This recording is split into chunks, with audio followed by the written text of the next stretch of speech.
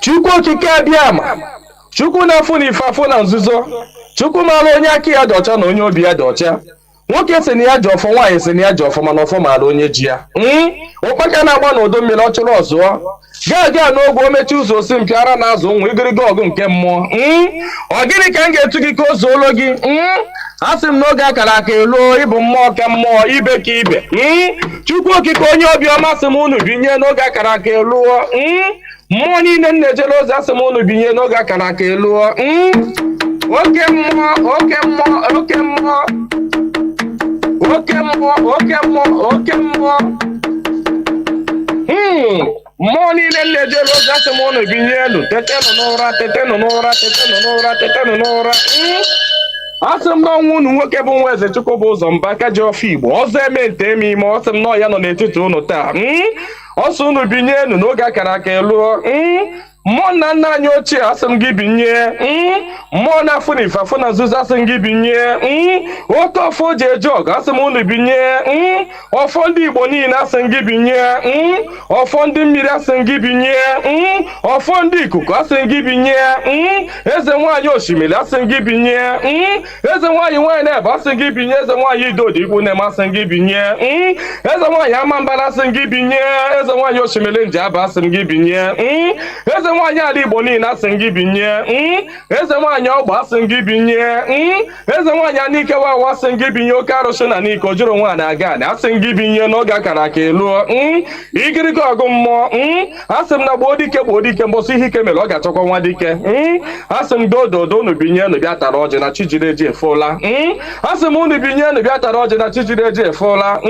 Nna nna anyị ochie, mmụọ niile nwụrụ anwụ ka anyị dị ndụ. Mmụọ niile nwụrụ anwụ ka ụmụ Igbo dị ndụ. Mmụọ niile nwụrụ anwụ ka Maazị Nnamdi Kanu dị ndụ. Mmụọ niile nwụrụ anwụ ka ụmụ Biafra dị ndụ. Asị m unu binye n'oge akara aka eluo. Asị m na gboo dike mbọsị ihe ike mere ọ ga-achọ nwa dike. Ọ sị na mberede nyiri dike na mberede ka o ji ama nwa dike. Ọ ya ka m ji akpọ unu n'isi ọhamadike. Ọhamadike bụ Maazị Nnamdi Kanu. Ya bụ Maazị Nnamdi Kanu. Otu mkpụrụ anya ji isi ụgwọ. Otu ọnụ na-ekwuchitere mba niile. Ụkpaka na-agba n'udu mmiri na-agba n'oge nke ya. Asị m unu binye n'isi ya. Nye ogologo ndụ na-arụ isi ike. Napụta ya na eke, napụta ya n'orie, napụta ya n'afọ, napụta ya na nkwọ. Asị m na ahịa akara ka anaghị eri nwa ngwụrọ, na ahịa akara ka agaghị eri Maazị Nnamdi Kanu. Asị m unu gaa napụta Nnamdi Kanu na eke, napụta ya n'orie, napụta ya n'afọ, napụta ya na nkwọ. Asị m mee ka ọnụ niile kwụrụ njọ n'isi atụgharịa kwụ mma. Ka ọnụ kọrọ ogiri ọnụ kọrọ ogiri lacha. Chukwu okike abịama, onye jiri mmiri siri ike kpọọ aja were aja siri ike kpọọ mmadụ. Asị m na taata bụ ụbọchị eke n'ala Igbo. Asị m na eke ga-eketara Nnamdi Kanu ndụ. Eke ga-eketara ya nwere onwe. Oke ga-eketara ya ndụ. Oke ga-eketara ya Biafra. Oke ga-eketara ya nwere onwe. Oke ga-ekegburu ya ndị iro, kegburu ya ajọ mmadụ na ajọ mmụọ. Asị m na mbọsị ọ ga-apụta ekwensu ga-anọ n'ụra, ndị ilo ya ga-anọ n'ụra. Ọkwa na ekwe osu. Asị m gịnị bụ ekwensu? Asị m na mbọsị ọ ga-apụta ya bụ ndị ilo ga-anọ n'ụra. Ọha bụ ndị ọha nwa bụ ekwensu. Asị m na ha ncha ga-anọ n'ụra. Na Nnamdi Kanu ga-apụta n'ike na ebube. Nnamdi Kanu ga-apụta n'ike na ebube. Asị m na ọnụ kwụrụ njọ n'isi ya ga-atụgharịkwọ mma. Asị m ọ bịara igbu Nnamdi Kanu gbuo onwe ya. Onye si na Nnamdi Kanu agaghị adị ndụ, onye a ga-eji anazere mmiri. Onye si na Nnamdi Kanu agaghị apụta, onye a ga-eji anazere mmiri. Ọnụ niile kọrọ ogiri ọnụ ga-akọrọ ogiri lacha. Osisi abụla oturu ga-emeche wee kwele. Onye asị na Nnamdi Kanu agaghị apụta, asị m na ọnụ ahụ iji wee kwuo ya na ike ejikwa ya wee kwugharịa mma n'isi ya. Asị m na ebe onye ahụ na-atụ Maazị Nnamdi Kanu aga, asị m aka gị ga-akpọnwụ. Osisi ahụ fọrọ Nnamdi Kanu wee tọọ nkwe, asị m ikuku futuo gị. Anya ọbụla fọrọ Nnamdi Kanu kwawa akwa alịla, asị m alịla akọ ya n'anya. Onye fọrọ Nnamdi Kanu cheta ihe gburu nwa ya, ihe gburu nwa ya gbuo ya, maka na ọ bụrụ ya gburu nwa gị. Chukwu okike abịama, asị m na mberede nyiri dike mberede ka o ji amawa dike. Asị m na okirikiri ka a na-agba ukwu ose, ọ dịghị ukwu ose enu. Na okirikiri ka ndị iro ga-agba Nnamdi Kanu mana ha ama mkpata ya aka. Ọ sị na nkirikiri ka ọ na-ekiri odido jiri odido enyi ozu. Na ọkwado nkirikiri ka ndị iro ga na-ekiri ya mana ha ama afụ ya anya. Asị m na eje anaba isi ije. Asị na Nnamdi Kanu ga-eje na ọ ga-ana. Asị m na inye anaghị eri ọba maka na inye inyi na ọba bụ nwanne inyi agaghị eli Nnamdị Kanụ maka na ọ bụ nwi a sị na Nnamdị Kanụ ga-adị ka echi anaghị agwụ agwụ maka na ije ejere bụ ije mmiri ọ bụla eje nkụ a sị na ya bụ ije ga-abụ ije mmiri a sị m na ọ ga-anata n'udo a sị m na ọ ga-abata sirili welere a sị m na unu ga-aga kpọnatara anyị Nnamdị Kanụ a sị m unu ga-akpọnatara anyị Nnamdị Kanụ ga-akpọnatara anyị Nnamdị Kanụ ga tụnye ugo ga nye ya mmeri ga nye ya mmeri ga nye ya mmeri tụnye ugo n'elu ugo nye ike n'elu ike nye ya ndụ n'elu ndụ ọkwanụ ndụ ka o ji efu na efufe unu nye Nnamdị Kanụ ndụ onwe ike wee kwụrụ jinjin onwe ike wee kwụrụ wee fuo na ofufe a sị na ya kara ka anaghị eri nwa ngwụrọ ihe mere ha ji jide Nnamdị Kanụ bụ ka nwee ike wee megide ndị Igbo ka nwee ike megide ụmụ Biafra ka nwee ike wee kwuchi anyị ọnụ ka ha nwee ike wee kachi anyị ọnụ ka anyị ghara ikwu okwu ọzọ mana ama m na dododo Chukwu okike abịa ma ndị nwa na ndị nwe mmiri ndị nwe ikuku ndị nwe anyanwụ mmụọ nna nna anyị ochie mmụọ niile nwụrụ anwụ ka anyị dị ndụ mmụọ niile ọ kpọfọrọ ọbara ha n'ike maka ihi Biafra asị m unu binyenu asị m unu dododo na ọkwa na unu bụ ihe nwe ike a ọkwa na unu ga-eji ọgụ mmụọ a ọkwa na unu ga-aga bụori ahịa ọkwa na unu ga-aga napụta ya maka na ihe ọ tinyere unu n'aka anaghị ele ule asị m dododo igiriga ọgụ mmụọ eze nwaanyị niile nọ n'ala Igbo mmụọ niile nọ n'ala Igbo asị m unu binye maka na onwe onye nọ n'ụwa na-anaghị aṅụ mmiri onwe onye nọ n'ụwa na-anaghị eri nnu bụ ihe ụtọ si na mmiri wee pụta onye ọbụla na-eri ihe na-eri ihe dị na mmiri onye na-asa arụ ji mmiri asa arụ onye ọbụla na-eme ihe ọbụla ọ na-eme ji mmiri eme ya asị m ihe ọbụla mmadụ na-eme n'ụwa mmiri ọ na-ebube ụzọ asị m onye ọbụla kpọrọ mmiri asị na mmiri a ga-agbagbu ya asị m onye ọbụla fụrụ mmiri n'anya ga-afụ Nnamdị Kanụ n'anya onye ọbụla fụrụ mmiri n'anya ga-afụ Nnamdị Kanụ n'anya onye ọbụla mmiri na-awụsa n'arụ ga-afụ Nnamdị Kanụ n'anya onye ọbụla mmiri na-emesa n'arụ ga-afụ Nnamdị Kanụ n'anya onye na-aṅụ mmiri na-eli nnu asị m na ọnụ anyị ji wee rie nnu wee ṅụọ mmiri na ị ga-eji akwa okwu ọma n'isi Nnamdị Kanụ n'aha Chukwu okike abịa ama ise. Good morning, good afternoon, good evening, and good night, great Biafrans and lovers of freedom. This is Radio Biafra House of Service coming to you through Radio Biafra London. My name remains Mazi Chinasa from Olo province of Biafra land. We are here live and direct. Today is the 31st day of October 2022. It's my birthday, honestly, and I thank each and every one of you that has been wishing me birthday. I mean, it's overwhelming and it's encouraging. Thank you, every one of you. We must continue what we are doing and never be distracted, because he who is going home from a far journey, as long as you never reach your home, you cannot stop going. That is who we are. You know, there is something people should understand. What we are doing is something, it is life and death. That is why when I see some people, you know, that are naive, ignorant, it pains me, it saddens my heart. What we are doing is a life and death affair. We are fighting a very tedious and monstrous war, Abuja, for our future generations. That is it. What we are doing is selfless. We are not fighting or doing what we are doing so that Biafra come, you become commissioner, you become the... That is rubbish. You never know, you can die. You understand?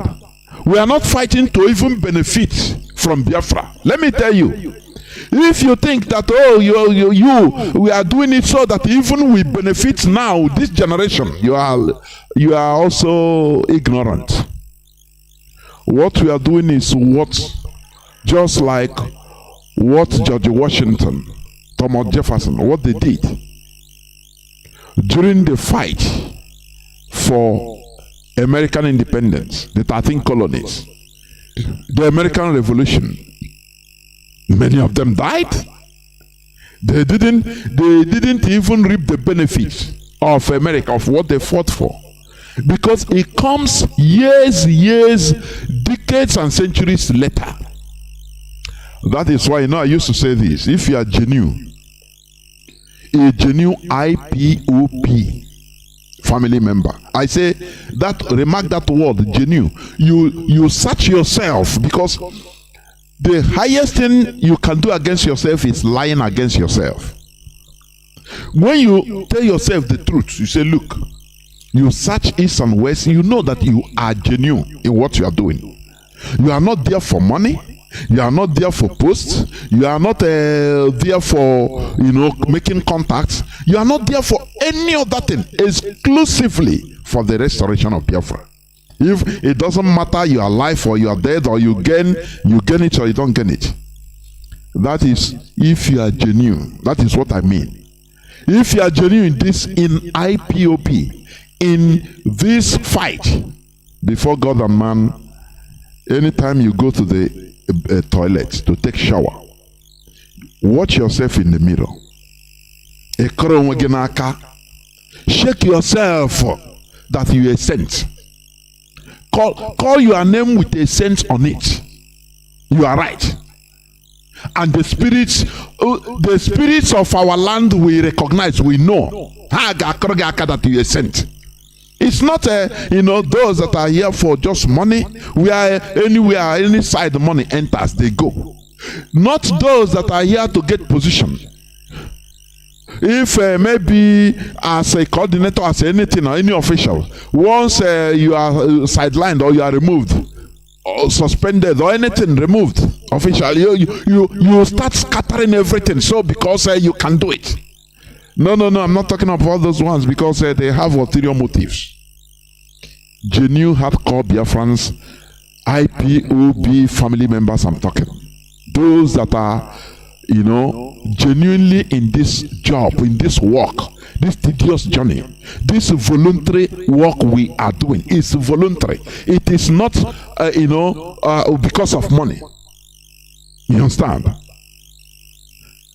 That is why I say, if you are one of those people, if you are one of us, before God and man, always watch yourself in the mirror and call yourself a saint. You are a saint. You are a saint. Therefore, as I said, today is the 31st day of October 2022. Today is Nkwo Market Day. Obochi Nkwo. In our land, in our calendar, Igbo market days, today is Nkwo Day. And today, in the next 30 minutes, I will be joined by Mazi Chinasa Nworu for the interactive session. You understand? Once again, I welcome each and every one of you to welcome your friends and well-wishers onto this hallowed platform. This is a place where we preach the gospel of emancipation, the gospel of liberation for everybody. We are not sectional. It is not about race, not about color, not about a tribe, no. We do what we do so that black people will be liberated. Because it pains me a lot to see every part of the world, I say every part of the world, black people are at the bottom layer of the world hierarchy. Anywhere in the world, as a group, as a people. From Brazil to Australia, down to Europe, the Americas, even in Asia, in India, oh, you come to the fatherland in Africa, oh, the worst. So, you see that we have been relegated at the background. Doesn't it make you shiver? Doesn't it make you at times to think profoundly and say, why is it so? Why? That question, why is it so, is what prompted our leader in order to engage in this very tedious and heinous journey. Do you understand? Tedious journey, monstrous. It's not easy. Our leader is in the Nigerian dungeon. Officially, he has been released by the Nigerian court, appeal court. But the Nigerian executive said no, they are not going to release him.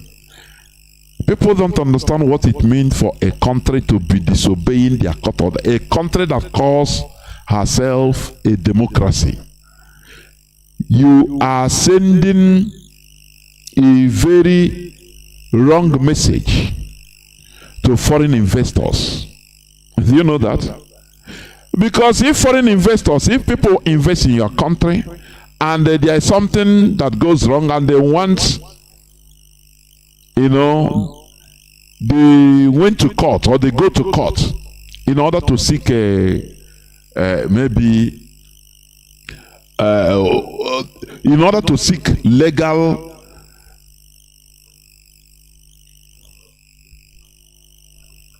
regulations.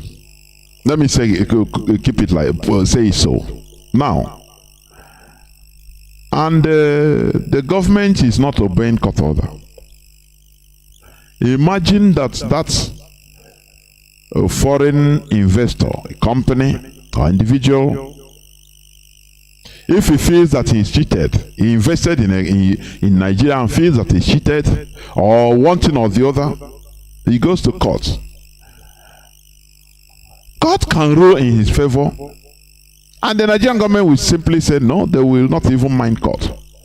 Because normally court is the last hope of a common man, of a citizen. Every citizen is a court. But Nigerian government continues disobeying their own court order. Some people think that it is something so cheap or very simple. You know, Nigerians don't understand what should be so serious. But we do. That is why we always hammer it here. It doesn't matter how our leader must be released.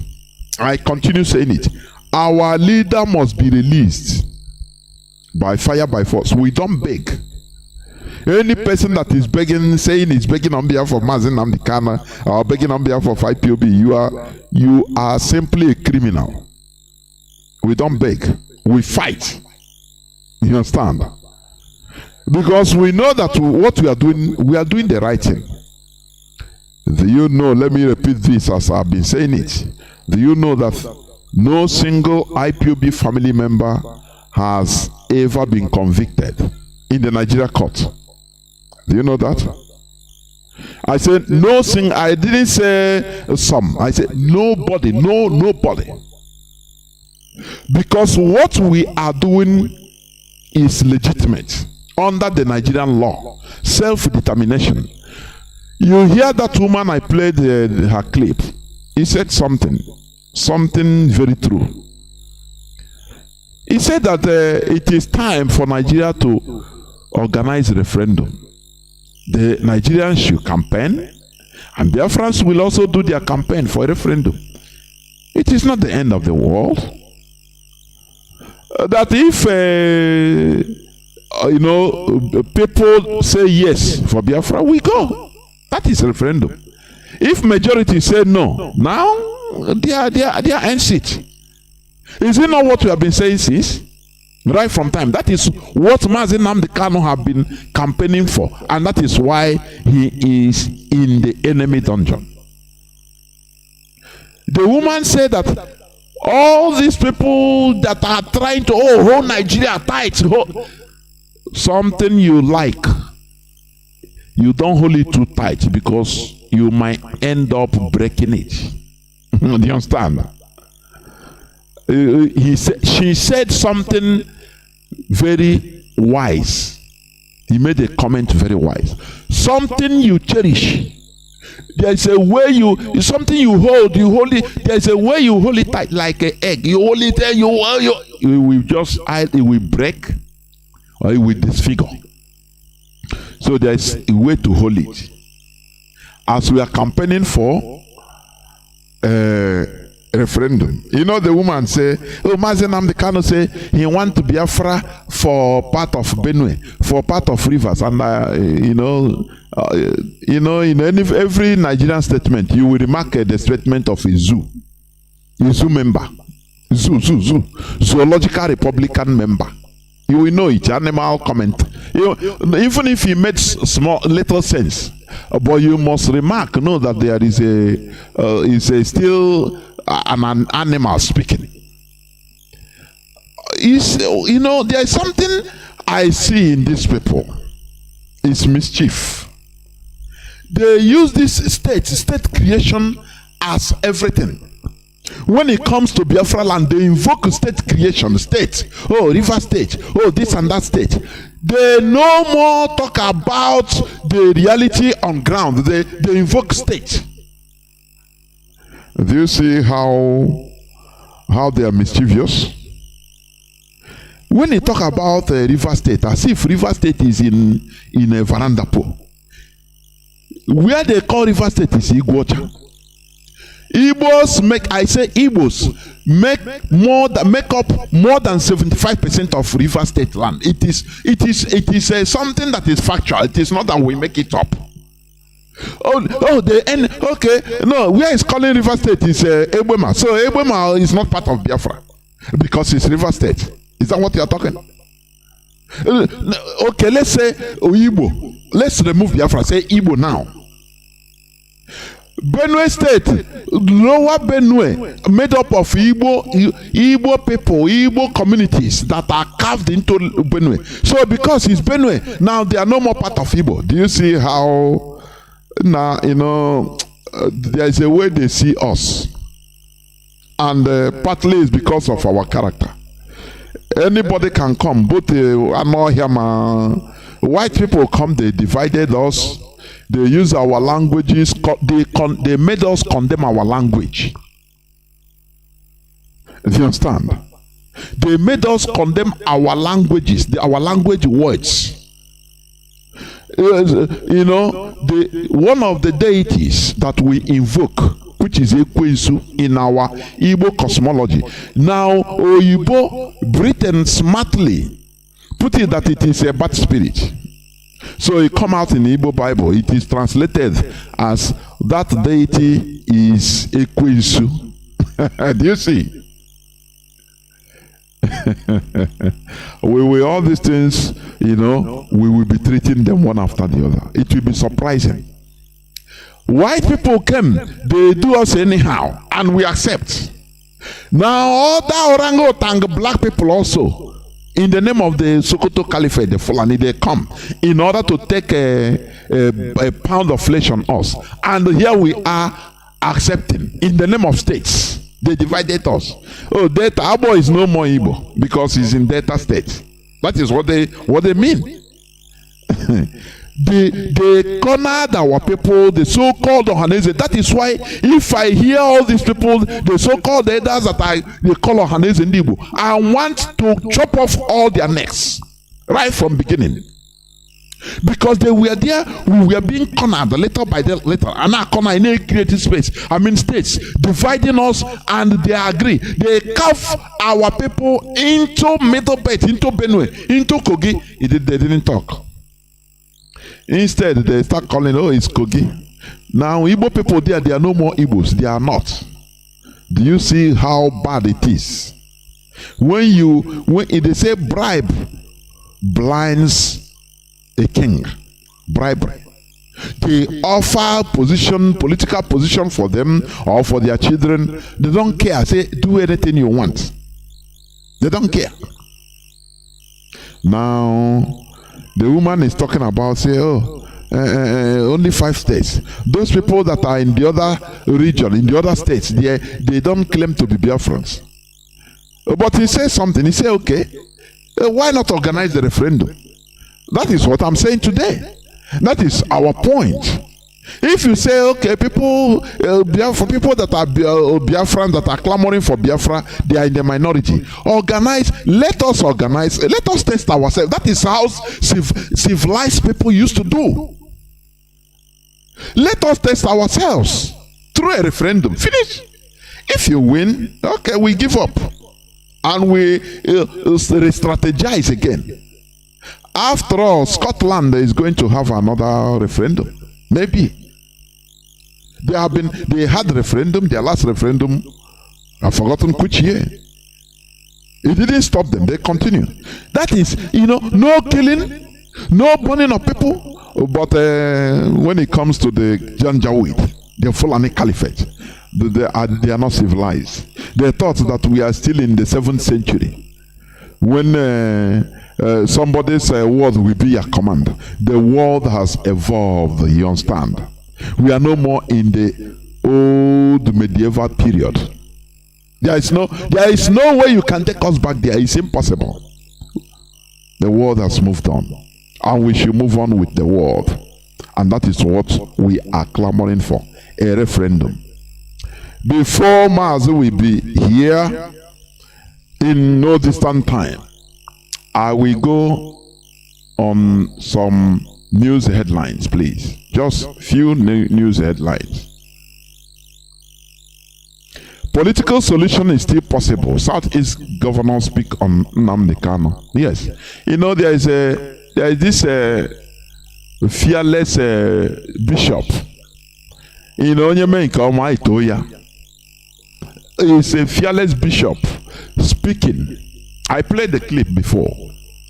Speaking fearlessly in front of the governors. I think, is it Ugwuanyi or governor of Enugu State? What is his name? Ugwuanyi, yes. Telling them that Mazi Nnamdi Kanu is persecuted and should be released. When you watch, I watch the thing, I laugh, laugh won't kill me, honestly. You see Ugwuanyi, or the governor, shame, catch him, he's in the front seat. The man was talking, saying that, look, Mazi Nnamdi Kanu should be released. Ugwuanyi now carry paper in order to cover his shame. Carry papers to start reading papers, start browsing on through one paper. Others, the same thing. That is how they are always shamed. That is why they say political solution is still a possibility. That is what we are clamoring for.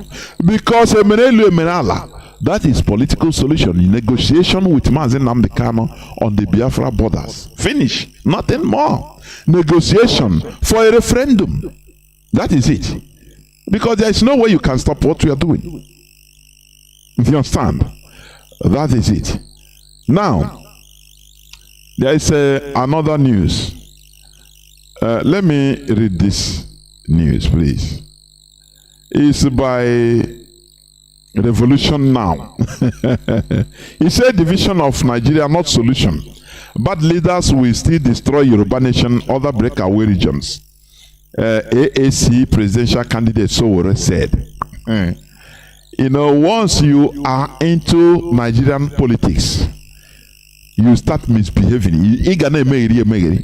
I said it. You must showcase that mischief or animalistic character in you. Because you don't reason again. Nigeria will shatter your brain. You cannot reason. You cannot reason rightly. That is a reality. Now, this man, Showere, he is saying that the division of Nigeria is not the solution. That once you divide Nigeria, even the component nations, bad leaders will still destroy them individually, as we are now. Just imagine, come me explain, come kawaii for my biko, because it caught my attention. We have Biafra now. One useless person, we start causing kata. We start start budget padding. We start looting our fund. Biafrans, is it possible? I ask that question. It is impossible. People will try it. But look, that time you will understand the character of Biafrans. People will come out to go and draw that person, that minister, from his house and slaughter him direct. Do you understand? Or that the president or prime minister, the same thing. You see what they did is it in Sri Lanka to politicians. Do you know why they were able to achieve that? Do you know what? Do you know why? Because they have the same value system. Do you understand me? That is why once they say Oshebe, they say Oshebe. Once they say Oshebe, all of them shout Oshebe. One, they are one in value. It is impossible in Nigeria. Why these politicians are looting with impunity? The Fulani Caliphate is doing everything possible, anything they want. Because of the lack of same value system in Nigeria. They are using it. It's a very big weapon, the highest weapon. A country that is broken into pieces. That is it. When they made people, they made even Biafrans try to learn to defend criminals in the name of, it's in the Nigerian setting. In the name of it is our own people. We defend them. They try to now put us into defending, mediocrity. Because we are in Nigeria. Because we see them, they put mediocrity, defend their own. So when it comes our own, we say, okay, we will do that. Because if we don't do that, the Fulani, it is for the advantage. That is the disadvantage of being a Nigerian. Look at, just let me give you an example. Look at the 2020 failed revolution, Nigerian youth revolution. Why did it fall? Because now they start saying, Igbo man in Lagos. Something that was embraced by all and sundry. The whole youth, irrespective of Igbo or Yoruba, which are championing. People that champion the thing are the Igbos and Yorubas, to be honest. South in general. Now, these politicians, these devilish people we call politicians, now they put in the normal virus. It's Igbo people that are destroying Yoruba property, Yoruba land. Only that word, that statement worked wonders. That statement destroyed the revolution. Do you think that type of thing can hold if it is only Oduduwa? What are they going to use? Once we have Biafra, we disband all these useless states. What we will have is Igbo nation of Biafra, Ijo nation of Biafra, Ibibio nation of Biafra. Now tell me who is going to put any virus? Tell me. Who is going to come to suck to be the Lord of everybody? Tell me who that. Tell me. People will just rise up and go and draw that person from the palace. You will see the police will be our own people. Not, in Nigeria, if they want to do something in the south, they are mischief. They go to the north, bring policemen and military officers right from Niger and Sharia north. The ethnicities in the north that the Fulani that doesn't even hear come in English. So that because those people they never ever feel that we are in the same. They harbor that hatred right from time that we are infidels. So at any slightest opportunity, they bring them so that they will act without pity. How can you bring an Igbo man and say, go kill his fellow Igbo man in Biafra land? Where we have different nations police. Ijo will have their own Ijo people as police in their land, in Ijo nation of Biafra land. Igbos will have Igbo people of Igbo police and military. Igbo police in Igbo nation of Biafra land.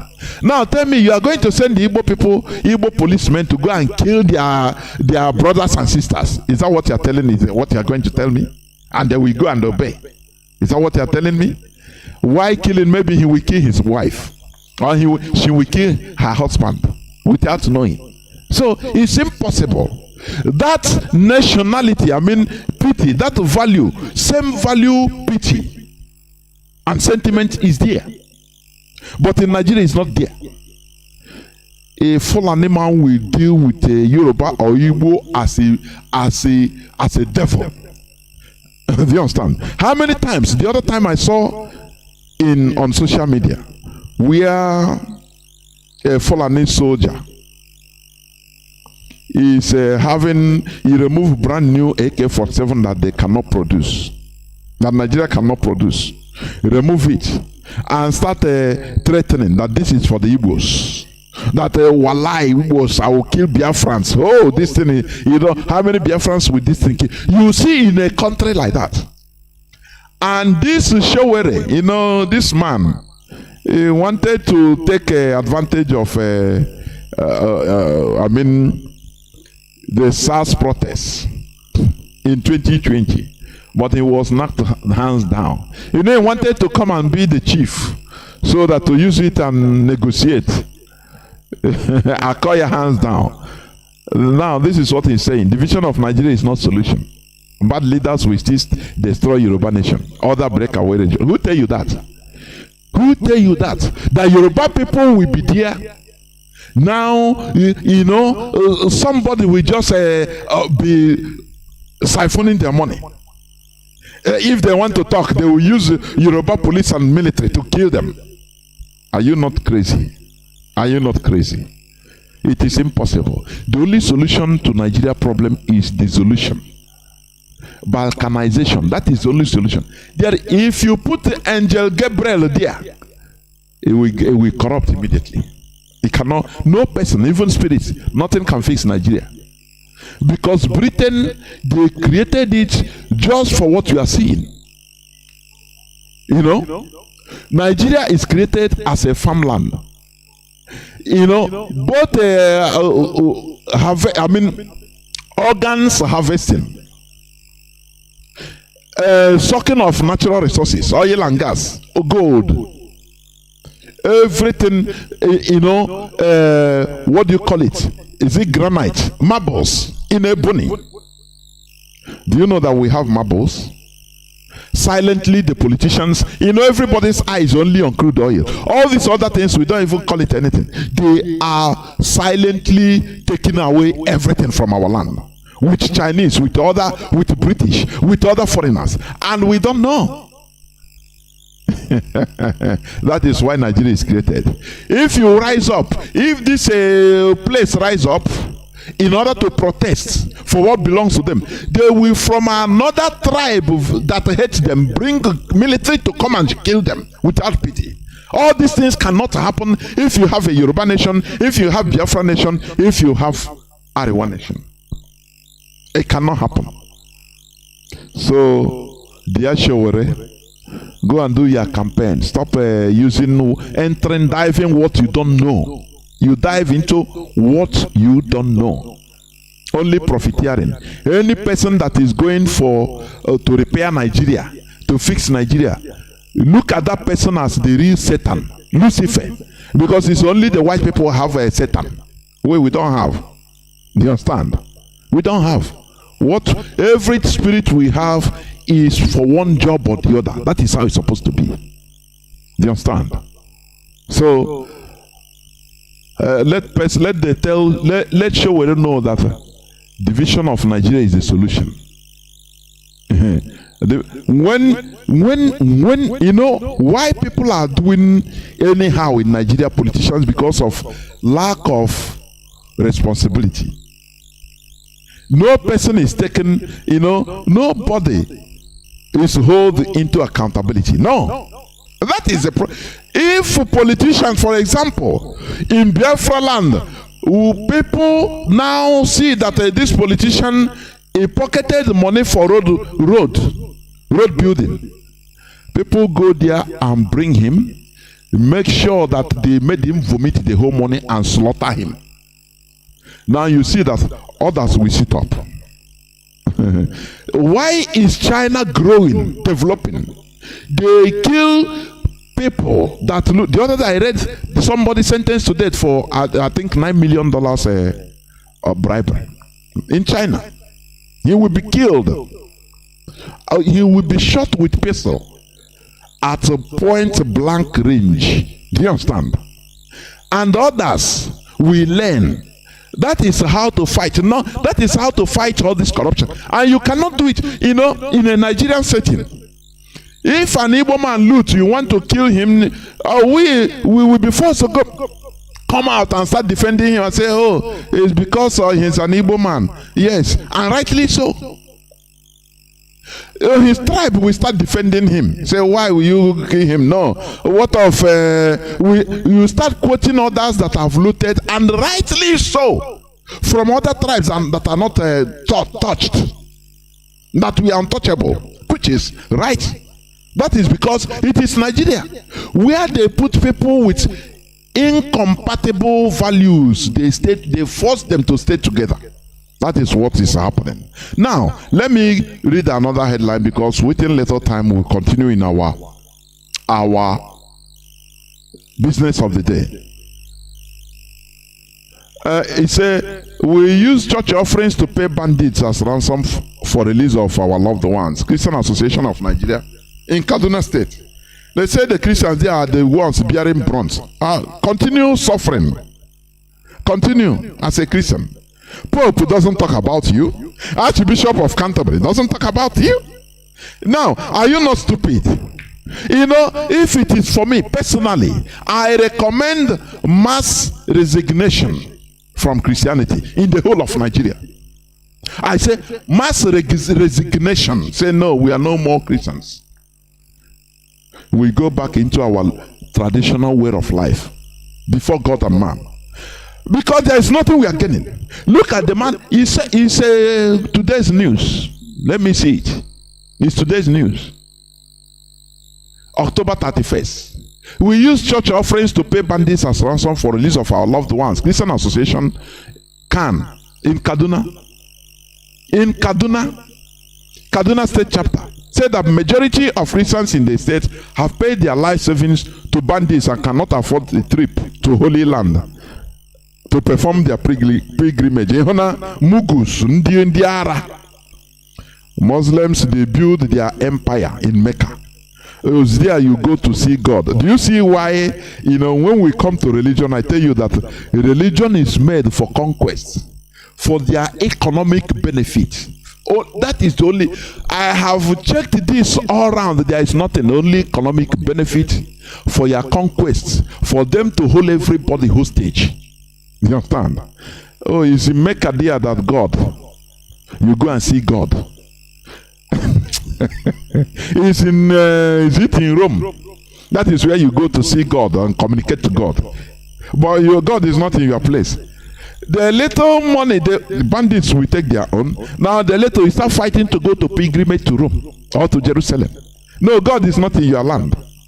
That is what they are telling you, that you are devils, that God doesn't, you are not, nothing is in your land. No God is in your land. Don't you see that it is mental conquest, direct? The bandits are kidnapping in Kaduna and asking for ransoms from Christians. Have you seen people you want to go their pilgrimage in Jerusalem or in Rome? Did they come to defend you? Have you seen them come to fight for you?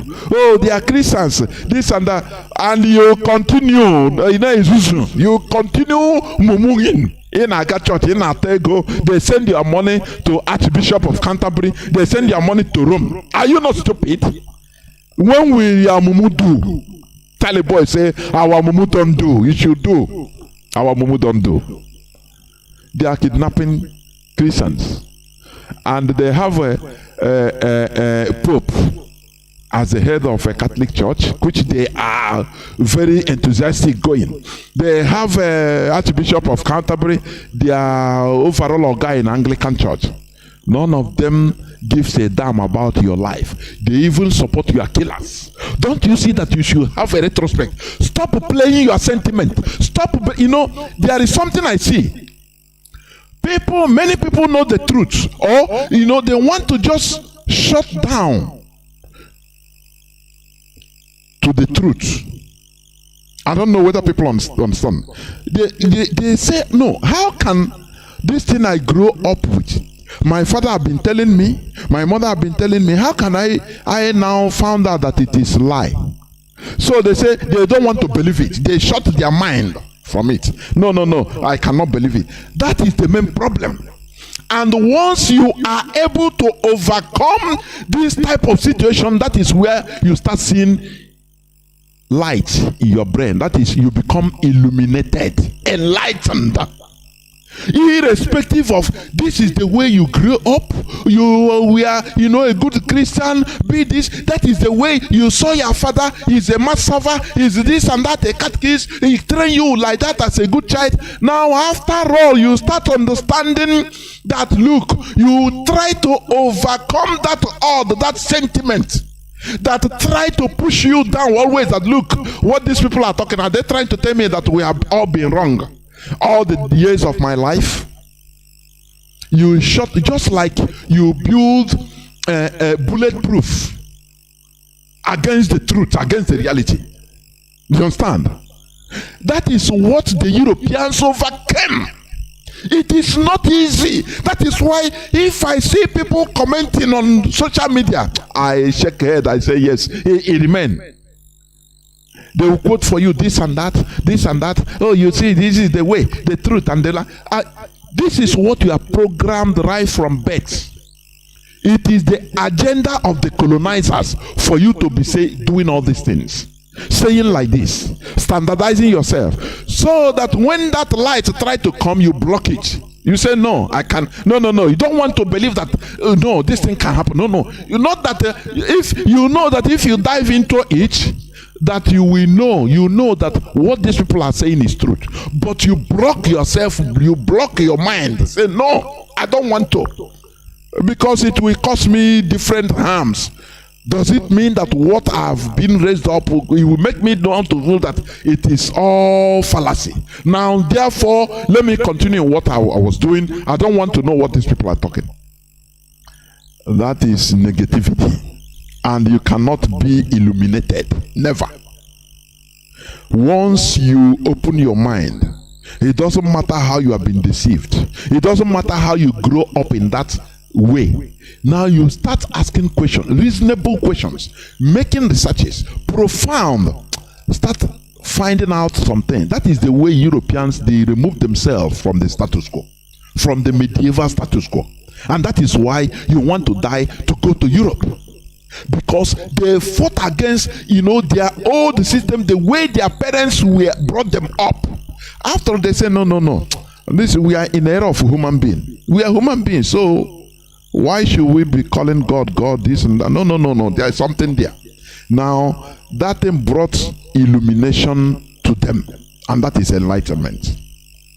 So, the Christian Association of Nigeria in Kaduna chapter, you are hustling, working only to pay bandits ransom, and the remaining you go and put.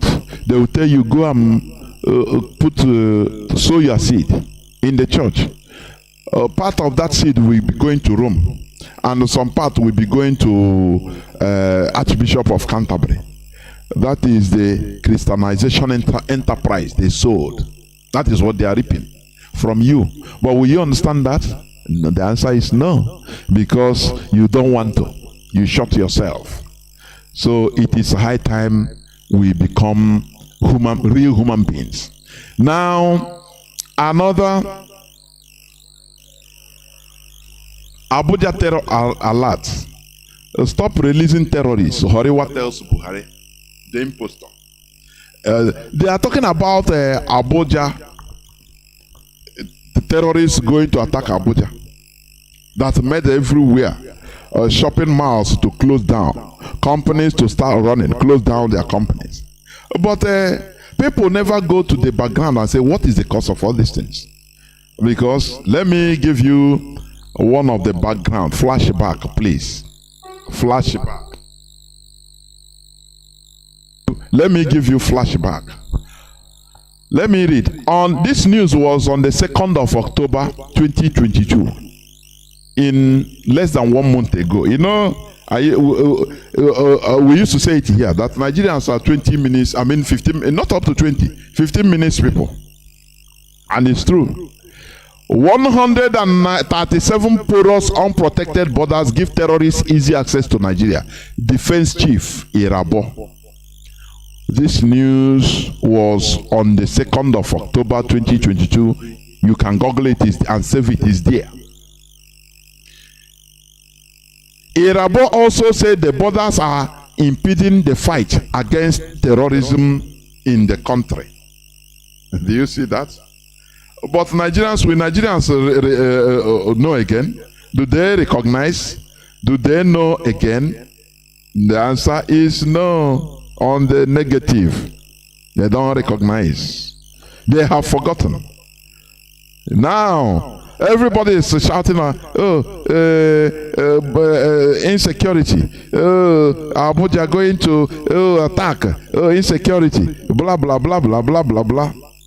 They forgot that even the defense chief, Nigeria defense chief, made it clear that more than half of the borders, northern borders,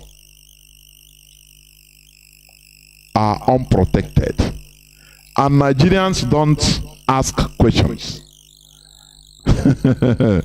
It is very absurd. Just hold on. I will go back in order to bring Mazi, please. Just please don't go away. I will be right back so that we start the business of the day. Please do not go away. I'll be right back.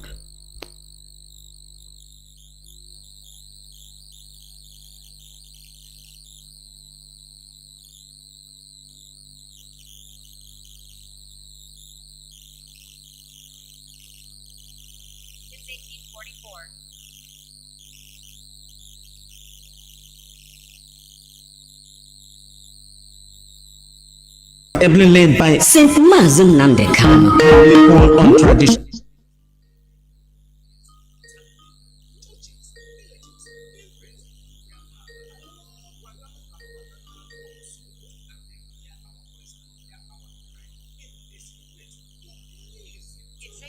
Now, before it is too late, we ask all the people involved to beg, try and bury all the corpses we scatter all over Biafra land. For this one, they should say it they bring us spiritual and physical problem. And now we they suffer, we don't know. When you know the root cause of the sickness, the treatment now don't dey easy. I beg my people. Now we don't sabi the cause of the sickness. IPOB don't come with the solution. The research we do show say some dead body don't dey up to 1 year, 3 years, 5 years, and the death count. Now human being we go bury on a firewood. Everybody where this one concern, we IPOB the beg una, I beg. Make una do something new, because anybody when person start the journey, when he never reach the destination, in heart no go come down. As we never bury our people, our heart never come down. All the obnoxious high burial demands, competitions, effigy from churches, ndiamala, omona, in-laws, maternal and paternal homes,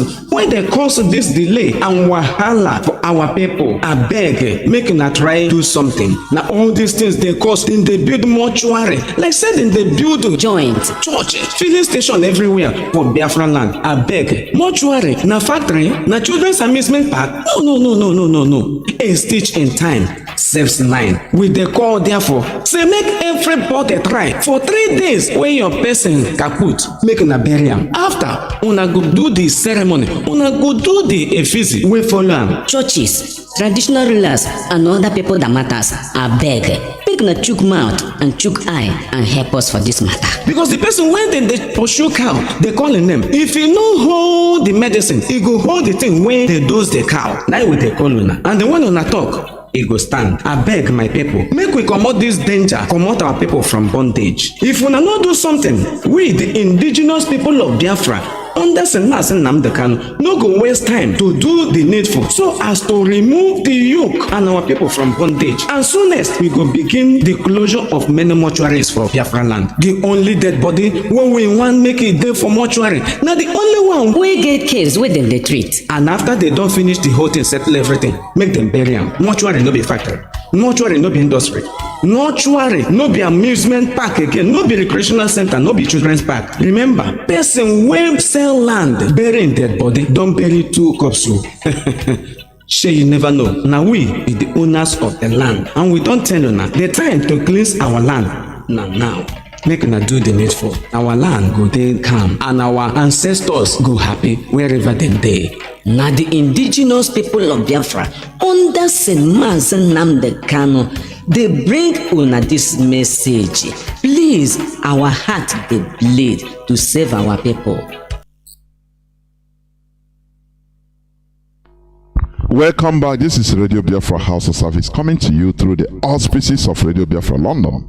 My name remains Mazi Chinasa Nworu from Olu province of Biafra land, and today is the 31st day of October 2022, being Monday, Oboche Nkwo Market Day in our own calendar, Igbo calendar. Therefore, without taking much time, I will bring in Mazi Chinasa Nworu to please start by making your introductory statements, please. Mazi Chinasa Nworu, can you hear me? Yes, Mazi Chinasa, good evening. Biafrans and all the lovers of freedom. My name is Mazi Chinasa Nworu. Mazi Chinasa Nworu is serving the indigenous people of Biafra in the Directorate of State from Obingwa, and Obingwa is in Aba province. This evening, I have come also on this hallowed platform where the gospel for the restoration of Biafra has been preached, getting to a decade now, and it is our duty to continue to educate our people. It's our duty to inform our people. It is our duty to make sure our people did not derail from this struggle for the restoration of Biafra. Before I proceed, I will use this opportunity to thank all the Radio Biafra hosts, starting from you, Mazi Chinedu, Mazi Alozie, Mazi Ike Peters, Ikechukwu Onoha, Nwa Chineke, Mazi Obilo, Middle East Radio, and also Mazi Tarinemi, and all the independent broadcasters on Radio Biafra, and also those broadcasting on social media, IPOB Media Warriors, IPOB Leadership, the DOS, and all the hardcore Biafrans around the world, IPOB coordinators, ESN operatives, those who have sustained this struggle in the absence of Mazi Nnamdi Kanu. I dove my cap for all of you who stood in the gap, those who have fought to make sure that this struggle still remain alive, that this struggle was not destroyed 1 year ago when our leader was renditioned. I am using this opportunity to thank every one of you. And I will say, we have no option than to march forward. We have no option than to march forward. The Nigeria you see today is what IPOB have done to this contraption called Nigeria. The destabilization you see today, it is the work of IPOB. And we are not going to run away from it. The Nigeria you see crumbling in your eyes, this is the work IPOB have done many years ago. And people wanted to thwart that mission. Because our duty is to make sure that Nigeria exists no more. Nigeria must die for Biafra to come. Nigeria must disintegrate. That is why for many years We have been on social media campaigning for a free Biafra. We have been on social media educating our people. We have been on social media creating awareness. They need that Biafrans have their freedom. And we owe nobody any apology. This evening, we have three topics we are going to treat. But these three topics, we will go from this topic to we will divert into many other topics that are related to the three topics that we already stated on the flyer. But I want everybody today to listen very, very careful. The stage we are in this struggle needs critical thinkers. The stage we are in this struggle needs people to be very, very careful with their utterances, with what they say. It is not like 2 years or 3 years or 4 years ago. Years back, we have campaigned and we have gotten the attention. Years back, we have fought tooth and nail to make our case to the world. Now the world have heard our case. They have heard our voice. They want to know our next step. They want to know what we are doing to make sure that if Biafra is handed over to us, how can we be able to manage it? That is why this evening, from what is happening, the insecurity alert in Abuja, it's not only in Abuja, the insecurity is everywhere. But why you see people making the one of Abuja, because that is the seat of power. But there is insecurity everywhere in Nigeria. But this evening we are going to check them one after the other. They need that every Biafran, wherever you are, whether you have your people at home or all of you have already run away from Biafra land, it is your duty to continue to inform the world. It's our duty to continue to maintain our stand that what we want is the Biafra restoration and not Igbo presidency. That what we want is, because all these things they are bringing up is to distract many of us. Many of you people who don't understand the mind game, to distract people. We must be very, very focused. The only relationship we have in Abuja right now is just the detention of our leader, Mazi Chinasa Nworu. Apart from that, we have nothing to do in Abuja. If the Islamic want to take it over, that is all they have planned all these years. What is very important for us is the restoration of Biafra. What is very important for us is to make sure that Biafrans are free from this contraption called Nigeria. What is very important for us is to make sure that this struggle that people have died, people have lost their lives. Over 3.5 million people have died, and yet we don't have that freedom. Therefore, I call everyone this evening. It is the time for interactive section, and it is the time, if you have questions, you can also call on Radio Biafra and ask your questions, and you will be answered. Thank you so much, Mazi Chinedu. May Chukwu Kababa bless you. There were Mazi, and welcome to this interactive session. Now, as you have said it, and as it is being stated, the United States Intelligence, they issued a warning, terror warning. They even read the alert to the dangerous, most dangerous level, to the extent of making or evacuating or advising their citizens to evacuate Abuja immediately. And we know that America, being the superpower of the world, they don't talk nonsense. Just as Obadiah Melafia used to say, that people like them, they don't talk nonsense. Now, you know, as I was reading, we saw one of the main factor of this terrorism is the government. They are the ones sponsoring it, making the northern borders to be exposed, to be unprotected, so that they have expressed this in many ways directly. So, what are you going to tell our people?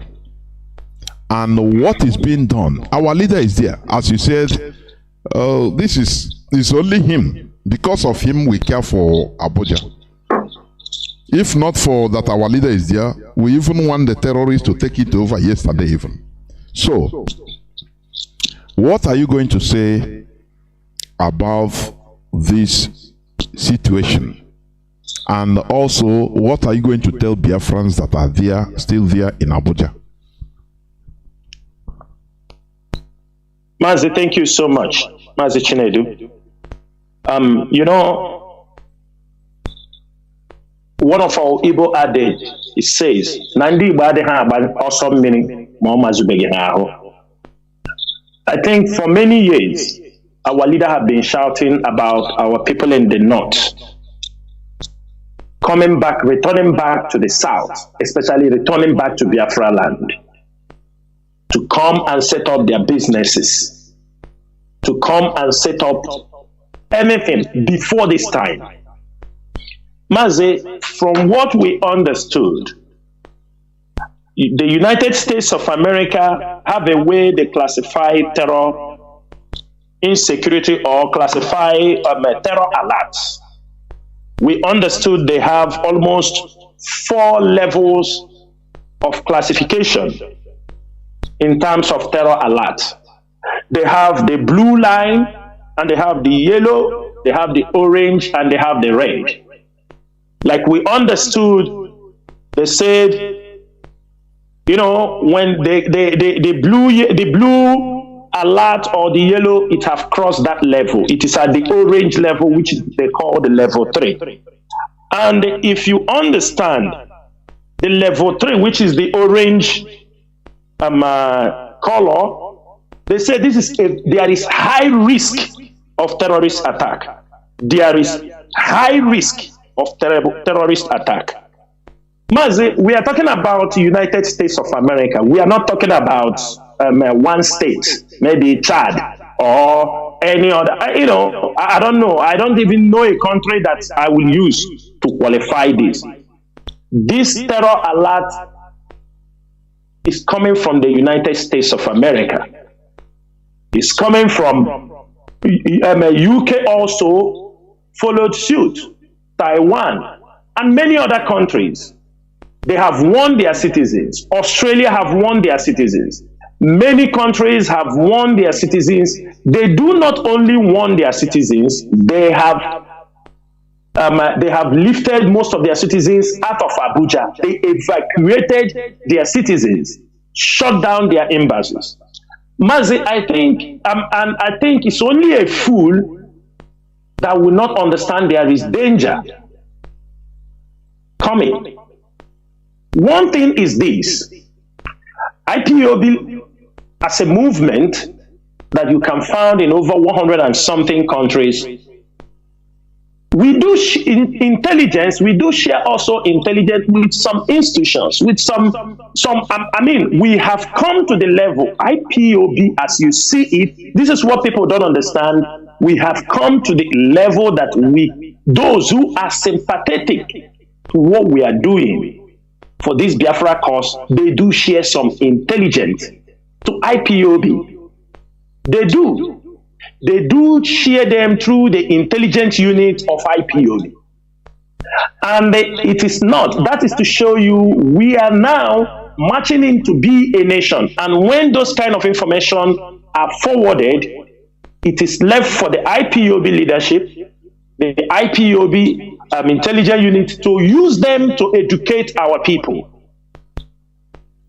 What we saw America have given their alert, we on our own self, we try to make some contact to understand the weight of these things. And I can tell you, Mazi, it is not funny. It is not funny to us because our leader is still in Abuja. Our leader, and all these things are marching towards the election 2023.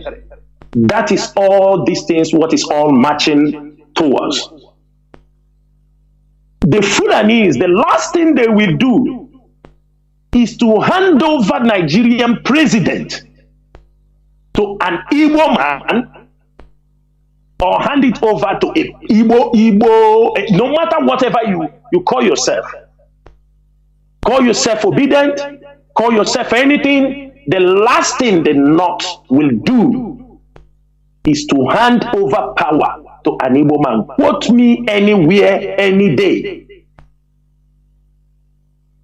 And the North are not joking about it. The Fulani, yes, the Fulani Caliphate, they are not joking about it. What they are showing you, they are telling you, in case you are preparing to come to take over power. That means if Peter Obi is hoping to get power, he will be leading from Onitsha and not from Abuja. So the earlier he understands what is happening, the better for every one of us. Now, we found out what they did to Jonathan. When Jonathan came to power, they start to funnel the money towards Boko Haram. Boko Haram could not allow Jonathan, even before Jonathan left office, maybe 1 year or 1 year plus, Jonathan was not living in Abuja. He was not operating from Abuja any longer. He ran away from Abuja. He was operating from the east. Jonathan, before he left, he finally surrendered power in 2015. A year before that, Jonathan was already not operating from Abuja. I mean, to leave. They made sure that everything Jonathan did, he tried to impress them. And they said that mistake will never happen again. They made it very clear. They are not going to make that mistake again. And ask yourself, are the Fulani oligarchy, are they ready? After all they have done, after their mission, thinking to conquer, and all of a sudden we have stopped them, and all of a sudden you want them to leave power? Mazi, it doesn't work that way. The only thing that sometimes I do not have respect, sometimes, especially when it comes to our own things, I don't have respect sometimes for the West. This is personally, because the West, they know all this. IPOB have been shouting about these things. But I understand that everything is all about interest, what they are going to benefit. Now they are seeing the whole thing, the game is right, because everything goes for their own advantage.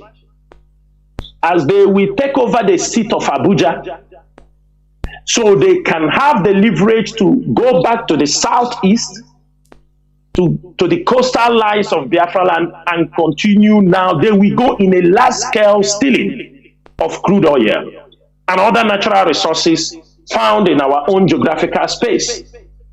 Because nobody, when Abuja is destabilized, we know, ask yourself, these things are coming when the oil, there is an exposure on the oil theft.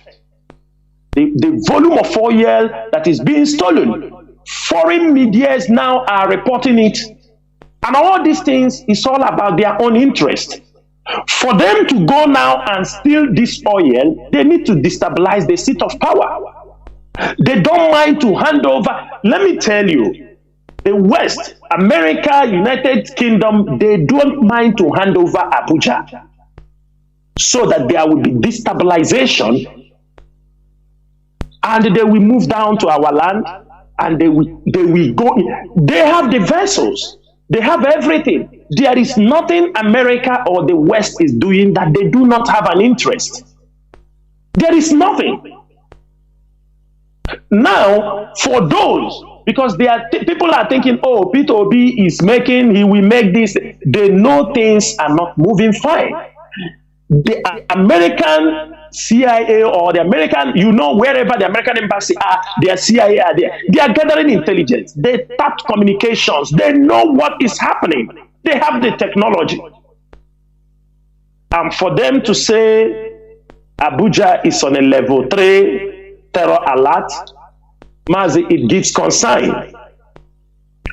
Now, coming to our people who are still in Abuja, the question is this.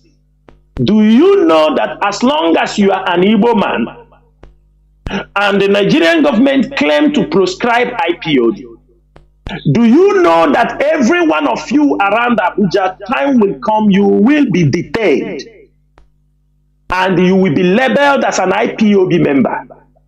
You can be killed within Abuja. Nobody will say anything. We know these things happen, especially if you are not an IPOB member. Who is going to defend you? Some people will tell you, oh, everywhere is quiet. Yes, everywhere is quiet because there is fear. Remember, the America is giving alert for the terrorists. But the Nigerian government will use this opportunity because it is their plan. They will get most of you who are Biafrans. Most of you that are Igbos, that own businesses, they will label you a lot of things. They will label you all kinds of things, and they will use that to kill you. That's why we're asking our people in Abuja, it's time for you to make that move. It's time for you to look ahead. Obazotachala azowute. One thing we know, and Nigerian government knows that nothing will happen to Mazi Nnamdi Kanu. They know. And I want to make it very clear. Our people should stop being emotional. Coming out on social media, giving fake. Let me tell you why most times when you people come on social media, you come, so maybe you heard somebody said something somewhere, you now bring it on social media, YouTubers, you use it to make a story. You try to create a story that it is not even near to. You can tell your story, but always remove IPOB from the story you are telling. Because one thing is this time around, IPOB makes sure that every information we gives out, it must be very useful to our people. We don't want our people to be confused. We don't want our people to lose focus. Because people come out, they're telling you some things. Oh, go to Abuja, go to this and do that, go to this. Let me tell you, had it been the IPOB leadership deviated from the strategy, laid down strategy, we have been operating this movement, we will not come this far. Had it been we shifted our ideology, we cannot be able to hold Nigeria down. I mean, sometimes I want people to understand the people we are fighting. They have the money, they have everything, but ask yourself, how possible and how could it be that IPOB have brought Nigeria to their knees? Most of you only believe in violence, but violence is not the way for us to achieve everything we want. Even though we will go to war, even though Nigeria is planning war against us, but we shouldn't be pushed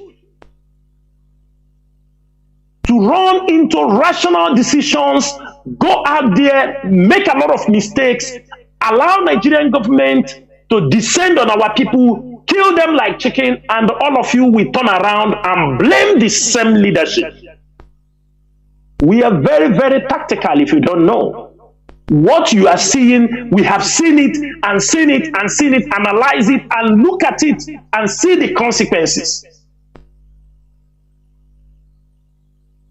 Some of you go to DSS office, go and do this. You forgot that our leader is there. He's a prisoner of conscience. He's not a drug lord. He's not Escobar, that you have to go and break the prison to take him out. He did not commit anything. Had it been we make some mistakes, some of you that used to advise, internationally, nobody would have heard our voice today. We knew, and our leader always say it, is what that he said, I will defeat them in their court, because what we are doing is legitimate. Some will say, some on the street will say, it is legit. We are not criminals.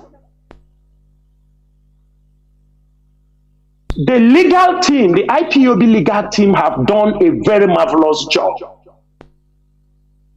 That means from the court of law, from anything legal, we have competent hands. In anywhere. Whether court in Umuahia, court in Abuja, anywhere in Nigeria, we have competent lawyers, fearless lawyers, courageous men, learned people who have the capacity to confront Nigeria.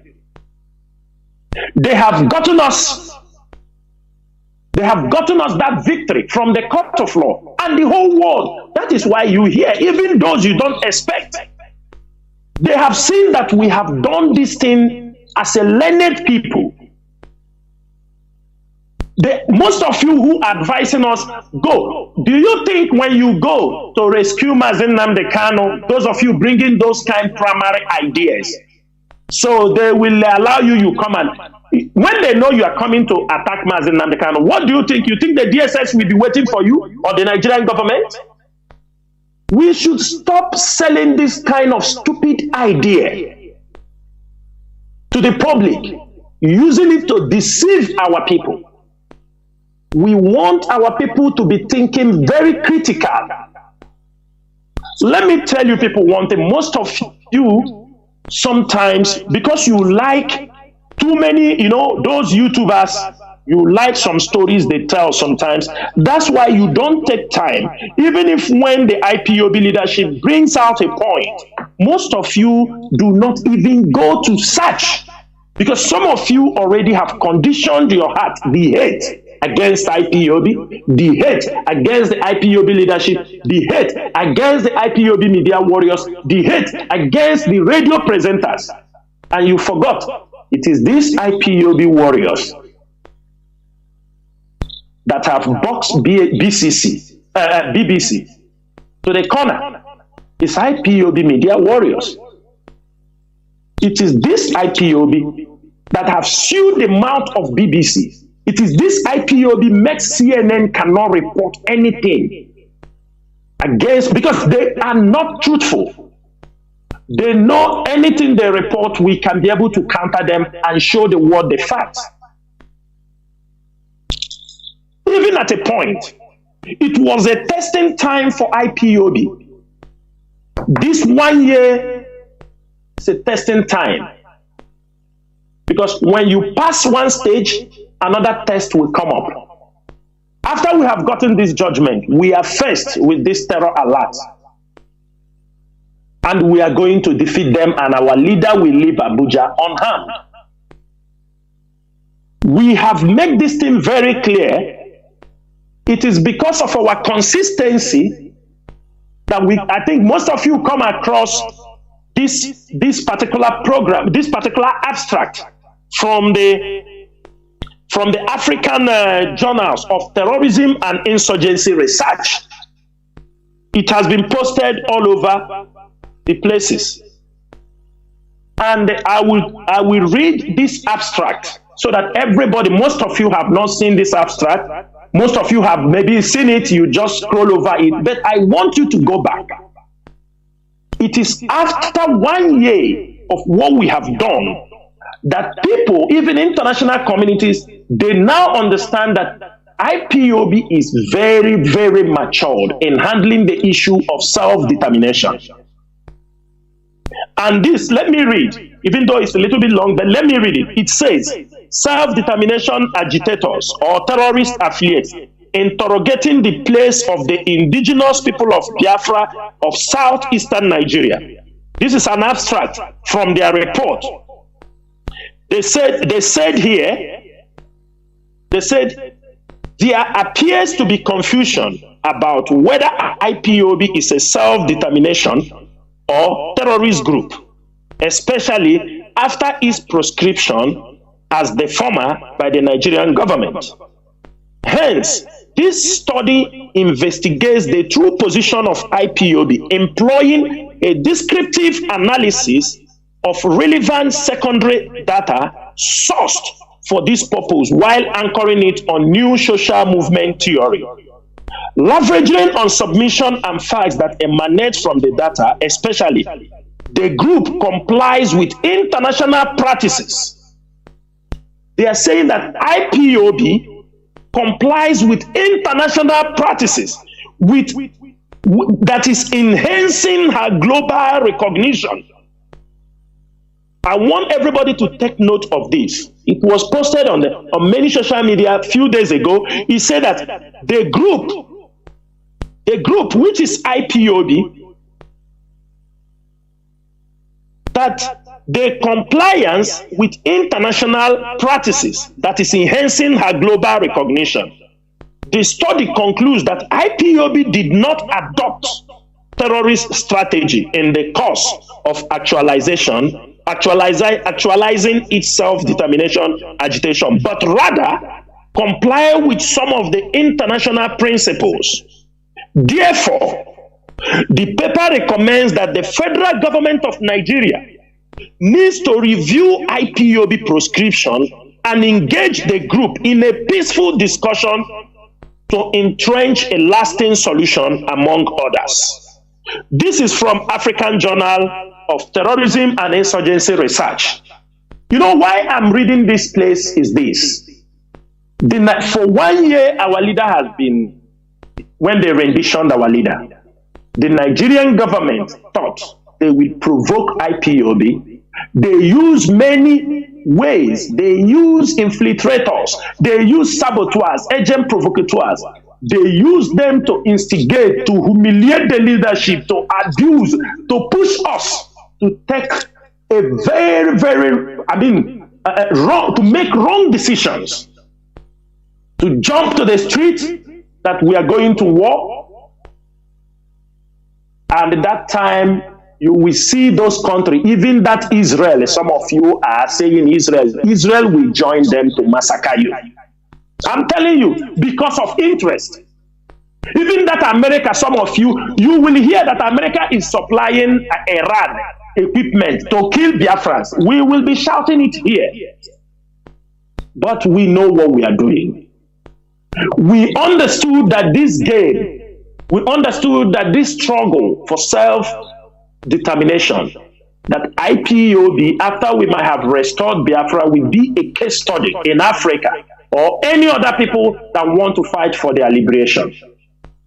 We are setting a pace that people must emulate and understand in the face of provocation, in the face of marginalization, even in the face of killing us, that we are able to control our temper, to master our plans, and use them for the purpose of the restoration of Biafra. Therefore, Biafrans, this issue that they have brought up, it is something everybody have to be worried. And we ask you, it is not the time to speak anyhow. It is not the time. It's time to be very, very strategic in what we are doing. That is why you don't come on social media. Before you talk, don't behave like the infiltrators who jump on social media with half-baked information. They have no information. They have nothing happening inside IPOB. They don't even have classified information.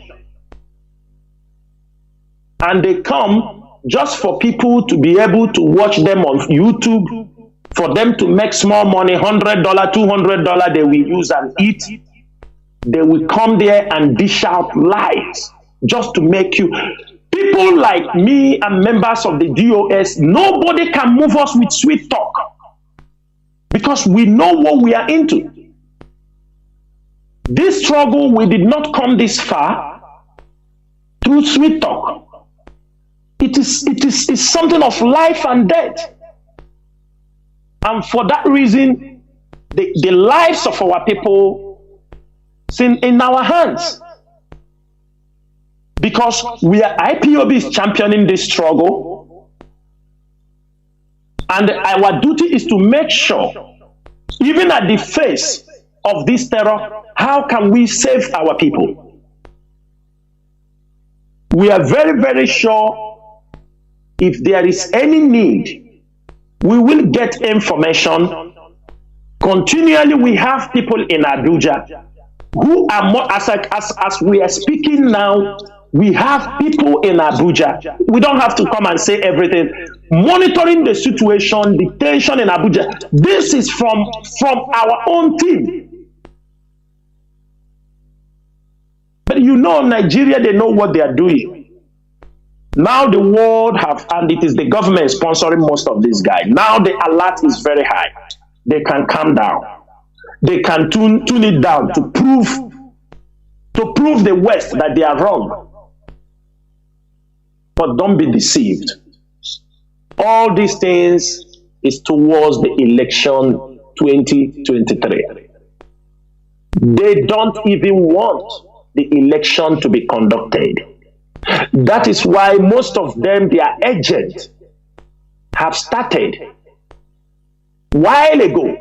They continue shouting, no election, no election, no. Why are they saying that? They want you to start singing that song so that it is easy for them. It is easy for them to say, Obi cannot win because his people didn't vote for him. But IPOB, we are wiser than what they are thinking. We are not stopping anybody.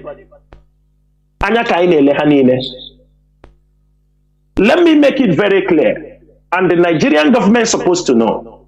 Even let me give this message to the obedient people. This is not the way things goes. Because some of you come out for election, Mazi Nnamdi Kanu has been in detention. You obedient people, you are talking today. All of you are marching around today. It is the work of IPOB. It is IPOB that have educated most of you to understand the need to go for competent people. It is because of IPOB awareness, the teachings. It is because of this agitation that have awakened many of you obedient. But it's unfortunate that when most of you heard that Mazi Nnamdi Kanu was asked by the Federal Appeal Court that his case is acquitted and discharged, most of you are not happy. Because we realize it, we saw it, we saw that many of you want Mazi Nnamdi Kanu to remain in prison so that you can conduct your election because you feel you have gotten a chance. Let me tell you, let me give this message. You can never predict IPOB. You cannot. Predict IPOB. You can never predict our next move. We are not talking does not mean we don't know. We watch all of you. That's why I said everybody keep your mouth shut. If you don't know how powerful IPOB is, IPOB can shut down election in Nigeria 24 hours for you to go and cast that vote. If you don't know it this night. That's why we are not making any noise. And we are not ready to make noise. So all of you obedient, from your principal officers to those ranting, I'm telling you, we don't give a damn. We don't give a damn what you are talking. We don't give a damn what you're doing. The Biafra restoration, people have died for it. Obi is confident today, moving around. It is the work of IPOB because we have sensitized our people. We have talked about people. That is when you start to see the light. Irrespective, Obi is not anything to do with IPOB. But all of you who have this confidence today, moving, it is the work of IPOB. And it will be very, very disrespectful. And it will be very, very bad if you talk ills about the release of Mazi Nnamdi Kanu. We watch all of you, both your top leaders, your statements, wherever you make. We watch you people very closely. And the decision we will take, we will not even tell anybody. You wake up and you hear our decision on radio, and that is final. Therefore, I use this opportunity. All of you, we have heard people, everybody is calling. We didn't hear the governors. The governors now are running. Yesterday, they ran to Abuja, they ran to Enugu. After IPOB have released a press release that the governors are not talking. They don't talk about the release of Mazi Nnamdi Kanu. They saw there is also a terror alert. This stupid Dave Umahi went to call him. Ask Dave Umahi, for how long have he called the Southeast meeting? For how long? Because he was very, very upset. He couldn't get the presidential ticket. He was very, very upset that those he paid money to sabotage IPOB failed. He is very, very upset that all the promises given to him by the infiltrators and those agent provocateurs, everything failed. Since that time, he don't call meetings. He has not called meetings. He called meeting now because IPOB wrote a press release and tell them he come to talk nonsense. What he went there to talk about is that they are going to set up a security outfit that will patrol the highway. Makachineke, Dave Umahi, this is the one we are going to have problem with you. Because the Bubago you formed in our land, they have killed our people. Uncountable young men have been killed by a Bubago. And now, you have failed with a Bubago because you set up a Bubago to counter IPOB because you want to make sure immediately the rendition Mazi Nnamdi Kanu, your men went into war. They massacred. Their remnants are also in Imo State. Now you are done with a Bubago. Now you have come again because the government have informed you to get another because a Bubago is rejected in our land. And I've heard many reports that you have been asked, Dave Umahi has been asked, I think by the IG, to make sure they shut down anything pertaining to a Bubago because they have failed. That's why he come up again with a new security outfit he want to form. They want to continue to commit crime. With everything that is happening in our land, there are floods taking over our communities. Dave Umahi did not call for the meeting. Flood have taken parts of Biafra land. Dave Umahi did not call for a meeting. He just called for a meeting to come to tell us. In fact, we are waiting for them. How they are form security. The only security we will encourage in our land is our local vigilantes, community to community, block to block, from area to area. Communities should form their vigilante and they watch their environment and they signal the ESN if need be, if there is any heavy attack from these terrorist people. Coming to form a new security outfit because Abuja have told him they will patrol the highway. Which highway? Do you know how many Fulanis, criminals, ESN have caught these few days? Do you know how many highway robbers, kidnappers, they have captured these few days? Then you want to bring, as we are depleting them, you are bringing more new ones to come because when you see they are scared, many people are running away, you want to bring in another one and it will not happen. Anybody who know Dave Umahi and all those governors, we are rejecting it totally. We better maintain what we have because the Bubago you have formed have caused much damage in our land. And we are not going to give you any space to form any other security. That security you want to subdue our people, it will never see the light of the day. And you will hear from us. Mazi, that is all they are planning. That is all their aim for their insecurity in Abuja. It is all for their own interest. The Fulani cabals, they still insist they want to capture the whole of Nigeria as their grandfather's estate. But it's our duty to make sure we protect our land And they know it will be difficult to take any inch of Biafra land. As soon as our leader leaves Abuja, we have nothing. Buildings, we don't talk about buildings. But for some of you who are saying certain things, please always be careful. This is how America, through NATO, push Ukraine. Today, we know who is suffering. We won't fall like that. We are not going that type of war. Our tactics and our strategy have been giving IPOB results. And one day, our leader will leave that place and Biafra will be restored. Thank you, Mazi Chinasa. There, Mazi.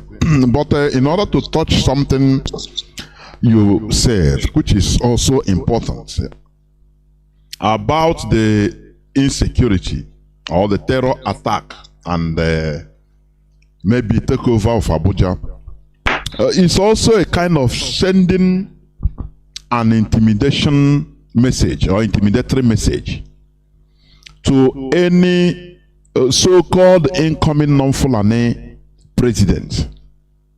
You know, mostly the obedience that look. Remember, the northern borders are not protected, so we are in charge. If you are in Aso Rock, remember there is no way you can run away. We can unleash. So I think this is a very big point or message also which they are sending. Because why is it that Nigerians are not interested in trying to find out or go deeper or go backwards to trying to decipher what is the cause of this Fulani terrorism in Nigeria to the extent of attacking the capital territory, the capital, which is not in the periphery, it's not in the north, it's in the center of Nigeria.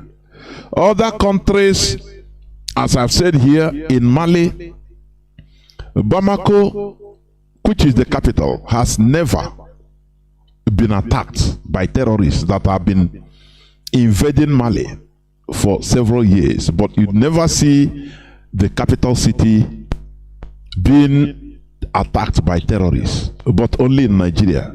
So, in that case, what more message are you still going to put, to add, so that people will understand that Nigeria belongs to some set of people according to how it was being structured? Because there is no way, if, for example, there is no way terrorists doesn't come from the south, they come only from the north. And there is nothing that is being done in order to stop the border porosity. Which defense minister, is it Lieutenant General or Brigadier General Rabo have said? And no person is doing nothing about it. So I don't think that there is any remedy, honestly. That is why we are talking about Mazi, yes. You see, deception is the first thing. If people that want to conquer you, first they will deceive you. Those who supposed to have defended Abuja, the capital territory, have been conquered already. The baggy people, all the people that call themselves around, all of them have been conquered. I think you know that. It is only those, these things, Nigeria have their plan. The Fulani Caliphate, they have a long-term plan, Mazi. It's only our people that don't have this long-term plan about leadership, about to protect their territory. Let me tell you, the owners of Abuja, the baggy people, have been conquered. They have no say. They can't do anything. Are you understanding me? Now, when Abuja was created, if you found out, the ministers, they are always full and in federal capital territory. They are the ones that allocate land, do everything. It's like to give you a false sense of belonging. And our people believe that. Mazi, it's just like you go to Dubai. You build your building. Does it make you, do you own Dubai? You don't own it. You understanding me? Our people, many Nigerians go to Dubai, they buy property, they do all these things. But do you own Dubai? The same thing in Abuja.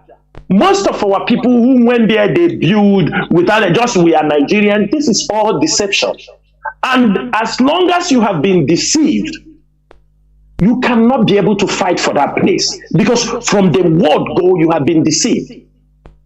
You have no moral strength because you have a false sense of belonging. You think you belong here, but you don't belong there. The Fulanis, they believe in the story their grandfathers, great-grandfathers told them.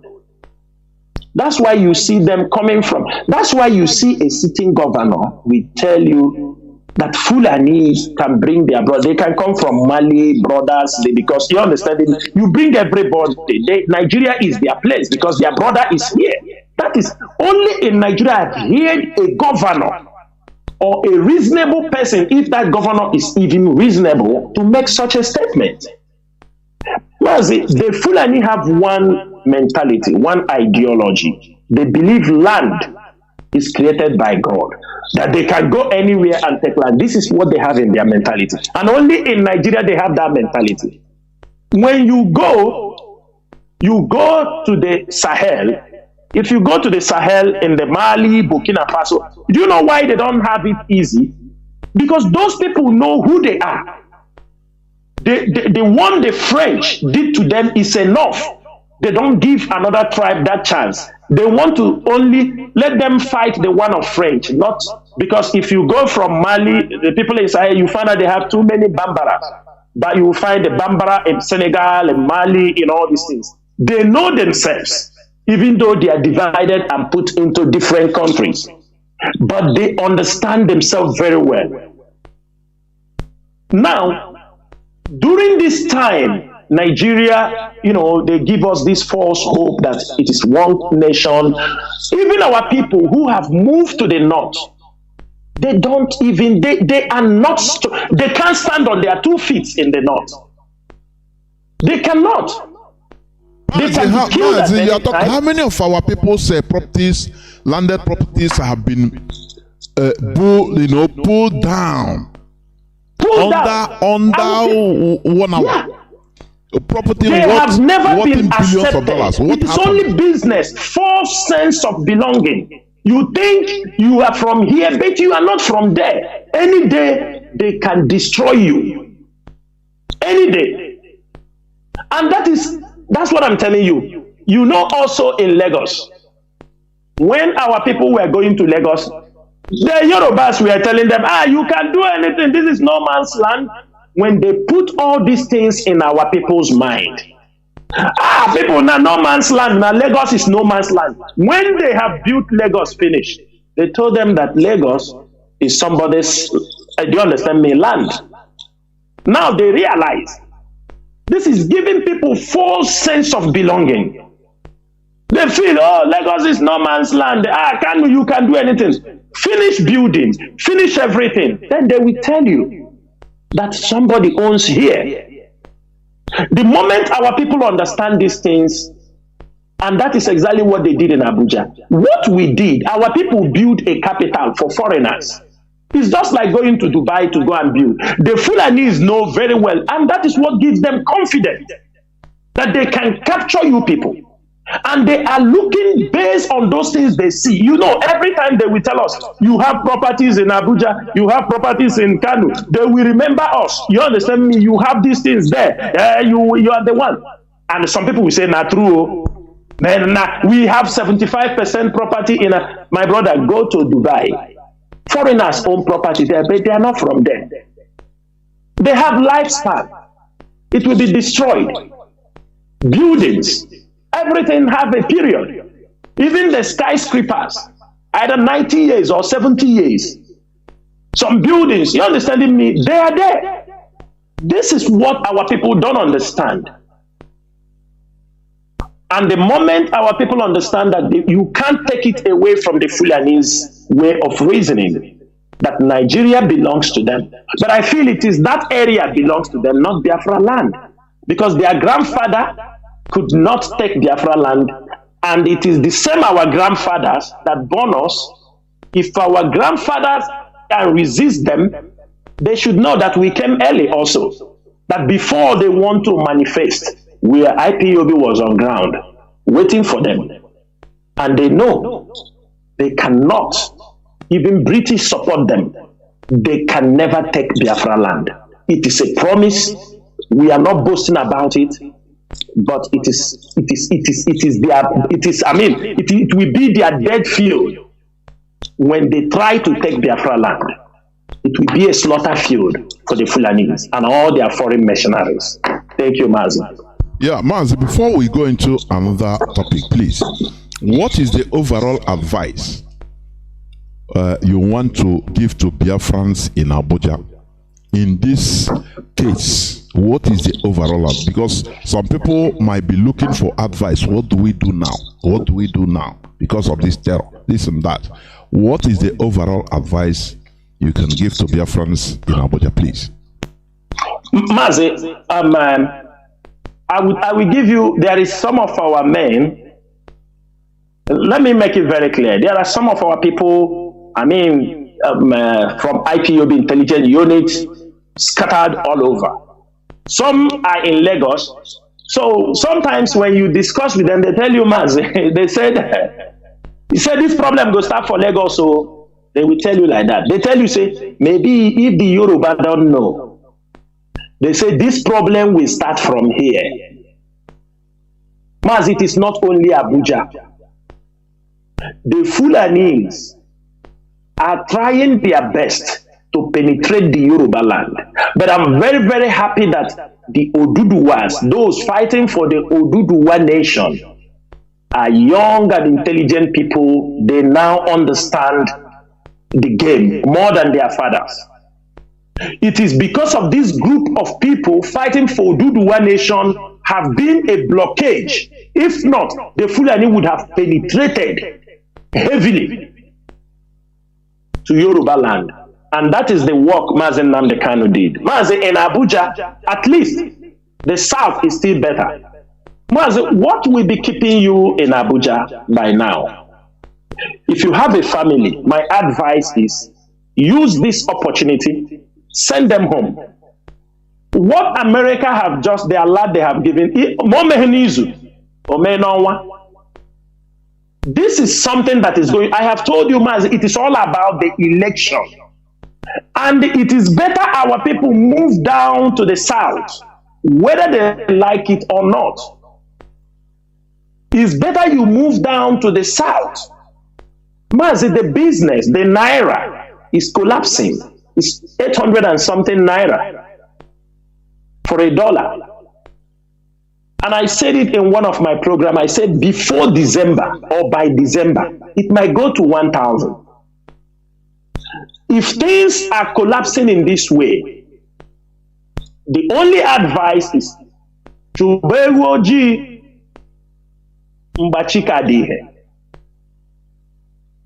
they start moving now. Move now. Do not be in Abuja during the election time. It is very, very important that our people move. There is no place America will give such alert and somebody is still in Abuja. Mazi, it is very, very important that our people leave. Send your families home. It can remain you. The problem is that most time our people don't hear. The earlier they make the decision, when other foreigners are running, also let them run. That's what I will say. Foreigners are running. Let our people also, they have a place for now they will run to. They run to the east. Anybody cannot say, oh, my house and this. People left everything, left jobs, mall. I think they see. Mazi, somebody, I think the Jadi shopping mall, he shut down. He need money. But they shut down. He shut down because it's not that he don't want money. but also to save the life of his workers. Life is bigger than Julius money. Berger. Yes. Yes. Julius Berger also warned the workers. Those workers, who are they? Are they not, most of them, are they not also Nigerian citizens who are working? And they said, no, stop, don't move. Let us watch things. That means the security threat, they will be reviewing how dangerous. If it comes down, also America will tell us, because I believe they are in a better position. They know what they are running for. They know what information they have. They know. But for me, our leader have said this thing time without number. And if you're a student of Radio Biafra, if you are part of the IPOD struggle, you can understand. If they say terrorist is coming to Abuja, it shouldn't be a surprise for you. We are only little worried because our leader is still in the hands, and we don't want what happened in Taliban, in Afghanistan, in Kabul to happen, do you understand me, in Abuja when our leader is there. That is all. Thank you, Mazi. Thank you, Mazi. And to go further in another branch, like the depreciation, I can say daily, if not hourly, depreciation of Naira. You know, there is this statement by the terrorist Sheikh Gumi that now that Naira is crashing, that the bandits, the kidnappers, the bandits kidnappers, they will be asking for hard currency. You know, he is their front, he is their face. So yes, he is their spokesperson. He is now telling people what will happen, and that is what will be happening now. So, yes, what we also the advice, and one funny thing is that Nigeria. Sometimes I look, I say, how can people be put in this place to be suffering like this, and suffering and smiling? You know, the rephasing of Naira. I think they have given a deadline. If you have Naira, you put it, so date will be the last date, which normally doesn't happen. Normally, in a normal country, even if the currency is defaced or refaced or restructured, how do you call it? Now, the old ones, there's no deadline. Anytime the old one enters bank, it will no more come out. But this thing now, this policy, which has been going on for ages. They will put a deadline, carry your money, put in the bank, and that bank, you go to bank, even to put the money, you will not even be able, because there are a lot of people, and they give deadline. You know, Nigeria, they suffer, they find pleasure in suffering people. I cannot understand that kind of place. So, what are you also going to say about the depreciation of Naira, the deadline of everybody putting his money in the bank, and the statement of Gumi about bandits with change tactics of taking dollars and other hard currencies? Please go on. Mazi, everybody have the knowledge that Shegumi works for the terrorists, for the Fulani bandits. He visits them. He helped them to build schools inside their forest. He helped them to do a lot of things. I think there is one of them who is a front line to Shegumi. The man the DSS is holding, I think the editor of is it This Day or which newspaper in the north? The guy deported from Egypt, is it? From Egypt, thank you. When the DSS went to his house, most of the money that was taken from that was paid through as ransom. Through ransom, money was found in his home. Hard currencies were found in his home. And that is why they detained him, because they feel, and he's a very close associate with Shegumi. You understand me? Sometimes I feel maybe he have fell in one of the deal, and they decided to, you understand me, to treat his mess. Mazi, Shegumi, from the time the bandits, the terrorists taking ransom, kidnapping, Sheikh Gumi have never hide himself from not being their spokesperson. He has always in the front line to forgive them, to do anything. He is in a better position to tell us the next step the terrorists will be. I believe him. They are going to start asking in different currencies. They will ask for French, even they may ask for French, franc, silver franc, all these French money along West Africa. They will ask for dollar, and those things we put dollar against Naira in a couple of few months. Because what he's trying to tell you is what as they said, this is something they might have discussed. Because one thing we realize, this Naira, as they are carrying it, taken in cash, paying through bank, it is easy sometimes to track them. So they want this money. They want this money cash. Last time that they kidnapped this bishop from Umunochi, there is an information we got that there was a soldier caught either in Imo State or in other states within that border town. He wanted to deposit some money. They wanted to deposit almost 20 million naira. And that money was part of that ransom money that was paid. It was marked. And they were caught. But the military kept quiet. They kept quiet. They will hide it. Because that validates that the military and all these Boko Haram, all these Fulani bandits, they are all the same. That's why they post them. They scattered them around the country. Anywhere they found themselves, they kidnap.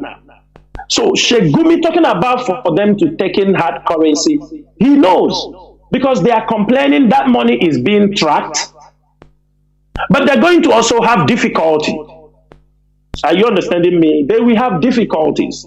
Because for some of the guys they pay during their ransom time, they need to pay them in naira, because it will also, for them to start taking dollar or other currency, it will be very, very difficult for them, because if Nigeria wants to work, then they have to check bureau de change. They have to monitor them, those who will bring in dollar. It will be easy to track them than paying them in naira if Nigeria really want to work. That is one thing you have to know. Then you come to printing of this new money, Mazi. The people who will suffer the most is still the Igbo traders. That is one thing you have to know. Our people are traders.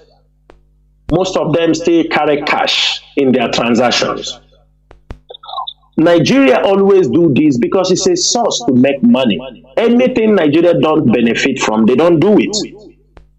Example. They said Nigeria will be spending over 200 billion. Over 200 billion to redesign the naira. So when they spend this money, they give a very short note. And Nigeria is very bad in communicating information to the public. Very, very bad. They don't care. Once they give it to newspaper people, they just write it, and that is all. It's up to you. After they will tell you, we have said it, you don't know. So that time, when the time passes, those Igbo people who are carrying cash, they now have to pay heavily for them to accept the naira from them. You will find that people will go now, they will tell you, come with 5 million, they tell you, we take 2 million, we credit 3 million for you.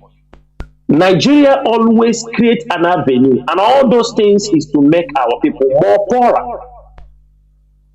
Why Nigeria have not gone full-blown war against our people is they feel they have not, on our finance, they feel they have not attacked us enough to make sure they debilitated us through our finance. So this time around, they are getting it. What they are looking for, I think they are coming closer to it, because many billions of naira will still be in people's hands, and they will benefit from it. You can think our people who paid $20,000 to register for voters card, until now they have not received it. Voters card, and they will pay. When they will ask them to pay You have 10 million to credit for you 5 million, our people will do it. That is how stupid they are. They won't even raise their voice.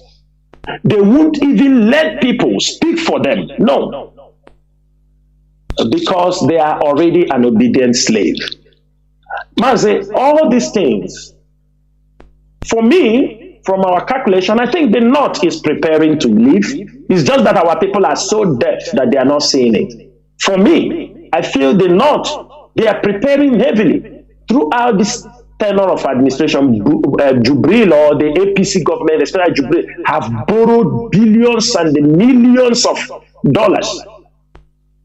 And there is no project. Instead, everyone they borrowed disappear in the thin air. They know what they are doing with it. It's just our people are not. They are not looking beyond their nose. Mazi, thank you so much. There were Mazi, and that brings us to discussions on the economic blockade that is looming against Biafra land. You know, we saw how they blockaded and burnt down goods worth billions of naira in trailers, containers. Goods that belongs to Biafrans. And also the train, railway, the little railway line that is from Iguacha to Umuahia to Enugu. They took most of it and they are still taking it out. And with a promise that, oh, they will bring in a standard rail. And even the fake rail, they are not bringing, talk less of standard. They are taking the little one out. And our people are watching them. So please, Mazi, what are you going to say about all these issues? Because as you said right now, that is what I've been thinking. That the caliphate, they are also preparing to go. I'm telling you. You know, Onyishi, that is the problem. Our people, we don't know, you know, in everything, our people don't run. They don't make haste. They don't have any agenda. You know, as I said the other day, I think 2 days ago, only the Fulani have their agenda. Other indigenous populations in Nigeria, they don't have agenda. Most especially Biafrans. They don't have no agenda of collective interest. Everybody is a single. We are being praised as hard workers, slaves, and we love it. So, Mazi, this looming economic blockade against us, what are you saying about it, please? No international airport, no seaport, nothing. The ordinary railway that we have, they are taking it away with the promise that they will bring new one. And even the governors, the politicians in our land are not raising any land. That is the worst part of it. Mazi, that is the point, Mazi. That is the point.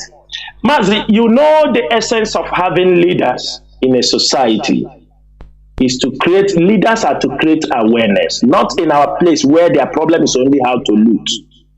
And they form cult that we use against their own people.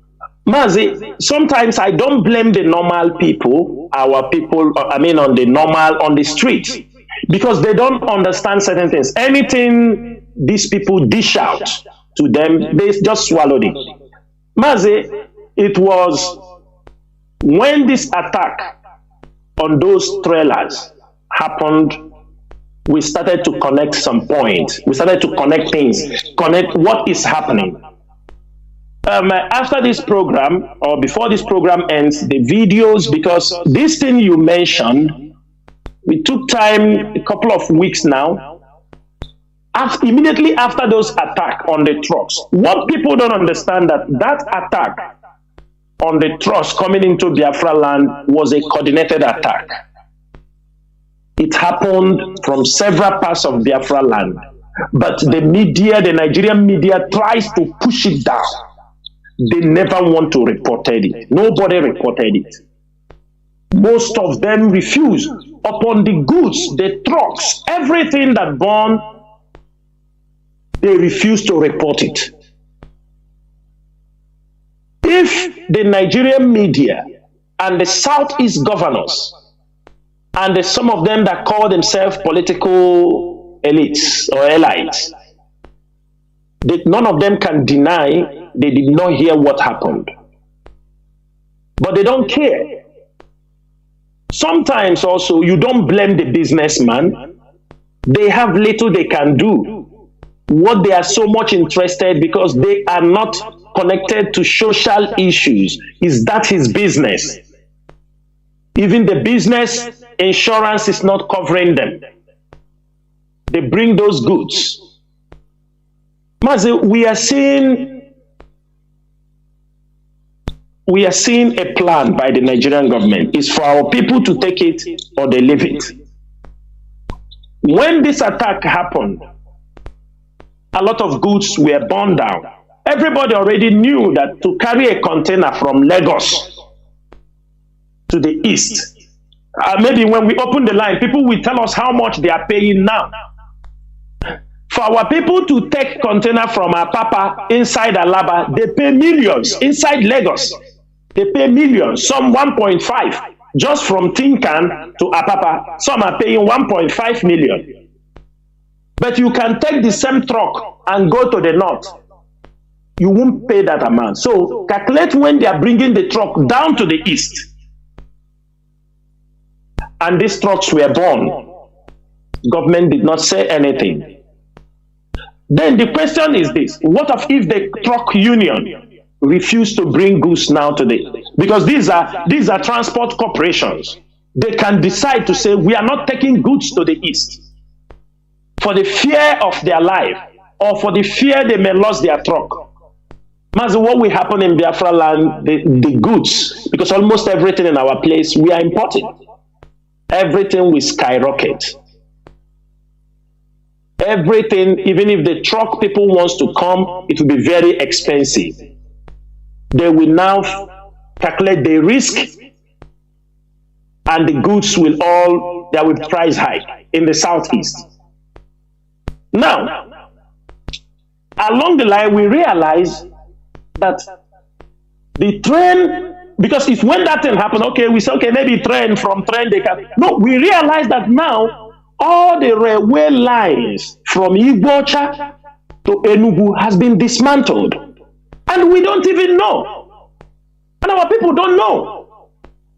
And after we finish this program, I'm going to upload from the videos coming, because we have gone in to ask people. We send people, please go and check. We realize that the train has been dismantled. If this rail lines were dismantled by Chinese with soldiers, with Fulani soldiers guarding them, and I asked somebody, why do you think they are guarding them with the military, especially Fulani? They are using Fulani soldiers when the Chinese are removing all this rail. The person told me they say it's for security, for security, so that people will not kidnap them. I told him, for example, in Uzakole, have you ever heard the story of kidnapping in a place like Uzakole? Have you heard kidnapping, in some places like that, or in Omuahia, people walking? I know anything can happen. Why are they using military? The person said they will remove it and replace. But if you are removing a rail and they want to replace, at least you remove, you replace. But from Iguacha, they have removed some of the rail line is now being used by cars. There is no sign unless somebody is made, as those who made the video will show you that here before was rail, but there is no more rail here. It's now being used by cars. Some said in Iguacha since a year, 8 months is when all those things were removed. They have removed in Isialangwa. Aba has been removed. The one that presently is in Uzakole where they are removing, I think they have removed in Uzakole, they will be heading towards Mpa, Enugu, I think all Enugu. There is no more train line in Biafra land. This is what our people have to know. And there is no more train. If anything happens, there are heavy things to move. Even the seaport. Okay, Mazi, you remember when they talk about the inland port in Biafra land? There is an inland port they say they are building in Isialangwa. So, inland port, what are they going to be carrying the containers? Do you understand me because they told us it will be a train, we lift it from One or Ibocha to the inland port in Isialangwa. Now they have dismantled this whole rail. There is no more rail in Biafra land. And no governor is talking. Nobody is saying anything. They are not thinking what is happening. What is about to come in Biafra land? Mazi, all these things shows evidence that already Nigerian is already blocking Biafra land with their tactics to make sure this is an economic blockade. Now, every time they come and tell you about One port is working. If we open the line here, we want people sincerely to come and tell us their experience in One port. We have many of our IPOB members who said that is the worst experience you can ever imagine.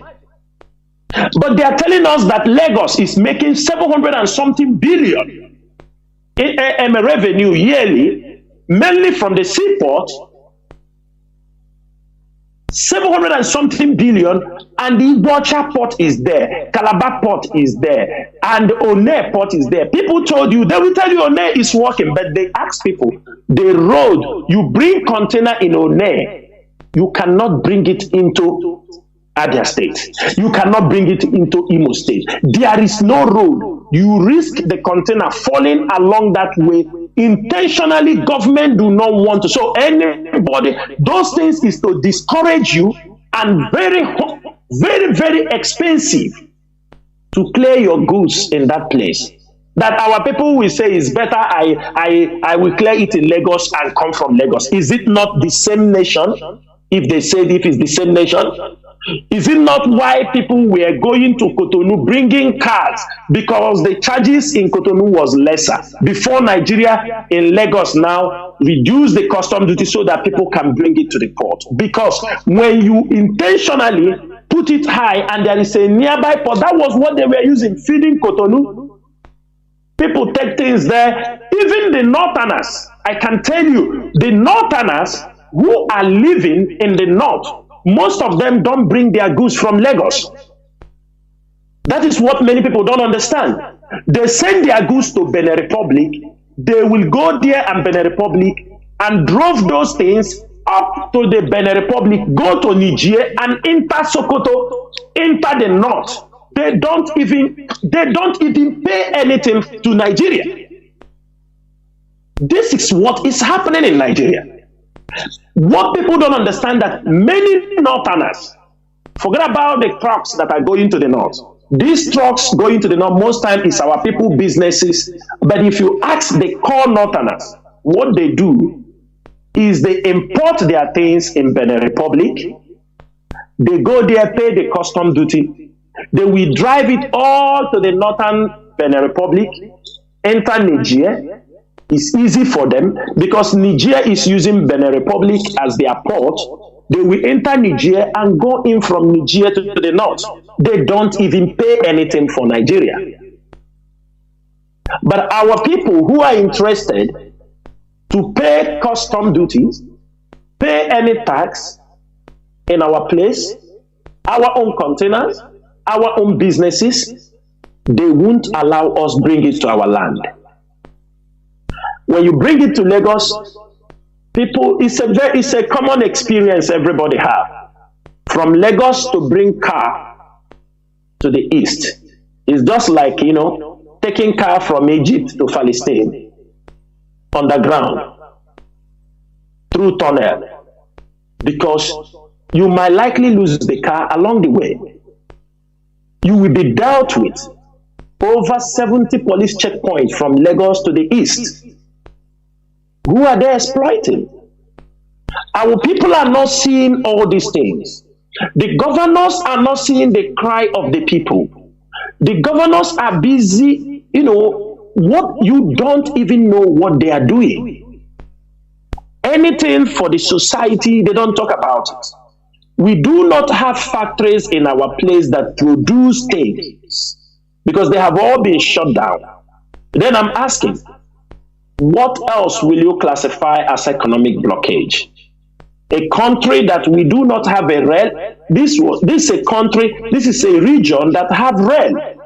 All the granite during their granite pyramid, they all brought it to Iguacha from the north, exported all around the world. Even before the crude oil, it is this December they take palm oil from the hinterlands to the seaport. But today, in a modern world where we're supposed to have something even more better, it is now being dismantled. And the Chinese, some people from reliable sources say the Chinese are taking some of this rail as part of the loan, that because Nigeria cannot pay, Nigeria is not paying, they are not servicing their loan. So they are taking most of these things as part of to recover some of the money they invested in the north, in the railway. And I'm asking, where is Chibike Amechi?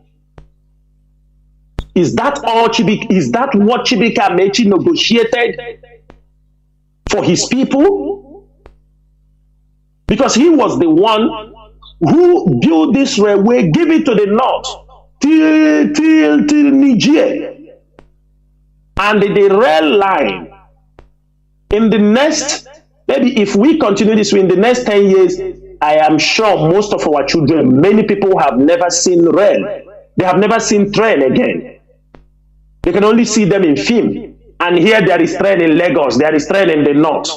But our place, even before they start removing this rail, I know the train has not been working effectively for a long time. But now anything concerning rail has been shut down in our land. It's something our people have to be concerned about. Our people need to ask questions. What is all these things that are happening? Like I said, Mazi, don't take it for granted. The North might be planning to leave Nigeria and leave us empty.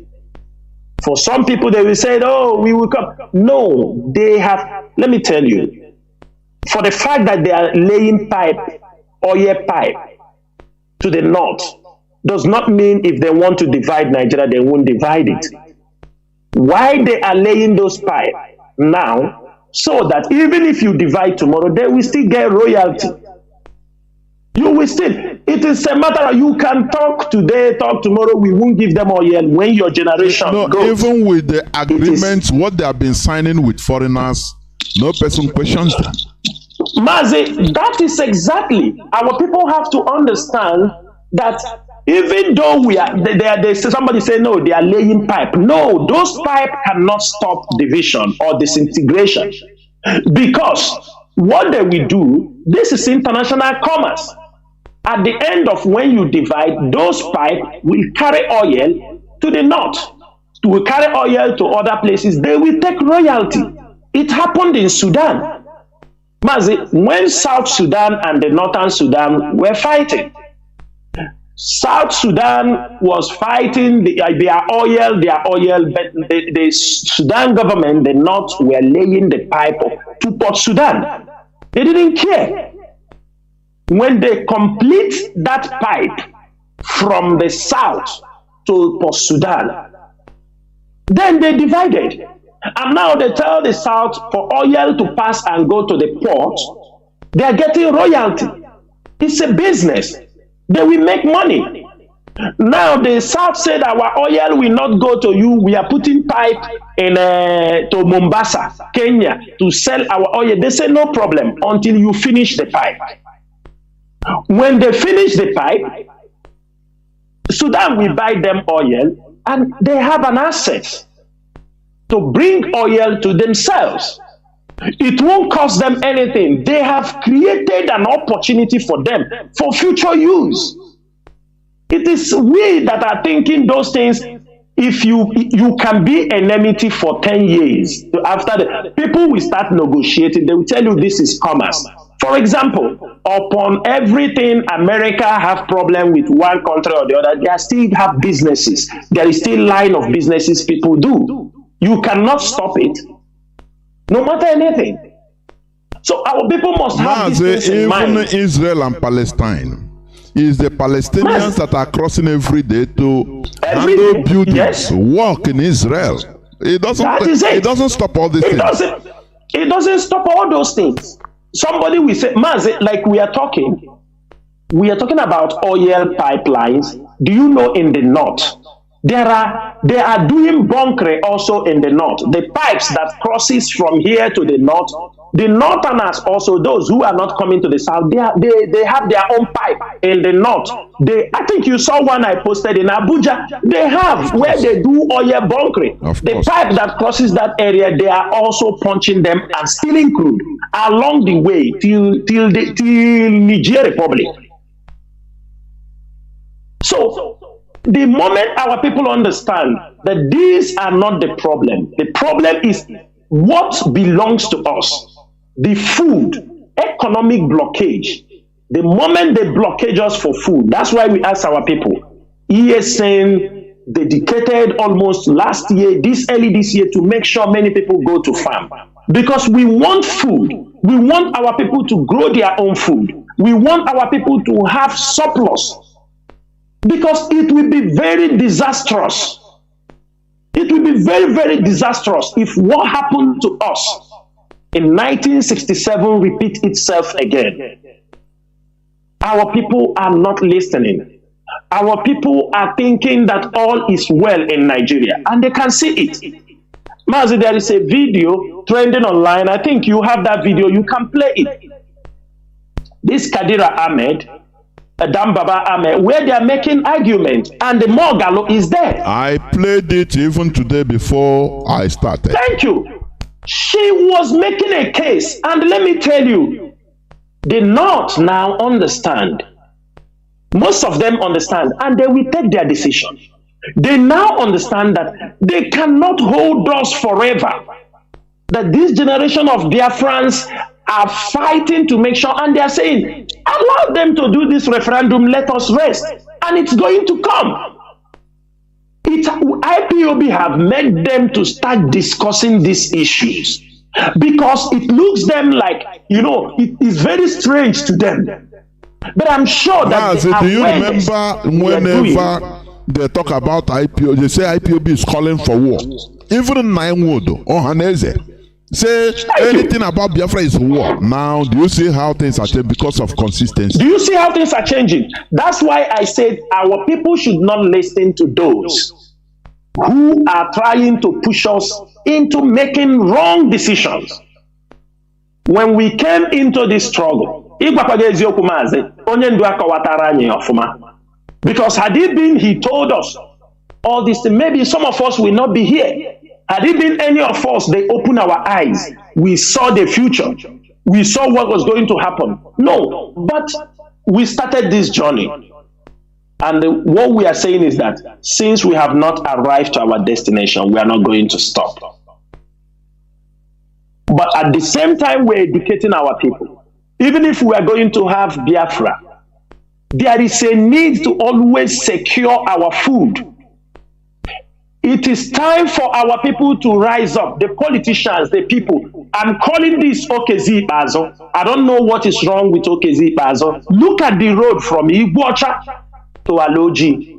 They will tell you it is federal road. But Okezi Bazo, people are building roads. And after, we can build most of those, the so-called federal road. And after maybe, what you are doing is to ease the suffering for your people. Don't wait for federal.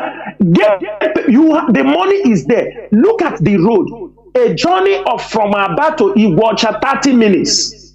You can spend 4 hours, 5 hours. A journey of 30 minutes on a good road.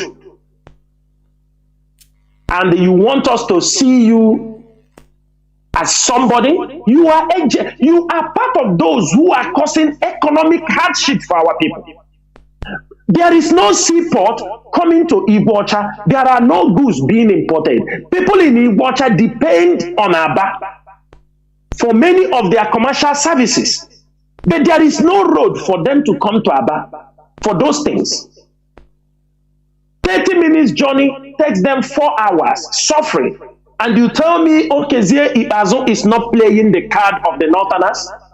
That they are not the people suffering their own people? People from Akwa Ibom, there is no seaport in Akwa Ibom. People from Akwa Ibom need to access Aba on a daily basis for businesses. But Ikorekpene Road, Aba Ikorekpene Road, it is not accessible.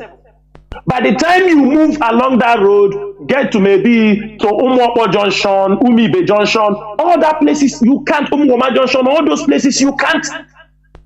Cars cannot go freely. They have to go inside villages before they get. These things are discouraging activities, business activities in our society. But you go to the north. The north have very clear access road from the north to the east to bring in their goods, to bring down their cows, to bring down their tomatoes, their onions. But from one state to another, it's not accessible. And you can tell me that you have the people's problem at your heart, in your heart? You tell me that you're a governor, that you have spent 8 years, you cannot do 5-kilometer road for interstate movement. We talk about these goods. If people from Iguacha are coming to Aba, spare parts, area is there, cemetery is there, business flows because there is no seaport in Iguacha that goods can be sent. From Akwa Ibom and Cross River, Mazi, you know, from Cross River and Akwa Ibom, if you go to Akwa Ibom, more of goats. Those areas, they have more goats, more indigenous goats, but there is no road to bring them from there to come inside Aba. Instead, they will bring the cows, bring the Hausa goat from the north and bring it to Aba. Free road. Look at Ambazonia. Ambazonia is a rich agricultural nation. The lands are fertile. But it's difficult for us. The biggest jungles, Obudu, all these places, it's difficult for us to bring in goods into Biafra land. People that we share, like the Ejagam people, all these, they have them in Biafra, they have them in Ambazonia. They can't even bring goods easily. And I am asking, don't you think these are all economic blockage? Is it not time our people must raise their voice? What will stop from Aba to Iguacha to make sure these roads are okay? So that even if you are giving seaport, the goods can easily come into Umuahia, come into Aba, come into Owerri, go to Onitsha easily. No. They don't want that. To travel from one state to another. Mazi, bad roads. Somebody was telling me to travel from maybe side of Aruchukwu to come inside Aba. The roads are very bad. You spend hours to come in. And you think, and these are places, we have farms, we have large acres of land where people do farming, and after the farming, to bring those goods into the city becomes a problem. We don't have storage facilities where you store, you can be able to preserve food. All these things we are lacking, but at the same time, those who are supposed to consume, the people we say that there are people farming enough. But most times, transporting the food to the cities where they can make money, there are no roads. The government intentionally leave Biafra land in that nature. But our governors don't see it. The governors, not our governors, because there is nothing. We call them ours. because they are all doing the bidding of the Northerners. Mazi, this particular thing is what our people have to look into. Why we are saying this thing is people should go back home. In a time of crisis like this, it is time for our people to grow their own food. I can see this time around, there are many places people celebrated the New Yam Festival. We heard, even though we didn't get the maximum harvest, but I think many communities went back to farming. What we are trying to avoid is we can't have that vast of land and we will talk about hunger. Nigeria have an evil agenda against Biafrans. They know we are going and they want to do something just to humiliate us because we say we are going. But that won't happen. Thank you, Mazi Chinasa. Thank you so much. There, Mazi, before we open the lines, let me also want us to speak about this. I want you to speak about this. You know, we have been talking about insecurity and we see how things we are going on in our land, criminality, I should say, how the Nigerian security forces, we are directly involved in the criminality in our land, directly, and using some other people also, their own hoodlums and criminals, so that they will pin it to IPOB. Now, I want you to tell Biafrans of how the work of ESN and how criminality is going in our land. Is it going down or is it at the same level? Please go on. Mazi, thank you so much. Mazi, thank you very much. This is a very important question, and I know we are going to discuss it because anything we are doing this time, we must make sure, it's our duty to make sure that we are carrying this necessary information along, at least to tell our people so they cannot say that we are not told. Mazi, so far, if you tell me, I will tell you, if you ask me, I will tell you the criminality in Biafra land is going down. But it is not yet over because I have said this thing on radio on several occasions. There are different groups of criminals in Biafra land. Different groups, there are people in our place, they are criminals. Oshi de Hanobara. Even if you kill their father today, the boy will grow up tomorrow and he will still be a criminal. But I think because the society is not yet well structured, that sometimes people can be engaged so they will be able to, be useful to the society. Mazi, sometimes also unemployment is a problem in our place. Unemployment in the sense that, in life, sometimes even if you have electricity, you have this television, there are things that can keep people off from committing crimes. But in our place, it doesn't exist.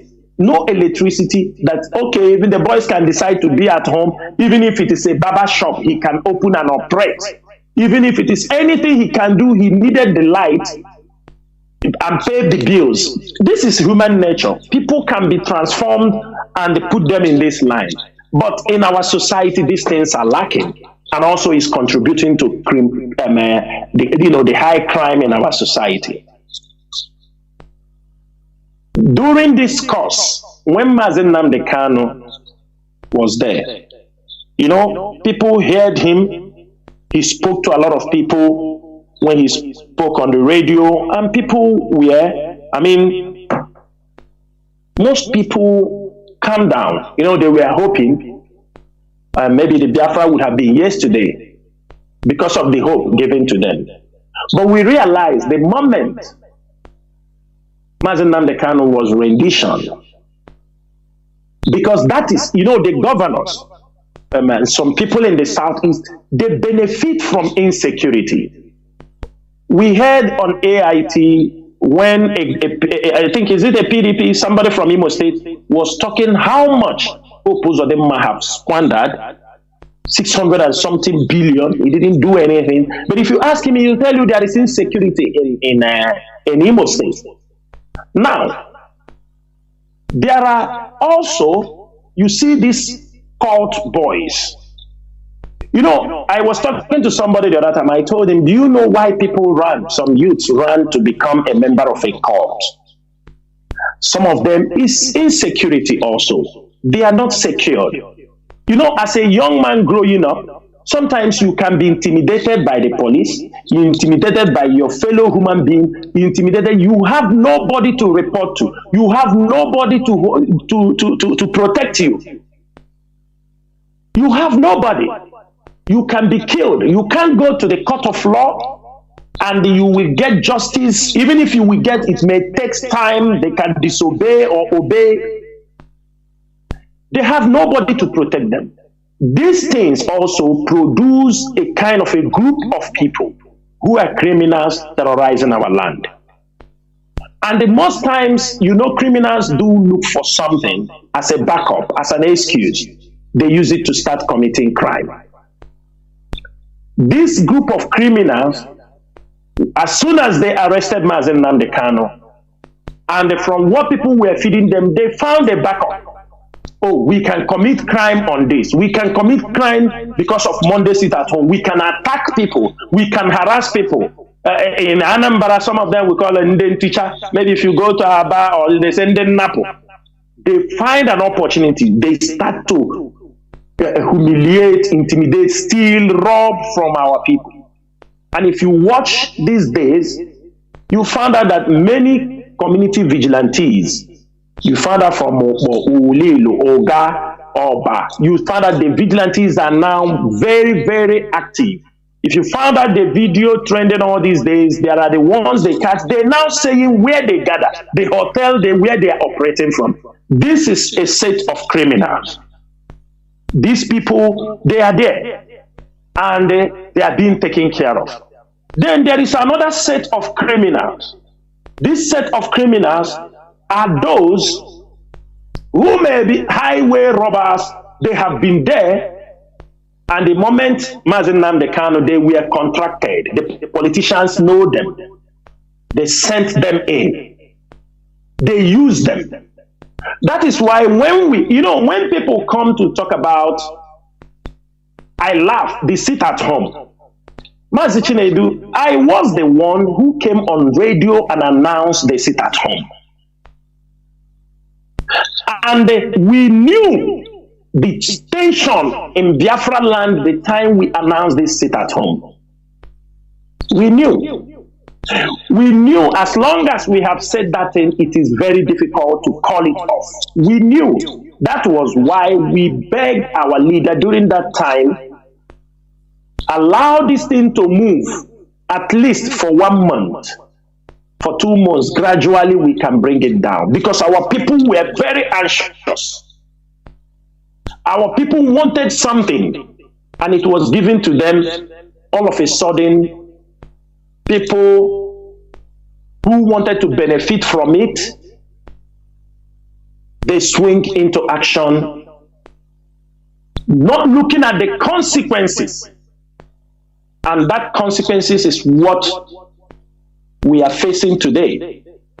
Because they sit at home, when it continue moving, people start propagating it. The Nigerian military found it as an opportunity that every Monday, it is a day to attack our people.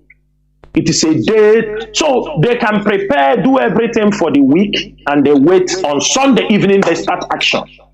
They start adopting people. That is like we are giving them a day to roam the streets of Biafra land, adopt our youth, kill those they want to kill, because you are giving them a free hand. When we sit at home, they still go to the houses and attack people, right or wrong, Mazi. At home, they were going to people's home, they will attack them there, they will burn their house on Mondays. Now, a group of criminals also start using it because they wanted to discredit and give a dog a bad name. They started. That's why I say people should be very careful. When people talk on the social media or talk, you follow what you don't know. You don't know the consequences. You don't know what Nigerian government was planning. They brought Mazi Nnamdi. They know they didn't have a very strong case. They were doing backup. And if everybody can agree with me, you saw what Malami said. It is on Vanguard. And I posted it many places. And I gave it also to our people on the way to see. Malami said that everything not releasing Mazi Nnamdi boils down on national security and criminality. Maz, I think you came across it. Right or wrong? Thank you. Now the court have acquitted Mazi Nnamdi, did everything, but Malami said why they are not releasing Mazi Nnamdi is based on national security and criminality. Then criminality where? Maz, that's the question. The criminality is that particular criminality. Chinasa Nworu have been coming on radio since 14th December last year. I continue shouting on this radio about criminality, telling you people what is happening. That is where they are heading to. Because Nigerian government has nothing to hold Mazi Nnamdi, but they are going for one thing. They are heading towards criminality, and that criminality is a group of people shouting the name of Mazi Nnamdi, a group of criminals shouting the name of IPOB, ESN, telling you that Mazi Nnamdi told them. Using Mazi Nnamdi as their bet for every crime they are committing. And you think that Nigerian government don't know what they are doing? You think Hope Uzodinma do not know what they are doing? How they were, because they want enough. They know they can try to hold Mazi Nnamdi. If we fail to defend that, if we fail to protect him, protect the struggle, by now, nobody will talk about you. They will be calling all of you criminals, criminals, criminals. None of you can be able to say anything. That was what they wanted. And the people, some women in America and some people in Europe, they facilitated it for the Nigerian government. They facilitated it for the Nigerian government. If you say you are an IPOB member, I'm asking people, in these places, the people I call their names, can you come on Radio Biafra and tell me that those people were IPOB members? Can you come on Radio Biafra and defend that these people are ESM members? And in ESM, we don't harbor criminals. Everybody, go and ask men. Go and ask. We don't tolerate criminals. And this set of criminals were the people they assassinate. Because if you watch at Malami's day, he said that people have assassinated people in the name of Mazi Nnamdi. What many of you don't know is this. The Nigerian DSS are arresting people. They are holding some people. People that was indoctrinated that they are, what they were doing is in the name of Mazi Nnamdi. And they were, as they are holding them, they have their testimonies. They have pictures. They have information. They have things that connect them to some people. And you ask yourself, why will, at the end of the day, when we have defeated Nigeria in the appeal court, why will Malami settles down on criminality, assassination, and killings? Because the people, the criminals were doing those things, claiming that it was on behalf of Mazi Nnamdi Kanu, that Mazi Nnamdi Kanu sent them. Mazi Nnamdi Kanu did this. They are doing it because they are holding Mazi Nnamdi Kanu. And the majority of you who are fools were talking rubbish.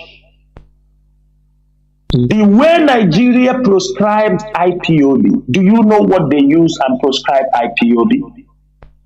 Do you know they have a video of a particular event that they use and presented to a judge, and they proscribe IPOB? That IPOB we are fighting how many years now to remove ourselves? If we know their tactics, we can prevent those things from happening, to show them we are more intelligent than them. I came out last December, I screamed, I continue to shout and tell you people today, most of you have realized that what I was saying, I was 100% correct. I was not doing it. I was doing it to save this struggle. I was doing it to save Mazi Nnamdi Kanu, because I know what they were cooking. People were supporting them. You were contributing your money, giving them to sponsor people who are committing crimes against our own people, committing crimes against our own brothers and sisters, committing crimes, killing their own. What many of you don't understand is this. Do you know, as I'm saying this thing, people can come on radio here and say if what I am saying is a lie. In many parts of Biafra land, some people become obedient. Some people decided to join the political trend of Obi because of the criminality they saw, how it affected them. They said, if it's the way Biafra will come, we don't want this Biafra. It is better we go back and support this man. Maybe if you win, Nigeria can be better. That is what exactly happened. Because they use it as an I think some of you are shouting, our people have joined Opito, they have joined this thing. You don't know what triggered it. Go to the communities that I am telling you I normally call. Go to Osihitupa, go to Newi South, go to Ihiala, go to women, old women, men, the way they kill and massacre people, women will come, Nakoro IPO Diakanala.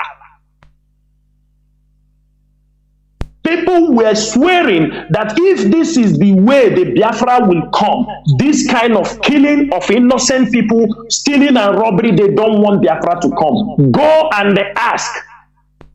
Go to those communities and ask.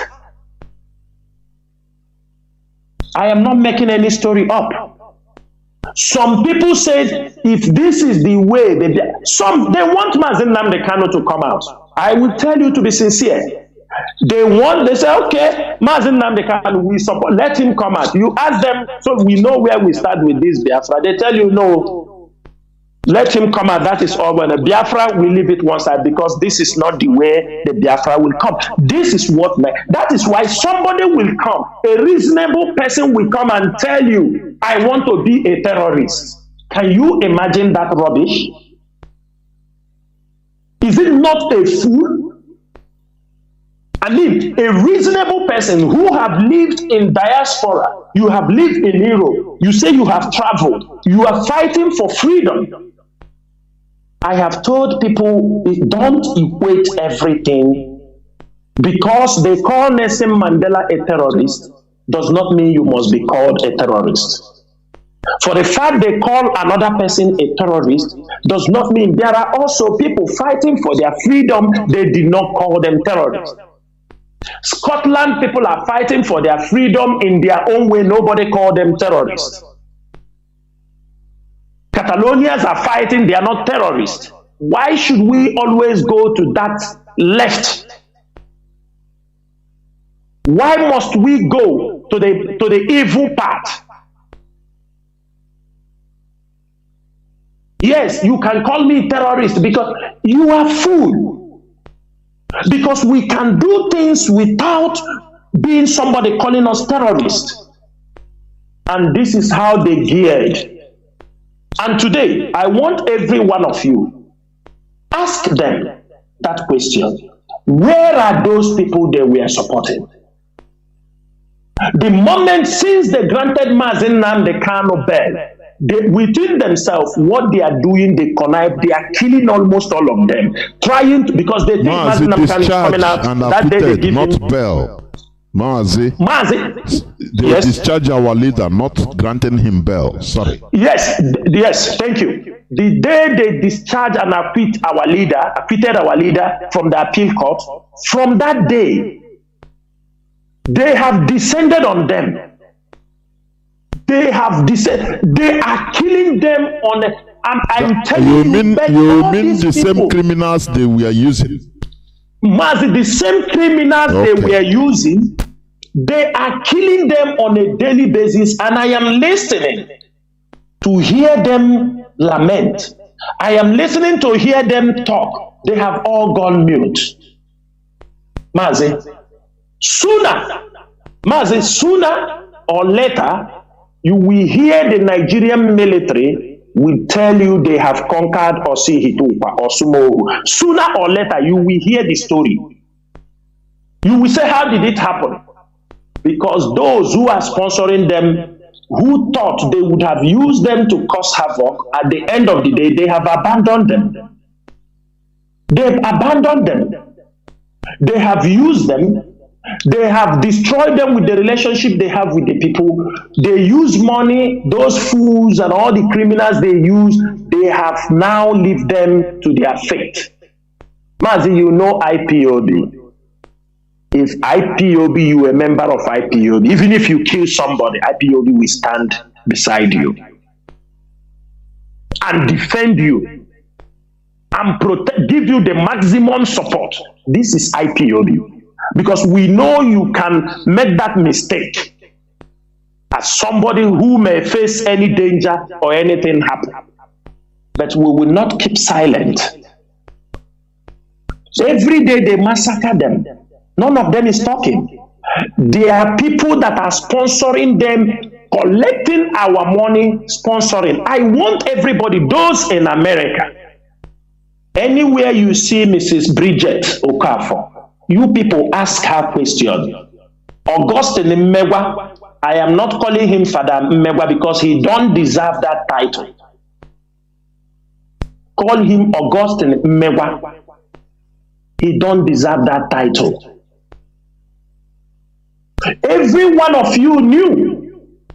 Most of you knew what they were doing. You continue to, because you hate the DOS.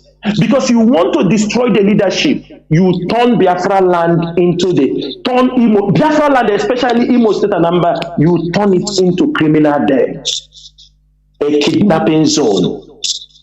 They kill our own people, they destroy.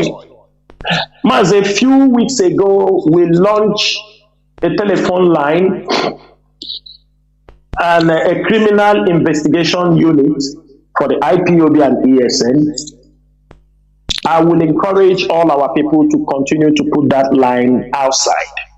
Continue to share that contact. The reasons are, within this short period, according to the information and the reports that brought to our desk, you will witness mind-blowing experience. The ones we are talking on social media is nothing.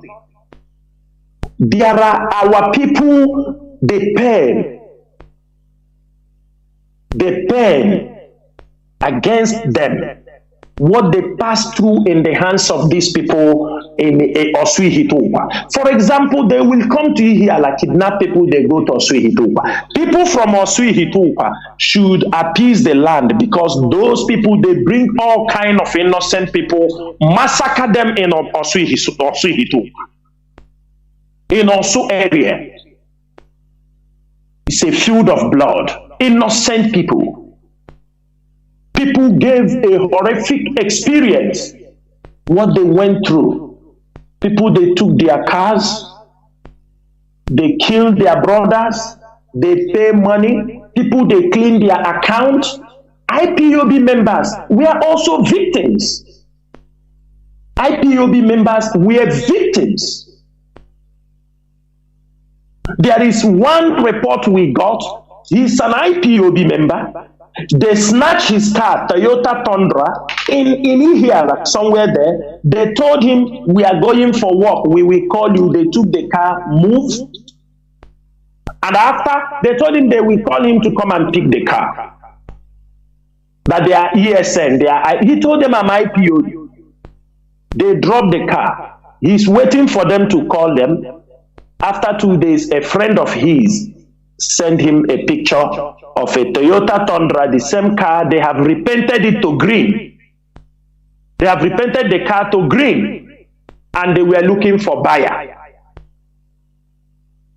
And the guy told them, this is my car now. He knows his car, even though it's repainted. They painted it green. He called, it give him, somebody sent it to me, they want to sell from Imo State. He called the people, they closed the line, they told them we don't want to sell any car because they found out it has failed. There are cases, there are hundreds of cases. These are people coming out. Some of them don't want to talk. They say they gave them oath that they should not talk. And some of their remnants are still moving around there. I want all of you to open your eyes. There are some ladies also working with them. Some ladies that are part in IPOB. They were in IPOB. They followed the infiltrators. We are collecting data. Mazi, there are people they took ransom from them. Maybe they will ask them for 20 million naira ransom. Maybe if ESN start to check, start to scatter, if maybe we got the report, we start looking for somebody, maybe they take half of the money, they release the person, they give him oath. They tell him, you are going to bring us the balance money. You are going to bring the balance, but you will take an oath and swear that you will bring the money. If you don't bring it, you will die or we will come to take you. Now, even though they have released the person, maybe because they feel it is being exposed, the ladies and some of them will still be calling the person, please, can you pay in that money? Pay in that money you promise. You know we gave you oath. This is what our people are doing. Some are giving account in abroad and ask them to transfer money abroad. What kind of people are these? All these things are done in the name of Mazi Nnamdi Kanu. They will ask you, what are you doing to remove Mazi Nnamdi Kanu from the prison? As if the person you are asking is an IPOB member, he have anything to do with Mazi Nnamdi Kanu. Do you see the way they ask that they commit the people? So they catch you now, ask you, what are you doing to support Mazi Nnamdi Kanu and this struggle? Is that the way IPOB operate? This is the level of criminality our people have committed. And there is another group of criminals, the Fulani bandits and terrorists, with the Nigerian police and the army. I classify them in one because all of them are sponsored by the Nigerian government. On many occasions, the military have come out and agree with us that many criminality going on are carried out by the Nigerian military. He is right. Because on many occasions, we have come encountered with these military people in their checkpoints. When you hear that somebody is kidnapped and you will trace it, you will find out he is taken away in a military checkpoint, in the middle of a military checkpoint.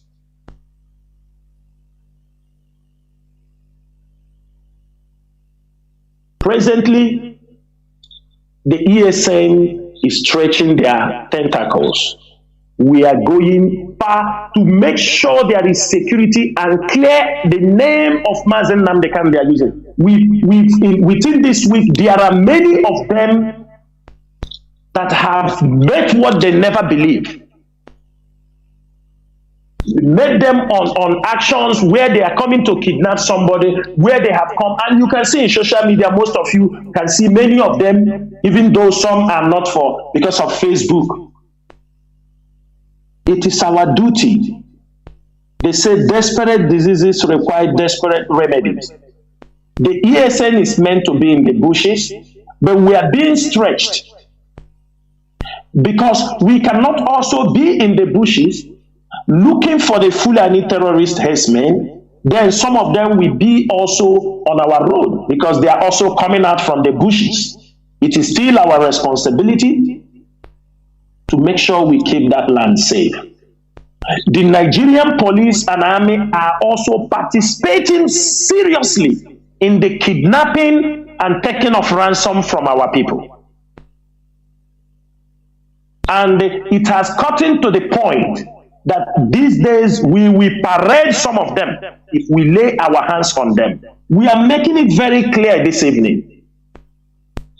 Any of these days, we will catch them and we will parade them the way they parade some people and say they are IPOB, why they are not IPOB. We will catch many of them and parade, and they will say what they are doing and why they were at that particular place at that particular point. Because the nonsense have to stop. Nobody will do it for us. Instead, for the governors who feel that they are chief security officers in their state to stand up and fight this crime, they want to bring us more insecurity. They want to import more criminals. They want to bring in more guns on our roads. It is Christmas season. People will be returning back and they want to put people on highways. Is that the way? Is that always? Should crime always be with gun? The people you are keeping on highways, you are giving them gun also. They will intimidate people. They will kill people. If you go to many police checkpoints today, all of them, they have a POS machine. Many checkpoints in Biafra land, the policemen have POS machine. The military think we are fools. Now the military will look for one local or one Hausa boy or somebody. They are using him to be the one collecting the money from them. And you see those touts commanding people, pack there, bring money. But some of you will know that that job you are doing is the highest risky job you can do in your life, because we are now, our eyes are on you, all of you, standing with the military, exploiting our people, collecting their money, extorting them their hard-earned money, and you take it and account for the Nigerian military. Who do you think? What do you people think? You think we are fools? You are in a military checkpoint collecting money, and the army want to claim they don't know you are the one, so that if somebody is making video, it will not catch a military man. That's why they are using those people to do those things, because people have put cameras in their body to catch these military people, but they will send people differently so that they will say, this is not a military man now, but they are taking the money in your checkpoint. And these things cannot be accepted. From this moment on, we are not leaving any policeman caught into kidnapping. We are not leaving any military man caught kidnapping our own people, taking ransom. The time they do that nonsense is over, and this now is eye for an eye. Thank you, Mazi Chinasa. There, woman, see, I will open the lines, but there is something which I've been receiving confirmation, like what you said about the road from Iguacha to Aba. Many people are writing me, telling me that it is completely true, that people are now making their way through Ngwa villages, inside the villages, to Ariara market. Because from Ngwa Iyekwe point, it has totally been cut off. So no road there on the main road. So people now go through inside villages. And the worst part of it is that the villagers now block roads and, they task commuters in order to give them money. That is adding to the difficulty. So I don't know whether you have a word for the villagers also that are also blocking and taking money from our people also that are trying to pass. I don't know whether our land is a land of complete exploitation. Instead of solving problems, people try to, exploit any way they can against their own brothers. Mazi, this is something that, I don't know. Mazi, what you said, like you just mentioned now, our people turn, in Nigeria, something brings Nigerians together. Anybody that calls himself Nigeria, criminality brings them together. You understand me? You can see, even if that village, they were not taking money, you will find somebody who will come up. These people are passing here now, they will be making money. You understanding me? If you ask them, they say they are destroying the road for them. But instead of them to put up, either you are putting a barricade from the entrance of the road so that people will not come inside the village first. Are you understanding me? Because they will allow people to come in, then you will see them putting barricades. You understanding me? Inside, when it is difficult for those people to turn. That is to show you they intentionally, everything is an opportunity to exploit each other. It's only in Nigeria I can see, they say crocodile, they chop another crocodile. But in Nigeria, everybody want to eat each other. That is the problem we have. Crocodile is an animal that eats anything that cross, it will catch, eat, shit, anything. But when it comes to eat another crocodile, it doesn't do that. But in our land, everybody want to eat each other. Everybody want to exploit each other at any given opportunity. Mazi, that is the reason why Biafra must come. Sometimes when you look at the way our people behave, you start to wonder, where on earth did these people come from? Mazi, you know what I'm seeing? I'm seeing, I was discussing with somebody who said, IPOB have become a big brother or a leader. God took this heavy burden, put on their shoulder to lead his foolish Igbo people whom he loves so much. You understanding me? God loved this our people so much that the burden he put it on the shoulder of, because there was no leadership in Biafra land until IPOB comes, until Mazi Chinasa surfaced. That is how our people have even a sense of direction. Nobody can correct things when things are getting bad. Nobody can inform. Even before you understand, the traditional ruler in that place will start asking for commission from the money that we get from the road. This is how intermingled these things, our ways has become very complicated, that it is only by the, sometimes I say to my God, God, it is really true. It's only Chukwokikabiama, like Mazi Chinasa said, will help us to get Biafra. But the mentality, because they don't help issues. They don't help our people most time, don't help issues. For example, if you want to help somebody, many people in this, you want to help somebody now, the next thing he want to exploit you. What he want to exploit you is nothing, but he feel joy. If he don't exploit you, he don't feel okay. It doesn't mean there are no good people. There are no people, there are still genuine people, but they are very little. Mazi, these things we continue to talk to our people, the youth in particular. I encourage our youth, get engaged in skilled work. It will also it may not pay you immediately, but I'm asking our youth, get involved in skilled work. Biafra is coming, and it will be very bad when Biafra is restored. We have now to bring it, because that is what we cause bringing Chinese to come to work. You say we don't have job, but you are bringing Chinese because the job the Chinese want to do is a skilled job. You don't know how to do it. This is the opportunity to get those roads. They are coming. There are palm trees. Mazi, do you know there are palm trees that are no more bearing fruits? Our youths don't even know how to cut them into plank, and set up some small bridges in the community. This is things you can, if you go to Asia, you see people being crafty, use these things. No, even our youth to drain gutters so that water can go away from the road. No. Do you know, go to Ekorekpene and the Cross River, Akwa Ibom Road. This place they call Omobo. Even the youth will go and use shovel and dig the road, dig the highway, dig it and cause more deep so that when if they are not happy when a truck come and passes, they want the truck to stop there. Another one enter there. This one they start to run around, where drag you, we pay money. This one goes, bam, they bring another one in.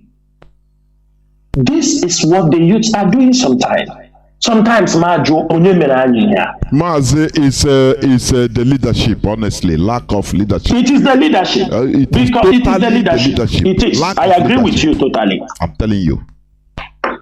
Now, because people don't understand what it means to be collective.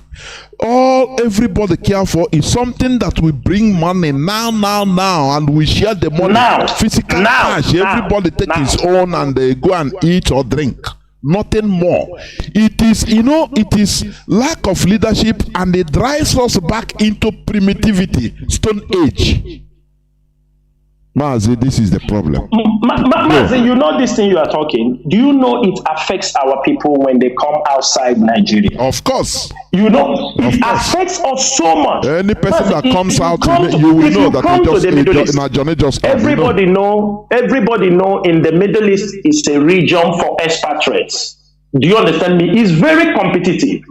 If you come to Dubai, coming to Qatar, Kuwait, all these places, these are countries where you see all kinds of expatriates. You need to be highly technical. If you want to do business, you bring your money for business. Or if you work your money, you want to work. You need to be skilled. Because if you come to building, Egyptians are there. Remember the Egyptians. They are very good in constructions. The Pakistanis are there. They are very good. The Pakistanis are best known for setting ties. You want to bring down skyscrapers. The Afghans are there. You come to restaurants, the Egyptians, the Filipinos, they are there. You need to be very, very competitive. You coming from Nigeria or from that place, no skilled work. You haven't even worked in a good restaurant, a standard restaurant. You come to Dubai, you don't even want to be trained. You come, you think the same way you behave at home because people are not skilled. Everybody go to carry degree. I'm happy there are TikTok programs people can see, people can watch. Yes, degree is good. Yes, you can have a degree. Look at most of our people outside. They come with that degree. They don't even know how to do certain things. They make noise. They can't compete where people are skilled. We are only striving by our individual talent. That is all. But skilled work, zero. Skilled work, zero. So these are the problems we are facing. People are not skilled. People don't, sometimes people will look, we don't even know how to maintain anything. Look, if the government is maintaining the road, why will even people go into, because they know this road has been here for 20 years. Government don't care. Who doesn't like a good thing? Are you telling me you go and build nice express road, people will come on the road to destroy it? No, it's because they know the road has been there for ages. Nobody do anything, car is coming. So they said an idle man is the devil's workshop. They start to work in their brain. Thank you, Mazi. There, Mazi, I think we are going to open the lines. Yes, Mazi. Yes. Thank you. We will go on few minutes break so that when we come back, the lines will be open so that people will call in. Please don't go away.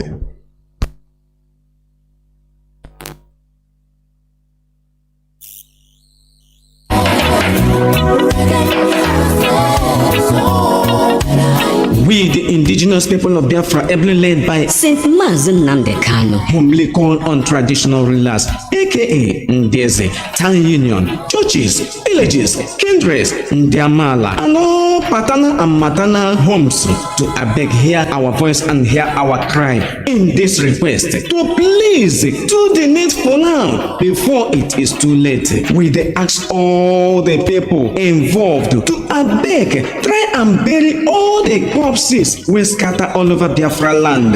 For this one, they should say it dey bring us spiritual and physical problem, and now we dey suffer we no know. When you know the root cause of the sickness, the treatment now don dey easy. Abeg my people. now we don sabi the cause of the sickness. ipob don come with the solution. The research wey you do show say some dead body don dey up to 1 year, 3 years, 5 years, and the death count na human being we go bury or na firewood. Everybody wey this one concern, we ipob dey beg una abeg make una do something o, because anybody wey in person start the journey, when e never reach the destination, im heart no go come down. As we never bury our people, our heart never come down. All the obnoxious high burial demands, competitions, effigy from churches, Ndiamala, Omunna, in-laws, maternal and paternal homes, wey dey cause this delay and wahala for our people. Abeg make una try do something. Na all these things dey cause in dey build mortuary, like said in dey build joint, church, filling station everywhere for Biafra land. Abeg, mortuary na factory, na children's amusement park? No. A stitch in time saves 9. We dey call therefore say make everybody try for 3 days wey your person kaput, make una bury am. After una go do the ceremony, una go do the effigy wey follow am. churches, traditional rulers and other people that matters, abeg make una chook mouth and chook eye and help us for this matter. Because the person wey dem dey pursue cow, dey call im name, if e no hold the medicine, e go hold the thing wey dey dose the cow. Na we dey call una, and the one una talk, e go stand. Abeg my people, make we comot this danger, comot our people from bondage. If una no do something, we the indigenous people of Biafra under Cessation no go waste time to do the needful so as to remove the yoke and our people from bondage. And soonest we go begin the closure of many mortuaries for Biafra land. The only dead body wey we wan make it dey for mortuary na the only one we get case wey dem dey treat. And after they don finish the whole thing, settle everything, make dem bury am. Mortuary no be factory, mortuary no be industry, mortuary no be amusement park again, no be recreational center, no be children's park. Remember, person wey sell land bury im dead body don bury 2 corpses o. Shey you never know, na we be the owners of the land, and we don tell una the time to cleanse our land na now. Make una do the needful. Our land go dey calm and our ancestors go happy wherever dem dey. Na the indigenous people of Biafra under Saint Mazi Chinasa dey bring una this message. Please, our heart dey bleed to save our people. Thank you. Welcome back. This is Radio Biafra House of Service coming to you through Radio Biafra London. We are here on an interactive session with me, Mazi Jonathan Chinedu, with Mazi Chinasa Nworu, who is here in order to do the needful. Our lines are now open. Our direct line is +1 213 328 6224. I repeat, +1 213 328 6224. Our WhatsApp and Signal line is +61 405 142 547. I repeat, +61 405 142 547. Please, if you call, go straight to the point. Let us limit all these preambles, please. I beg you. And if you're a regular caller, if you can, to allow other people so that they will call and ask questions, please. I have callers already lining up. I have a caller, the first caller on WhatsApp. Caller on WhatsApp. Welcome to the program. Can you hear me? Please go direct to your question or submission. Can you hear me? Good evening to you, Mazi Jonathan. Good evening. There, Mazi. Thank you so much. I greet you, my people. Continue to be our strength. Mazi Chinasa Nworu, thank you so much. Mazi, I want to just say, you see all the things that our brother mentioned this evening, both the one of the diverting movement because of the bad route, they are all simple truths. And our people seeing all these things as a means of making money, which is not helping us, rather it is contributing. But I continue to say it, and I will continue to tell the zoo people, even in their zoo radio, that the problem in the zoo today, if you want to know the people that cause it, that is zoo rulers. Both the insecurity, you see them jumping up and down saying they are having meeting, they want to do, they are the ones bringing all this problem to the people. And these people that is causing this mayhem, they love their own life, they care so much about their families, they don't want anything to happen to themselves. That is the reason why you see them securing themselves, but they allow the poor masses to suffer. But one thing I want to say to generate all these things is that our people should stop killing themselves or cheating themselves by supporting these evildoers.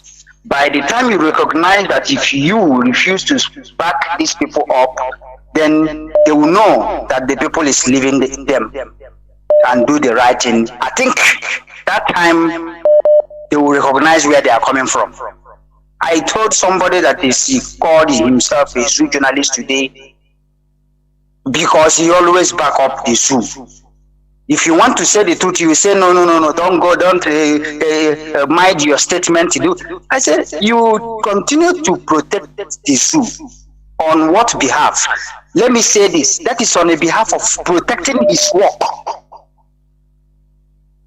But all of us, we call ourselves, we are Christians, and you what the Bible says. That instead of this particular your finger will make you not to go into the kingdom, cut it off. It's a parable.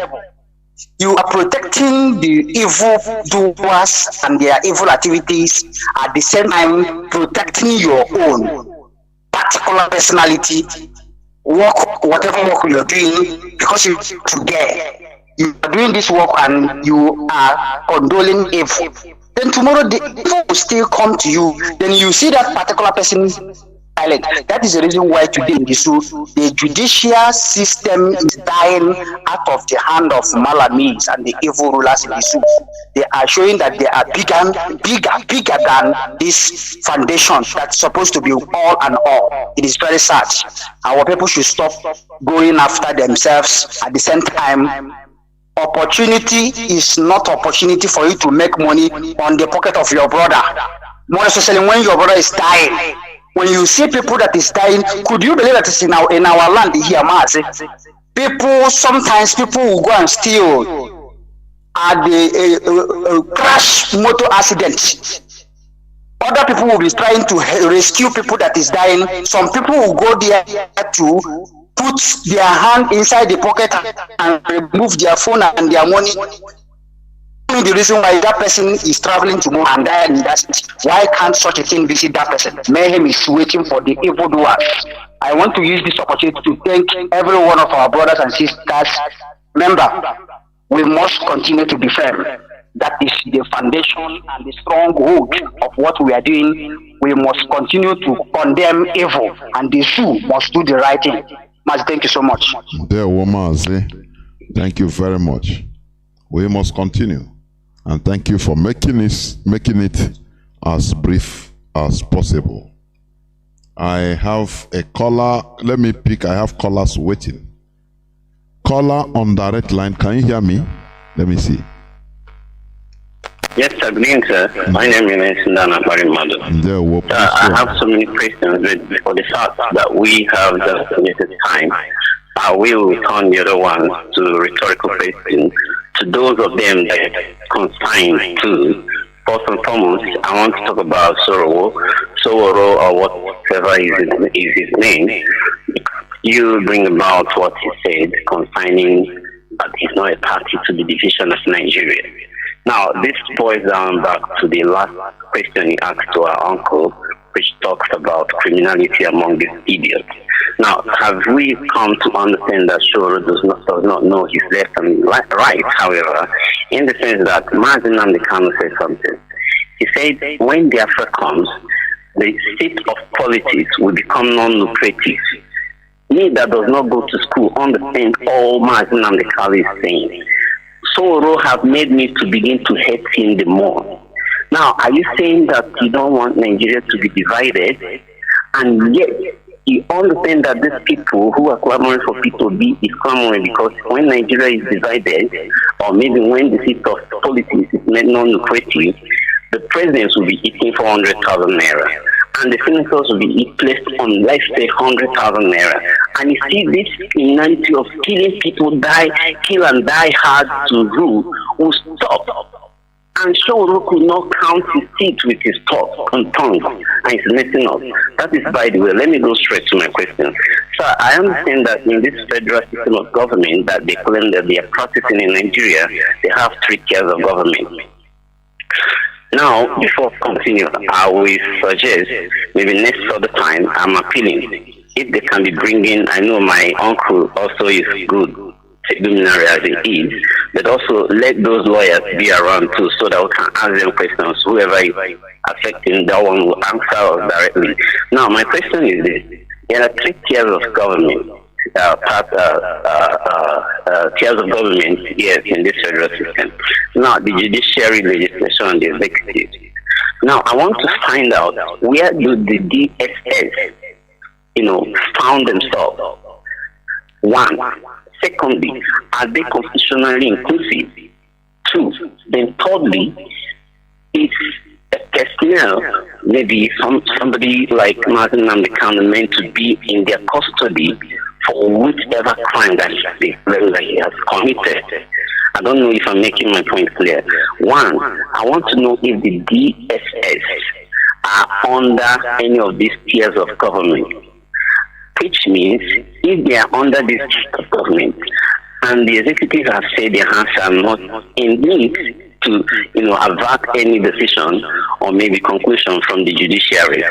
Now, why is it that the DSS are still held in Nnamdi, which means the government of the DSS knows what is happening? So my question is, this DSS, are they part of this tier of government? Are they constitutionally inclusive?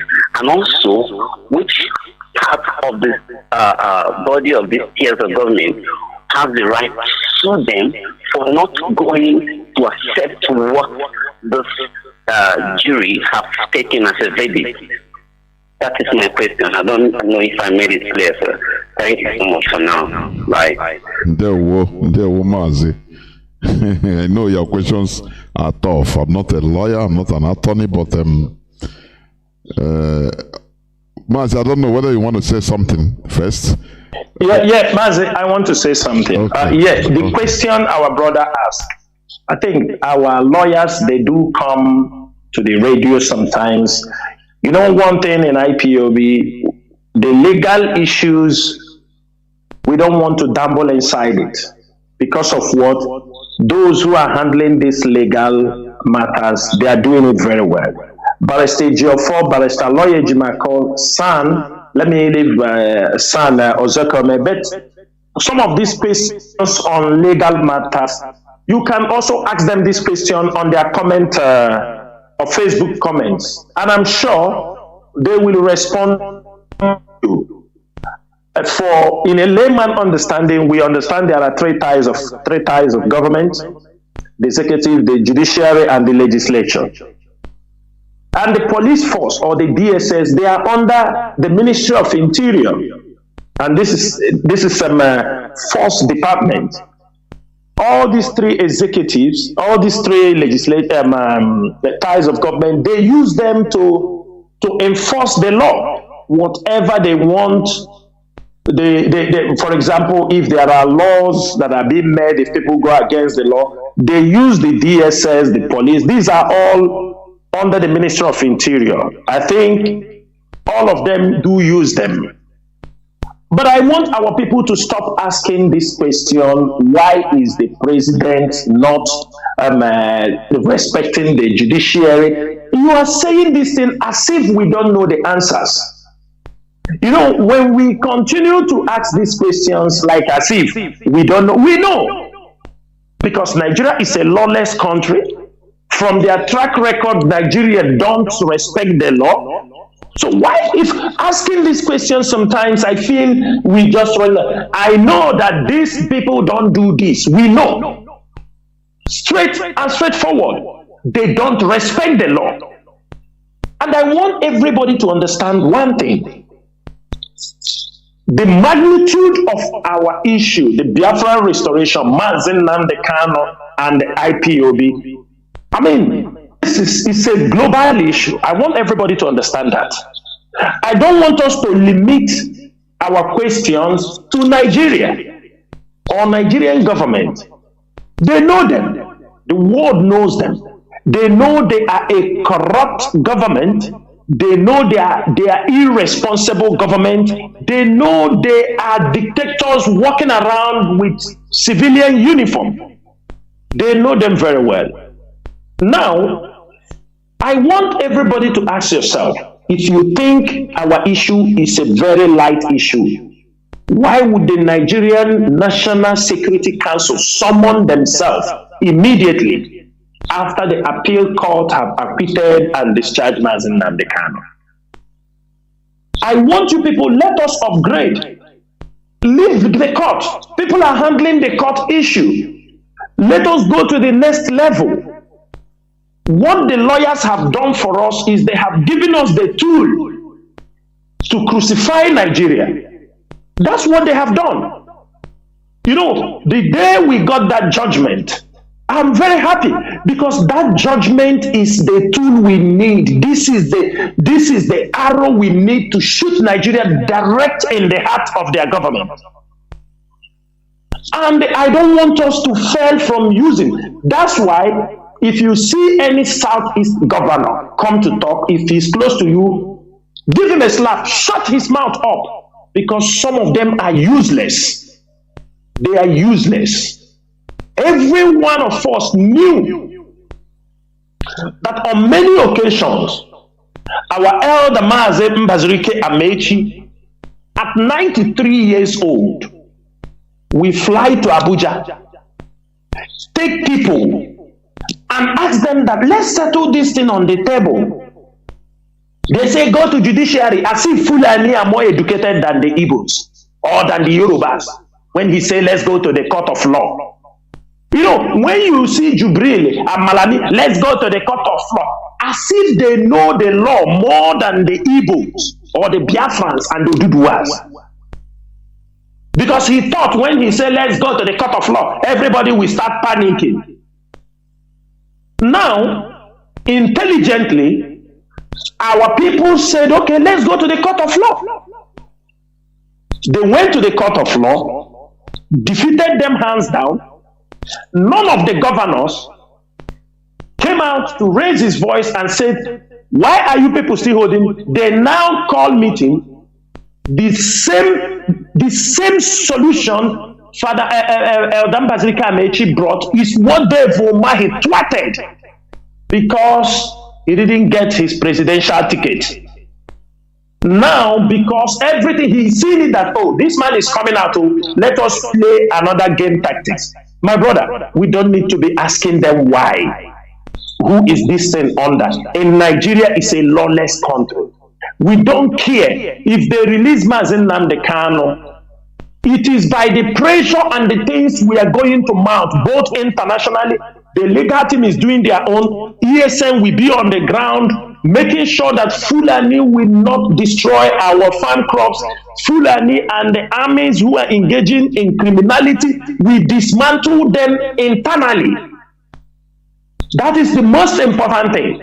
And don't expect, when we are dismantling these criminals, you expect us to come on the radio and be shouting, oh, I want to see. But anything we have to do, any pressure, because the lawyers has given us the weapon, they given us the bullet to shoot anywhere in the world that we carry out any action. Anywhere we carry out protest, anybody we confronted anywhere, is because we have a court judgment, and that is enough for us to play the game. Thank you so much, Mazi. Of course. The issue is that Nigeria should obey their own court order as a government. That is it. That's all. It is legitimate. That is it is a weapon, just as you said. It is enough. Why are you doing this? Nigeria should obey their own courts, their own court order. Why should the governors come in to talk about another solution when the court order have given the ruling, discharge and acquitted? Of course. So the governors, I think you hear the Attorney General telling the politicians to leave the judiciary alone. It was a message he's trying to show you. It is the politicians from the southeast are some of the people who are, causes of all this predicament. We are having the detention and the rendition of Mazi Nnamdi Kanu caused by the southeast governors, headed by this devil Umahi of Ebonyi State. Okay, let's go to the phones. Caller on signal. Welcome to the program. Make it as quick as you can. Please go on, Mazi. Yes, Mazi Jonathan. Good evening from here. There we May Chukwu Kabiyama continue to bless you. The same day to Mazi Chinasa Nworu. You are truly agony with our leader, the one. You've been standing here doing the needful, and with Biafrans, we are very proud of you. You don't KG. Because who they said what you are doing is good, must keep on doing good. And Nigerian government must release our leader Mazi Nnamdi Kanu because he has been discharged and acquitted. There's nothing that will still make them holding him. So holding Mazi Nnamdi Kanu is bringing more calamity in their midst. And Nigeria have seen that IPOB are resolute in what we are fighting for, and we are fanatical about Biafra. Fellow Biafrans, lovers of freedom, my name is Mazi Chinasa. I'm calling from Austria, and by the special grace of God, I am the IPOB Austria National PRO. My brother Chinasa Nworu, I just want to point to something that you said when our brother was asking you concerning the invaders that are coming to take over Abuja.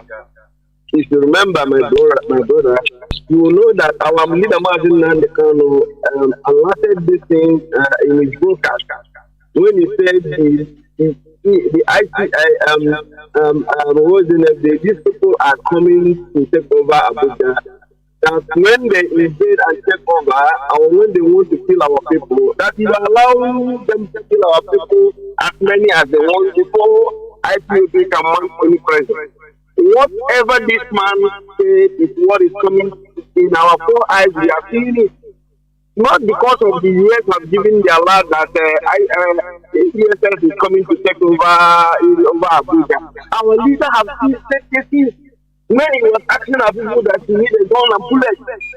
Even when he went to the American and asked them to need guns and bullets to protect our land, most of them were asking him, which passport did you use to come here?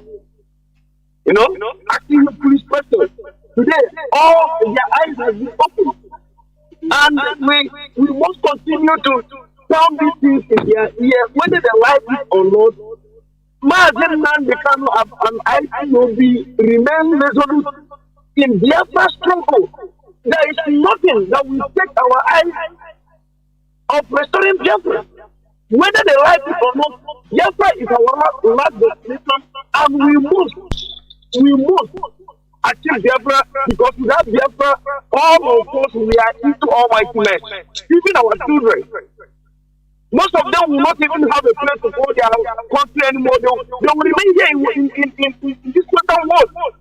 So, my brother, in a nutshell, what I'm saying here is, Mazi Chinasa Nworu have told us everything we're supposed to know about Nigeria, and we are focused.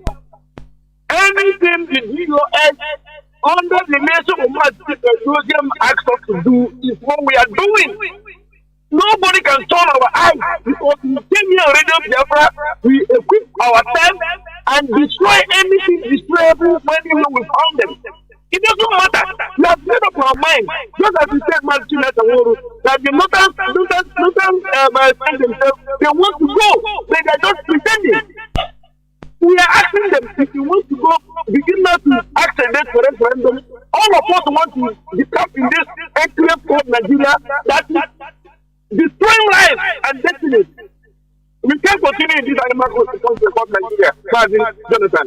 Let's go, God bless you, my brother. We must continue. Mazi Chinasa Nworu, thank you for doing this great work. We are very proud of you. Thank you, Mazi. Thank you very much. Caller on WhatsApp, welcome to the program. Can you hear me? Mazi, good evening. Good evening. Welcome to the program. Mazi Jonathan, good evening, sir. And Mazi Chinasa, good evening. This is Mazi Kochuku from Liberia. Thank you for the program. Mazi Jonathan, you are one in town. I respect you so much, and we, the IPOP family, will respect you. Continue doing the good work for us. You are the only one that will be on air and be reporting what is happening in Nigeria on Facebook. So I respect you for that. That's why I call you Agujegbe, one of Biafra. Okay, thank you. Everything that is happening today, our leader have said it all. Those governors in Biafra land, this Southeast governor, these people are slaves. See them this day, they go in Enugu State. See all of them, 5 of them, they are slaves. Because since our leader they kidnap our leader. Now, day before yesterday, they can't talk about it. These are the things that we are telling these people. They organize themselves to kidnap our leader. After kidnapping, they're not talking anything. Then these 3 days, because they know that our leader will soon come out. They know that our leader will soon come out. That's why they come and say you should release our leader. Let us find a political solution. These are the fools.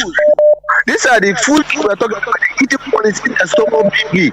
Look at these people. I don't know. Is these people don't really know what we are fighting for? It's better for them to be a slave or to be, on his own. And for those people that are living in Abuja, when this news come out that Abuja is under threat, some people don't believe it. They're waiting for let it happen before they know what to do. Some of them didn't believe it. But time will come because you want to look through that. Gun can shoot you. And you shut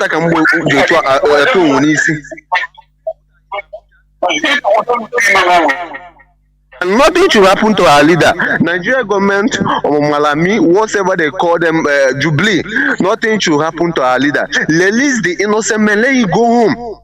Because you know and know very, very well that nothing is going to happen to him. You just keep him there, it will not benefit you. These governors in Southeast, these people are slaves. And that's why we, the Biafran people, we are not respecting them again. We, the youth, and all the Biafran, we don't respect them because they thought they are the bunch of criminals.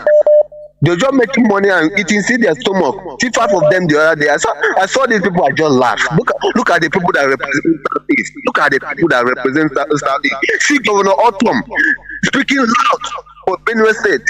Governor Otom is fighting for his people. You that in Enugu State, the Brumaya, you are killing your own people. Oh my God, these people are very, very wicked. But no problem. Everybody have a job in there. Once we restore this Biafra, because our prophet, the Mazi Biafra must be restored, whether men like it or not. And what will restore the Biafra? These people, this bunch of criminals, Soludo and whatever they call them, Omaya, and all of them, they will come to book. All of them will come to book. Thank you, Mazi. And I want to encourage our people, please, let us continue to sponsor ESN. These guys are doing extremely well for us, and God will continue to bless all our security, ESN. God will continue to bless them, and God will bless them and their family. Thank you, and God bless you, Mazi. Thank you. Well, Mazi, thank you very much. Thank you. Caller on signal, can you hear me? Caller on signal, are you there? No. Reconnecting. Caller on direct line, can you hear me? Caller on direct line.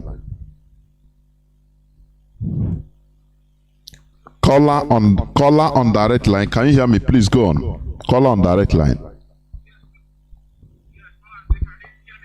Go on, please. The whole world is hearing you. Go on. Thank you very much, Mazi Chinasa Nworu, my big brother. I salute you for the good job that you are doing. I appreciate you. And I appreciate our DOS and HOD. I say, if you can keep directing you people. And only do Mazi Namdekano, I say, our ancestors guide and protect him. Every IPOB members that is working assiduously, I salute you. Mazi, I remain your brother Ugo, calling you from UK. Mazi, I want to use this opportunity to salute Mazi Chinasa Nworu. I hope he's hearing my voice.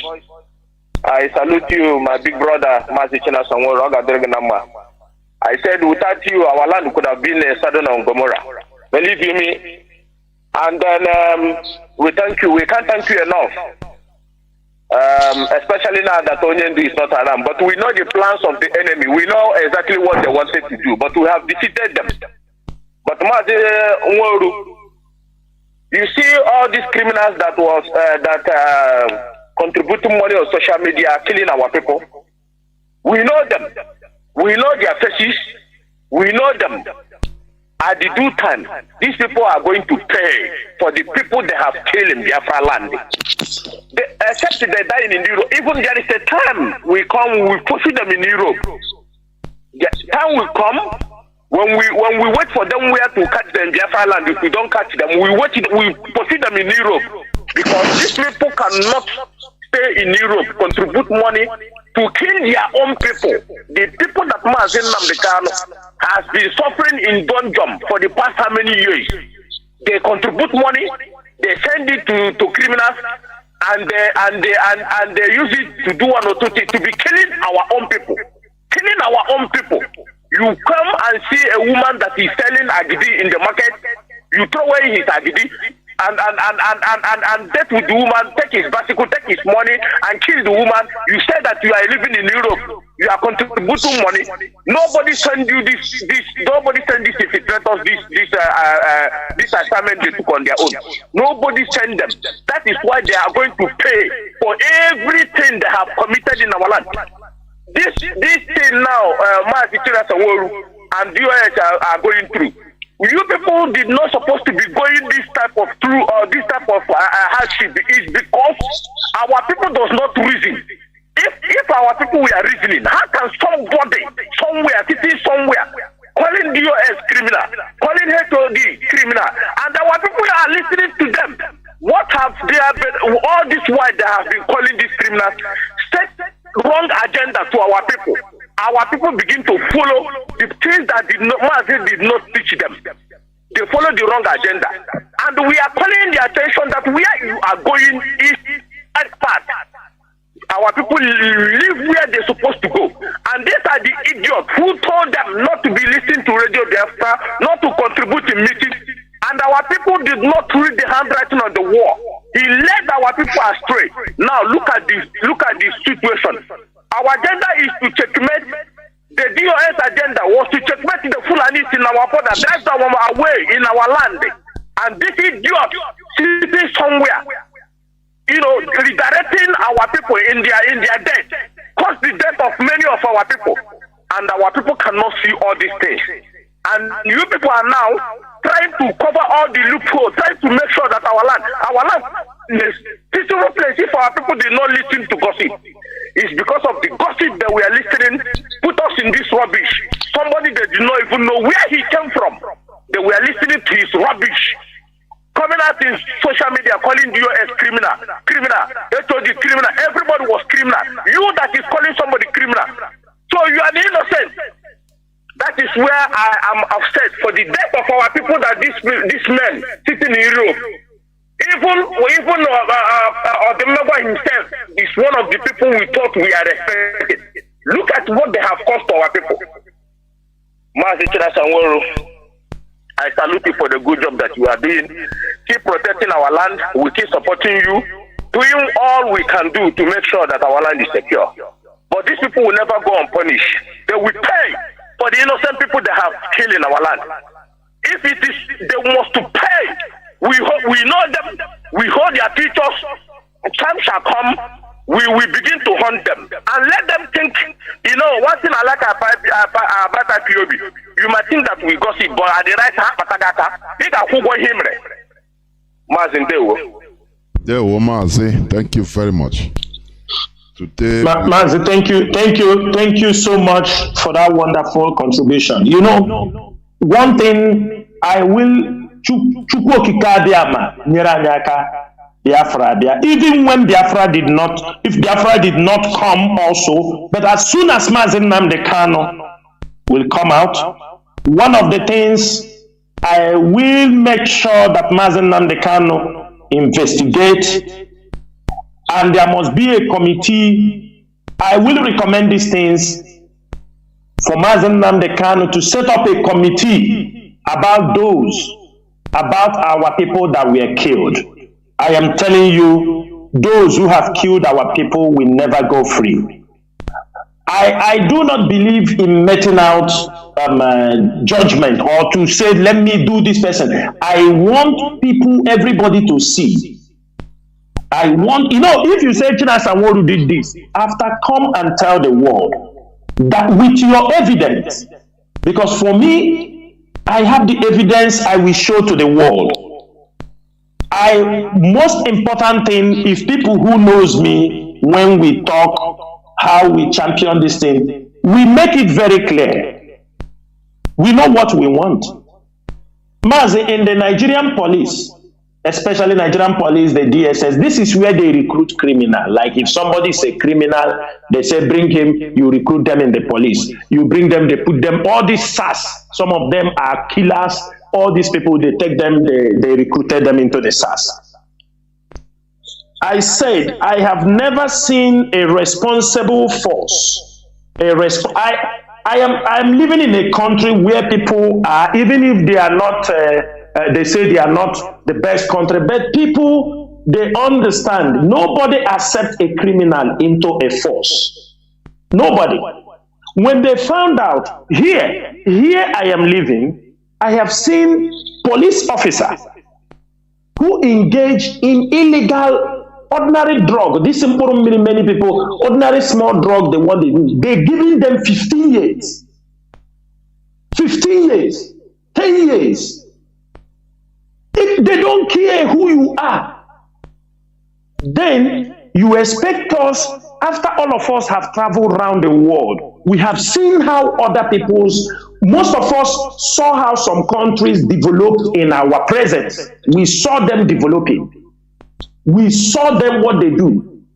Then in our own place, in a struggle we are fighting for freedom, you expect us to accept criminals. Even at a time, one of these infiltrators said, if anything those boys do, nobody should talk to them. Anyhow, they make money. No, and I'm looking at them, people talking rubbish. Because the moment I remember when we joined this struggle, our leader, he said, we can never allow, I know when people will come and bring advice, oh, we rob bank, we take this to raise money for the struggle. Onyendu said, it's a lie. Any day criminality comes into this struggle, we have destroyed the struggle. And that is what we believe.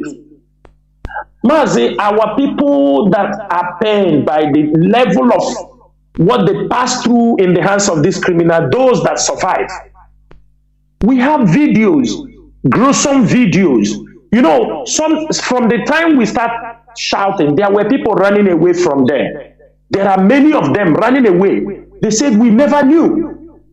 As they are running away, we are interviewing them. We are getting information. They will tell us we didn't know. Even on 13th October, when our leader was discharged and acquitted, they want to go back for a new recruitment. They said, oh, the leader is coming out. Now they need people. He's coming to visit them. They use it to push for new recruitment. Can you believe even boys of 10 years, 11 years are being recruited recruitments into those criminal dens? And the other day we got a report as the army went into that particular place. They killed many young boys, 10 years, 11 years, that they have recruited because some people are now reasoning. They kill. But you know that the army will never come out to show you these things. Maybe they are gathering their evidence. They will parade some people, say this is the people. But we are waiting for them because that is where they are going. They caught some people, I think, on Wednesday. They caught some people on Thursday. They caught a lot of them. A lot of them. Because they attacked there.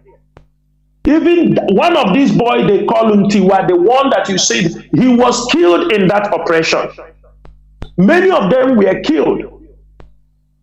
Even, I think, the one they call even Biafra, I'm not very sure, but the information we have, they rounded them up and they massacred them.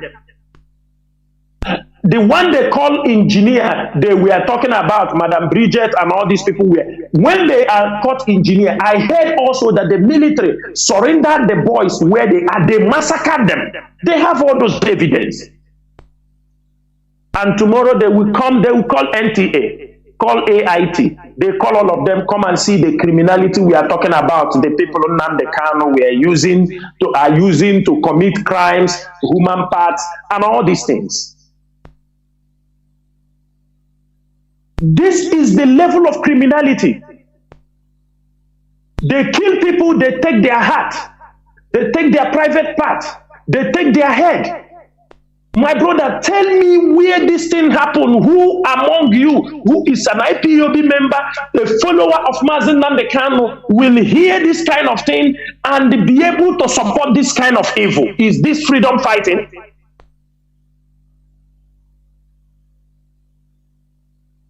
Ask people. I can tell you, let me tell people what they don't know. IPOB have grown so big that now that we get, you know, the other people we are talking about, we are getting secondary data. No, we are getting the primary information, the main information. We have them in our data boxes. We have them. But this is an imagination. It's not everything we throw to the public. And I am very happy that even countries have started sharing information with us. That is why I told you Biafra is coming. They have understood our pain. They have understood our argument. And I can tell you, there is even a Muslim country that was unfriendly to our people. But suddenly, we continue to bombard them with information. The people give them, and now there is a change of mind. They understand what we are looking for. That is why I tell our people, let us be very careful what we are doing. This time is not the time you go out there and talk. The other day on social media, I saw Israelis and Iranians protesting together. They are friends. They are doing this thing. And tomorrow you go and curse Iran, hoping Israel will come to fight for you. Mazi, that is another way, you know, ignorance of our people. It's very complicated. Very. I'm telling Mazi, you know, our people think that politics or international politics is about, you know, you are religion, with your own religion and the brother and this thing. No. Brother and the love and the hate. I don't know that it's more sophisticated than that. It's sophisticated, Mazi. It's sophisticated. Very sophisticated. Thank you, Mazi. There we go. You see, our people, they become more Israelis than even Israel themselves, making unnecessary enemies. Unnecessary enemies. Unnecessary. Due to the way they don't know that the politics of this world, sometimes it's the more you look, the less you see. You need to be highly intelligent. That is it. That is it. Highly intelligent. That is it. Honestly. Caller on, Signal. Welcome to the program. Can you hear me? Yeah, Mazi Jonathan. Good evening, sir. There were. Chief Aguna Chamber 1, Mazi Chinasa Nworu. Good evening, sir. My name is Mazi Fanya. I'm calling from my location. Mazi Chinasa Nworu, thank you for your good work. May Chukwu Kabiyama bless you. DOS are wise. Mazi, anybody that is asking what is the DOS are doing concerning our leader, that person is a fool. Anybody that is asking what is the work towards releasing our leader by DOS, that person is an idiot. Mazi, let me just chip in small before I will back off. Mazi, we know that this economic strangulation from zoo country did not start from today. Mazi, we remember what happened during the war. Then shot down in Nsukka, Nsukka University, where our people do research and do research of during the war. Then shut it down. Then shut Nkala down. Then shut Ezinachi Clay production down. This economic strangulation, which Nigeria government have carried on even up to today, did not start from today. It's not something of today. As they went and dismantled the railway ties, which they think if they dismantle it, they are doing a very damages to our life. Because Nigeria zoo government just understand that referendum is a war, and that's why they are trying to make down everything. They lay their hands in our Biafran land, in our land, thinking that from there we can survive, or we can do something that will marvel the world. But they have failed. They have failed. The melting down of economic on the southeast region did not start from today. Nigeria government thought that when they dismantled the railway, we back down. We can never back down to this project, Biafra or nothing. Mazi, may God bless you. I don't have question to ask, but I want you to know that as Nigeria government, think that the referendum is a war. Well, I don't have anything to tell them, but what I want to assure them this night, the new generation of IPOB Biafra agitators under Mazi Nnamdi Kanu, supervised by HODs, we are ready to do anything to make sure that this our land will be restored. We are not going to leave it to our coming generation. We must claim our land and we must restore Biafra. Whether they like it, whatever they like. If they like, make them collect their lights, even the electricity. They made them come tomorrow and dismantle the electricity. Let everywhere they blank. We know, send. We must continue this project. Mazi Chinasa Nworu, continue your good work. May Chukwu Kabiyama bless you and protect you. Thank you. Good night from here, Mazi. There were. Bless you too. Caller on direct line. Can you hear me? Caller on direct line. Can you hear me? Welcome to the program. Go on, please. Caller on direct line, are you there? There, we'll go on, please. There, Mazi. Good evening, Mazi Jonathan, and good evening, Mazi Chinasa Nworu. And good evening to also our leader, our great leader, Mazi Nnamdi Kanu Ohamadike. May Chukwu Kikadema continue to strengthen you and give you more wisdom and long life. Mazi Chinasa Nworu, you will live long. Jonathan also, you also live long. Because you people are descent from Chukwu Kikadema to do the work of heaven to restore Biafra. Because all those darkness, all those evildoers, they cannot stop the light from shining. Like as our brother said,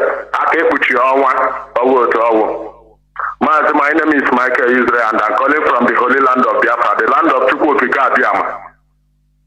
Mazi, what I want to say tonight is that nobody can stop the restoration of Biafra. Nobody can stop this fight. Nobody can stop us from going to our destination. Because what is happening in our land, Mazi, honestly, is too much. But I know by the power of Chukwu Kikadema and the Mazi Nnamdi Kanu and IPOB, we are going to defeat all of them all. And the zoo is done already. Thank you, Mazi Jonathan. And thank you, Mazi Chinasa Nworu. There were. Caller on signal. Welcome to the program. Can you hear me? Caller on signal. Yes, the Jonathan, I can hear you, sir. There were. The Chinasa Nworu, we are going. The whole world knows whom we.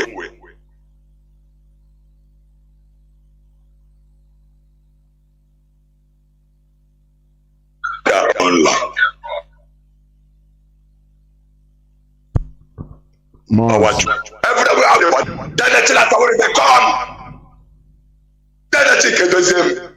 are Biafrans. We are not Japan. We are not China. We are not Fulani. And the Americans vacating their people. It's a common sense. But the time is not that it's a common sense. The Kanu, you see that the Kanu is the end of this war. All these our leaders here. If they think that they can live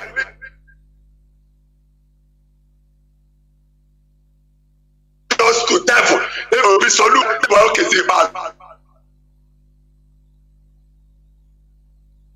everybody here perish. Then we want this Nigeria that everybody perish. Every human being on this earth is human being. And the life of every human being is the hands of this thing like Chukwu Kaba. And it's our God. And that's what Chukwu Kaba is full in charge.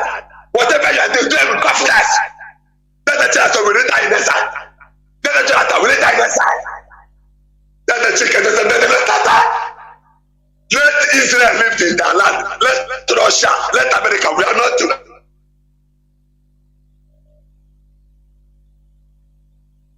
What is the end of this? Mazi, your line. That's all that. Then the chicken doesn't with confidence. No baka. Nonsense. I am Biafrans. Mazi, your line is not stable, honestly. Caller on WhatsApp. Can you hear me? Welcome to the program. Go on, please. Thank you, Mazi Jonathan. I thank you, Mazi Nworu, and all the IPOB family worldwide. Greetings, greetings, greetings.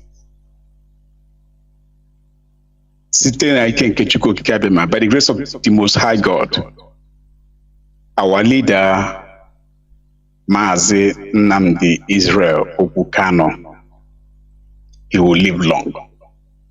He will live long and see the restoration of Biafra.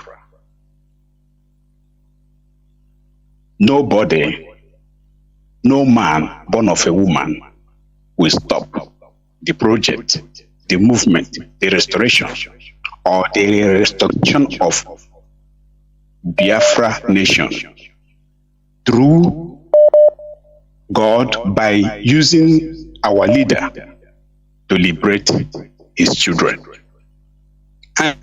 We are his children, the children of the Most High God, and nothing will stop us not going back home in Biafra land. It's already restored. What we are doing is to bring it to a reality. I'm thanking Mazi Nworu. I'm thanking DOS. I'm thanking all the media warriors for their good work. Our eyes is on the ball. Our eyes is on our leader, which is Mazi Nnamdi Kanu. We are not scared. We are not fighting emotional. I heard Mazi Jonathan say that we are not begging. We are fighting as freedom fighters in order to restore Biafra. That's the end of the case. Therefore, people should stop working or fighting emotional. There's nothing like emotional here. Our leader who is there, he said that I will lead it by myself. I will be in the front. He is in the front, right there he is. Right there where he is. Therefore, we must have to stand firm. I believe in DOS, in HODS. I believe it so strong because 2015, the same thing happened. DOS do the job, and they do it excellently. And Chukwu Kikabema took all the glory. The same this time, Abiama is taking glory. Kamalu Zuelu is making name for himself, not for man. Our leader will come out and go and have a treatment for his health because the zoo thought that they will break him down. They will never. Also, the Fulani agents in Biafra land call governors and the politicians. To me, I want to say to the world that we don't have any governor. We have no governor. After Dr. Sam Mbakwe, there is no governor in Biafra land. All we have there is Fulani agents. They are doing the biddings of Sokoto Caliphate. It's very clear. It's so clear. Everybody knows that. And today, we are not surprised what is playing out. They know that our leader will come out. And what that thing called Malami, Abubakar Malami, whatever he is doing himself because he have shit and urine in his pants, in his boxers, in his trousers. Therefore, we, the indigenous people of Biafra, have understood very well that Malami is fighting, that's Fulani oligarchy, Fulani Sokoto Caliphate are fighting Biafrans together with the name they call Nigeria, because I don't know if there is a country called Nigeria. The legal area did not exist and it can never be. People should stop being scared. We have won the war.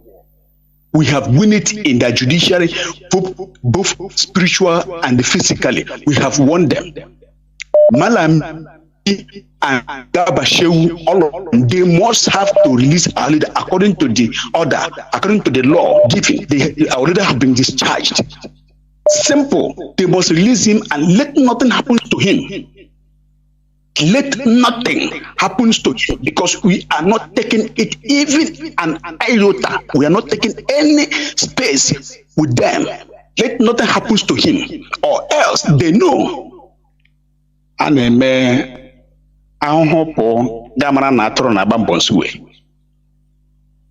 thought that IPOB is ordinary. They know that we are not ordinary. The whole world know that this is peaceful movement. This is peaceful people. And Nigeria cannot keep tagging us terrorists. We are not terrorists. They are the one that call terrorists. Malami is a terrorist. Kelbashi is a terrorist because in their government, in the whole, then 75% of Northerners, they are all terrorists. 75% of them, they are all terrorists. Even what is happening in Abuja, or the information the US gave, that in 190 hours that Abuja will fall, they are the one that produced those terrorists. The reason why the American government did not give the information to them, because they know that if the information passed to them, they will not deliver it to the world. They will not deliver it to the zoo while things will take place. That's why they speak it out, so that the people in the world or the people in Nigeria will just take their stand. My stand tonight is we don't have governor. There is nothing like governor or politician in Biafra land. The whole people in Biafra land, they are Fulani terrorists. They are Fulani agents. Only His Excellency Mazi Abaribe is the only one that stands for us. All the rest stand against us. But whom Chukwu Okike must stand with majority. I thank Mazi Nworu, I thank you, Mazi Jonathan, and all our media warriors, both home and abroad. May Chukwu Okike protect our leader, protect our movement, protect all the people and the lovers of freedom all over the world. I say, Abiama, Kamalo Zuzelu, be with us. He say, Ndewo Mazi. Thank you very much. Caller on signal, can you hear me? Welcome to the program. Caller on signal. Caller on signal, can you hear me? I can hear you, sir. Go on, I can hear you, sir. Go on. I'm very, very happy that I'm part of this lovely God project. And I've said it that the man that shot the arrow, it was shot by a strong hand. That is why no matter what the devil does, it can never bring us down. And if you watch how IPOB goes, it's how, no matter what they do, they make us strong. Even I can use myself as an example.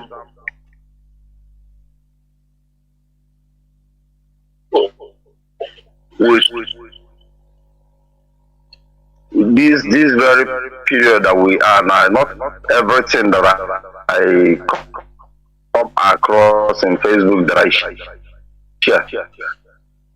Because if you watch out, most of these infiltrators that are going around, it is we.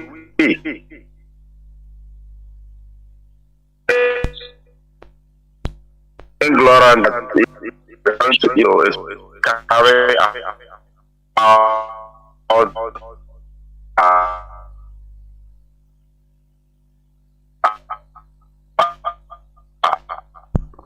Mazi. Our information around, but now, hello, who is with us and who is not with us? And as our lovely sister,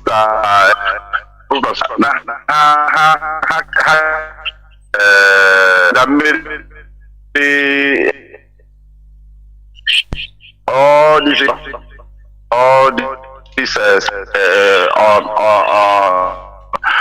glory, we are not work. Where are they? The day the Lazarus, because they are covered doing is spiritual. The woman, your line is not steady. I don't know why. I don't know. People don't ask questions. Although I don't see any even questions to be asked because I know by now people must have understood the game. If it's before, yes, yeah, Mazi, that is I think our people, because I'm expecting questions, yes. but our people seems like they now understand the whole situation. They know, yes, they know the main situation now, yes. and people have begun returning back to their senses. You know, yes. Mazi, since this network, I would like to touch something here. Okay. You know this Creek toad they call Asari Dokubo. You know, when we talk about insecurity in our place, and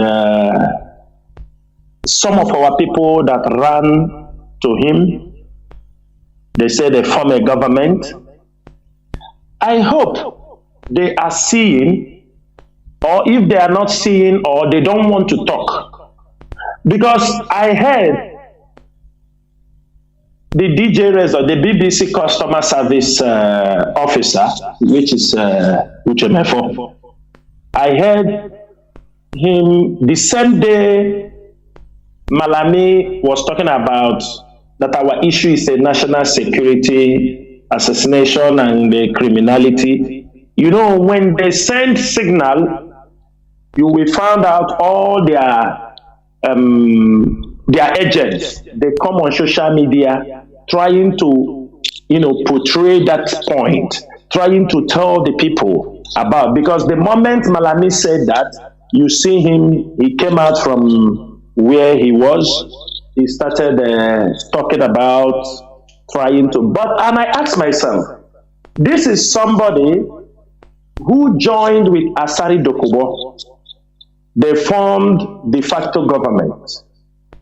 Now, everybody knows that Asari Dokubo have a contract with the Nigerian DSS to recruit people.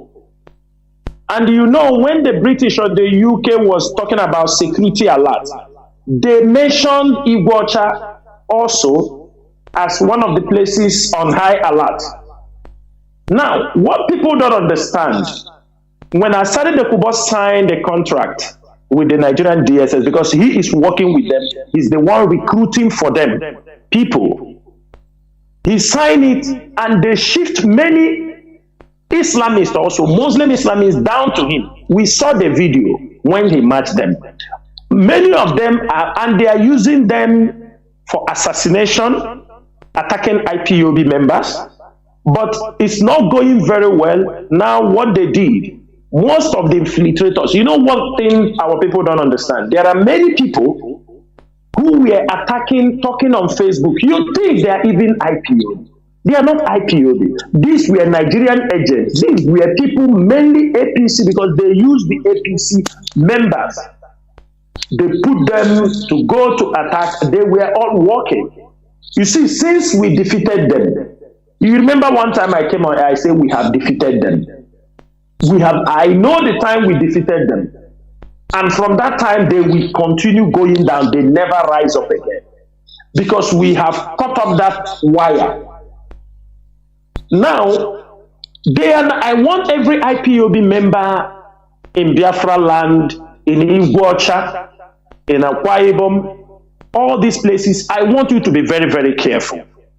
Because some of these people who followed them, who are working with them, they are now sending them to the north for training, because they found out that in the east it's a little bit risky to gather them, that there is no way the information will not leak. Now, the military are not allowing them to be trained in their own barracks, because you know the military are harboring the Fulani terrorists. That is where most of them are having. So they don't want a group of these our people to have any training inside. So now they are sending them to the north for training.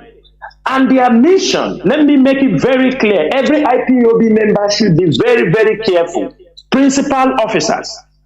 Because most of these people, this is their next stage, their next plan. they said, okay, since they are releasing Mazi Nnamdi Kanu, they know Mazi Nnamdi Kanu will be let go. But they are training people. Some are IPOB members who have fallen out. Some of them are now working with them. Some of them are infiltrators whom they recruited for them. They said since they have failed, they are training them because they complain that some of our people are a little bit loud. They need to give them training on how to infiltrate IPOB member for assassination of IPOB principal officers and those. And if Mazi Nnamdi Kanu eventually comes in Biafra land to stay, that they have failed there, they will use people also inside for assassination, and anything happens, they say it's unknown gunmen and assassination, because they don't know what next they are going to do.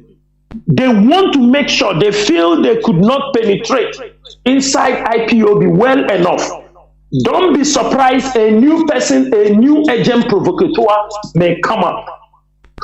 Who will tell you he is IPOB? He will claim the same way these infiltrators have tried their way.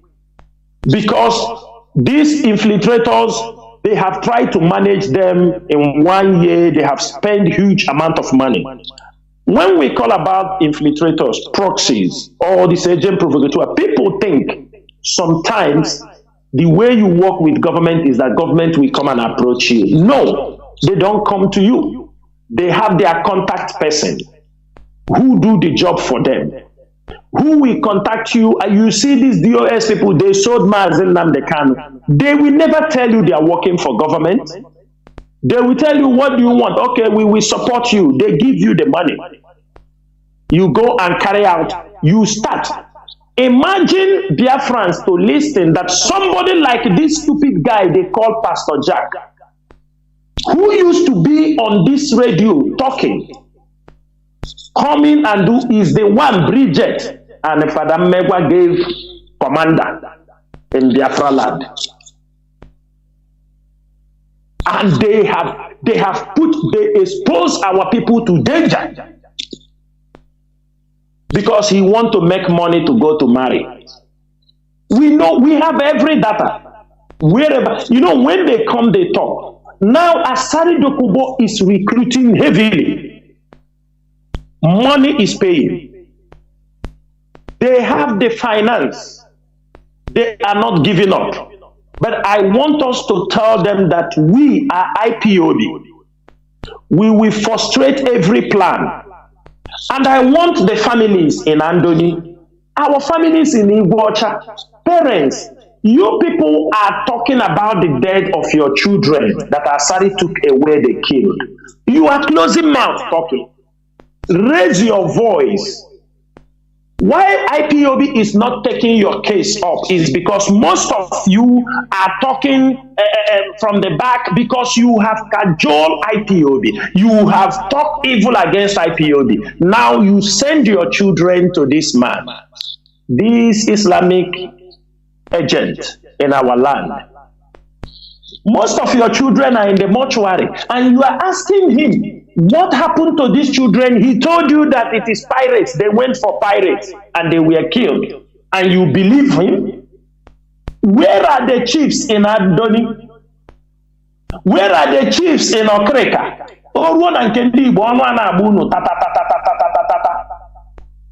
This is not a matter of Abumonibo. They came and recruited your children to go to fight their own brother in the hinterland, in Ebonyi State, in Enugu, and some of them sent, and they have fallen like chickens everywhere.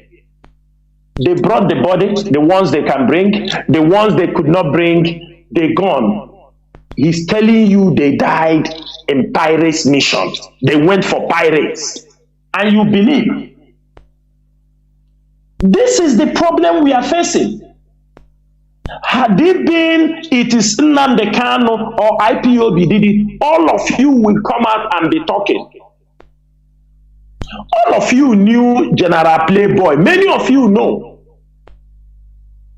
He has been killed.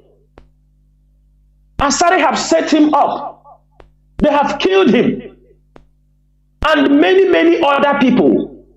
Dead bodies all in the mortuary, all the leaders, all the people. None of you is asking him what happened to your children. They bring the dead body, keep for you in the mortuary. You are not asking questions. Tomorrow you will say, Igbo people killed them, your brothers killed them. No. Because this, if we are not talking now, you people will change the story in the future. They will tell you that this Andoni boy went to Imo State. He went to Aba, they killed him in Aba. If we are not talking, telling the world what is happening, educating you people what is happening, you might not be on radio, but your people are listening. Because if we are not talking, if we are not explaining to people, tomorrow Asari Dokubo can turn with his people, say that they went to Aba, they were killed in Aba by these IPOB members.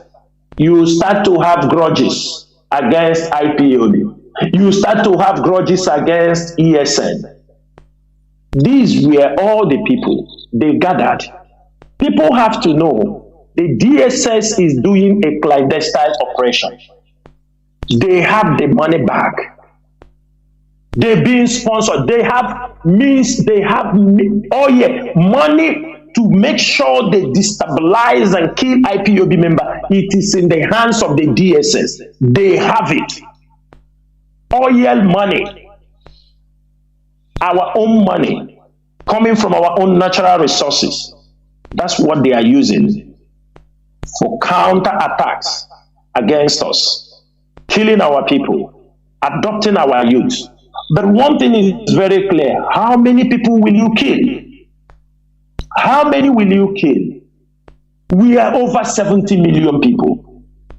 Tell me how many you think you can kill. You killed over 3.5 million between 1967 to 1970. Today, the population have grown, it have tripled in size. How many will you kill? You adopt Biafrans, you turn them against one another, and thanks for Radio Biafra, and thanks for social media. We are on a mission to liberate our people. Do not allow, when people brought Asari Dokubo to IPOB, he came to make money. When he couldn't get the money, he walks away. And everybody can see it. That only his behavior and what he's doing is enough to classify that we were not wrong where this Uchemefo was. Because before you join somebody to be his minister for communication, that means you were having communication, conducting things with him while you are inside IPOB. It's very clear. That means you were inside IPOB, making contact with him, paving way, knowing that when you fall here, you go here. Some of us in IPOB, we have no place to fall. It's a suicide mission. We get Biafra or we don't get Biafra. We have accepted it. It's our fate in life. So, I want our people to be very careful. I continue to tell you about being vigilant. It is not yet over. Telephone calls, direct telephone calls, you are putting yourself in a very high risk.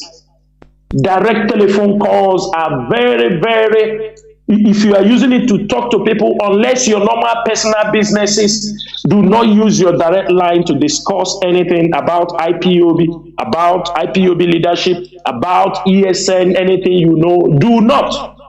Because there is somebody that has been waiting here.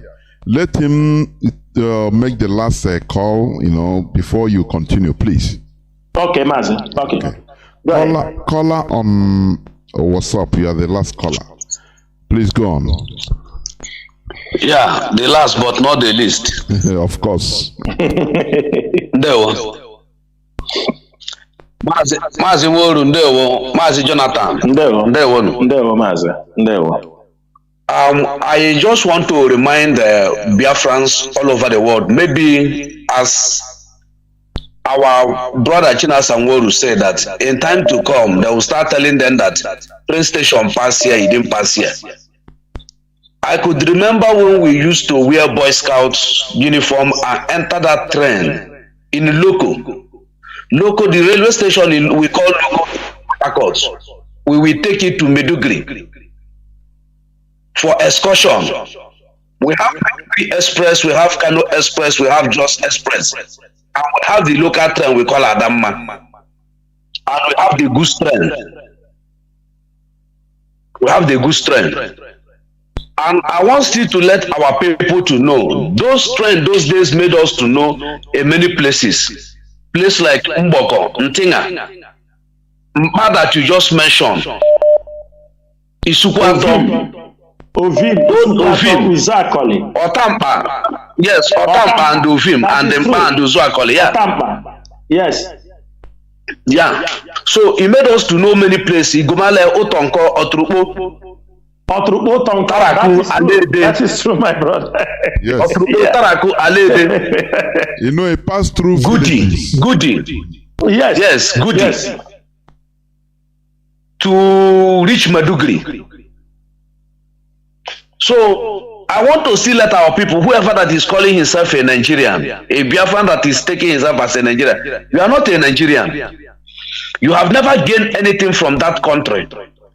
Do you know that they used to load product in Port Harcourt or load in Lagos? They have what they call bridging. When you load PMS, DPK, AGO, they have what they call bridging and PEF. When you load that bridging, you reach to Maiduguri and offload.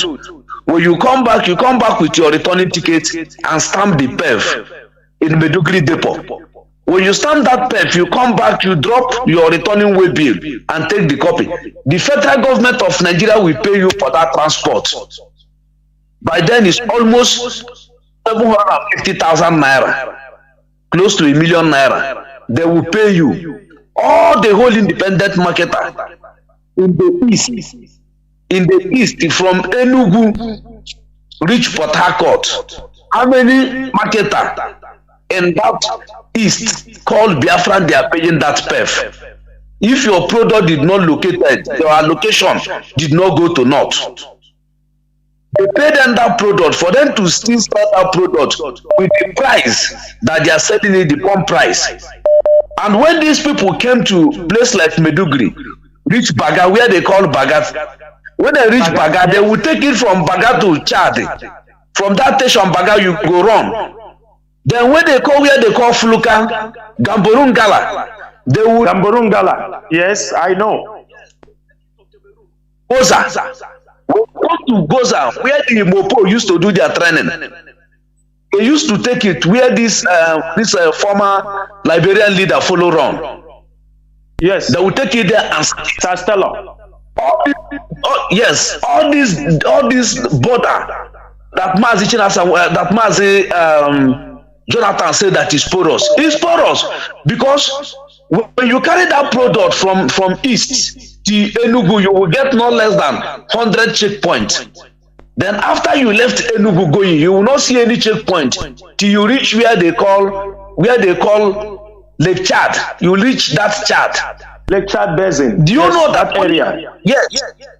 Yes. Do you know that when you come to the boundary between that Lake Chad and the Borno State, you only show them the complimentary card, the Alhaji, either Kwali, because Kwali is the only man, and the Reno Oil is the only people that normally do it. You will give them complimentary card, the custom and the police and the mopo that are in that border will allow you to go. They will allow you to go. Then the DPR that are supposed to come and check that product to know the density and everything, they will not come. But all of them are parading in Biafra land where this oil come. But those sides, that government will still pay them the money for that haulage that you drove. No security, they take that oil and sell it ×5 of what they are selling it in Nigeria. Yes. Imagine they have been doing this since independence till now. Since how many years? 62 years. Till now. Imagine how these people have been killing us, drying us, and we are suffering, we are crying. Imagine. The borders are porous, no checking, anything goes out, anything they want comes in. But in our own day, no, honestly. Mazi, go on, please.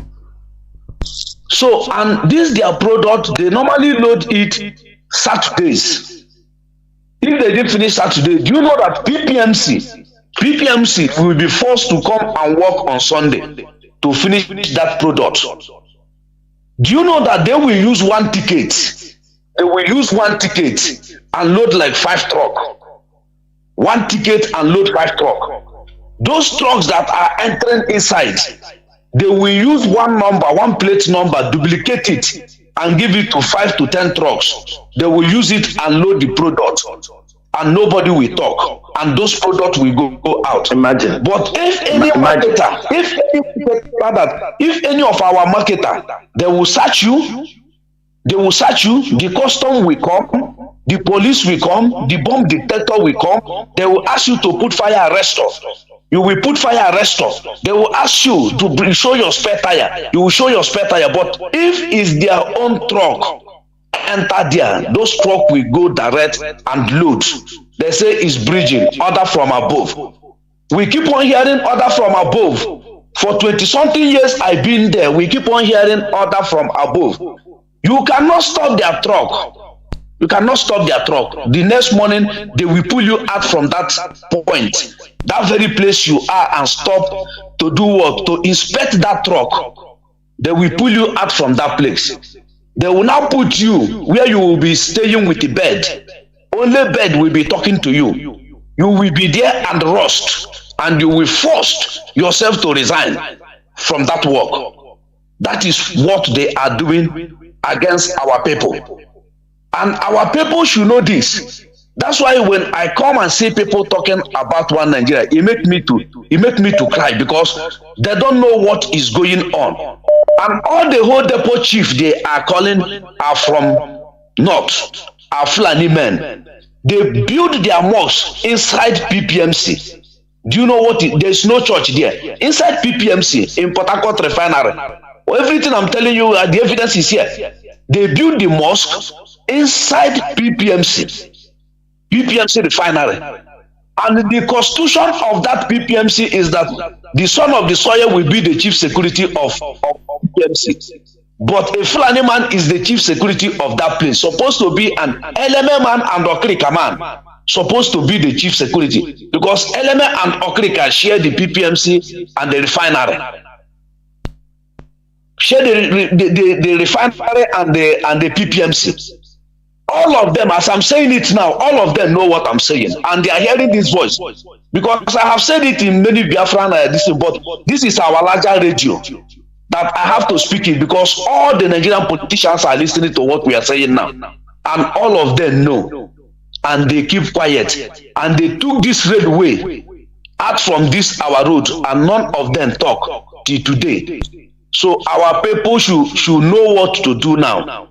Stop listening to these people. We have nobody that Mazi Nworu Kanu, and that's why we stand there for him to come out and support the DOS. I will stop here so far. I will not like to go more than this one. I will stop here for another day so that you people can go ahead and Mazi,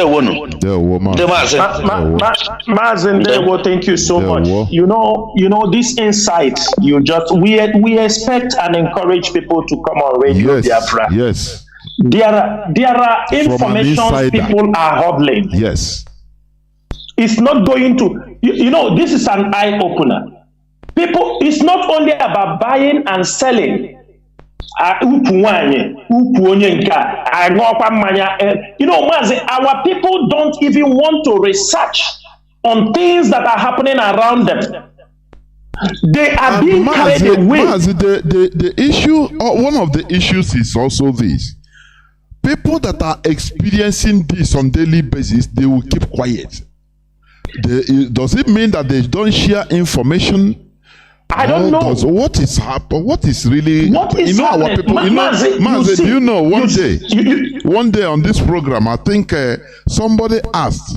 He said, is our people. You know, we people, we are, as far as you know, we are the only people that can swallow fufu just without chewing. Fufu. Is it the reason, one of the reasons why we swallow every pen? We see how they are maltreating us right for ages. We swallow it. You know, everything. They will kill our family members, and we do as if it doesn't exist. Everybody will keep quiet. We swallow it. Yes. That brother asks, is it because of the swallowing that we, you know? So, Mazi, the thing is incredible. All these injustices are happening every day, and we are swallowing it. Mazi, please go on. Mazi, you know, just like we are talking about this railway, people don't know the means of transportation. Do you know why when petrol is very high, when there is high price of petroleum anywhere in the country, they start to shout? Even if beer become more expensive, people don't care. You don't equate beer with transportation, because transportation is what everybody needs. Farmers need transportation. Civil servants need transportation. Children going to school. Everything we do revolves around transporting things from one place to another. And the railway is part of a transportation system. We know these things. Some people are saying, they say they are coming to fix a new one. I look at them, I say, chai, they are coming to fix a new one. Do you have to remove it from Iguacha to Enugu before you start putting a new one? I want to understand. Do you have to do that? You don't have. Of course not. Of course not. We are expecting, like this, our brother who spoke, like, we expect people to call Radio Biafra. Tell us the situation report in your area. What you are seeing around. It's not after you will come and say, oh, this thing happened. You know, things that are happening in our land is mind-blowing, and few people are reporting them. Especially these, our brothers living in the coastal region. At least people in the hinterlands have become conscious of their environment. And let me tell you something. There are a lot of evil also happening in those places. You know, when you talk, there are things when you talk, they say don't talk. The level of killing, cultism in Iguacha, old men who claim they are politicians, take youths, gather them. Even there is an investigation we are doing, which we have not concluded, that even one of them is rearing a lion in his place. Sometimes they catch people to show you how, do you understand me, they throw you to a lion. I cannot yet confirm this report because we are still running a very deep investigation on this case. And it is happening. And I know maybe as I have said it here, some people will come and authenticate this information, because sometimes some people are very scared to talk because they feel nobody can protect them when they come after them or when they found out those kind of information. One thing is this: information is the key. Sometimes people say when you keep information away from people, they will not be able to function very well. They cannot function. That is why we have this telephone. If those who invented telephone, internet, had it been they keep this knowledge to themselves, me and you will not have this opportunity. We will not have Google put information for you to go there and search and inform yourself, equip yourself with the information you need so that you can be able to defend yourself anywhere, any day. IPOB members are fearless today. It's not that they have guns, but it's because they have equipped themselves with knowledge, with information, what is happening around them. They can engage any discussion, religious discussion, political discussion, anything, name it. Our people have equipped themselves.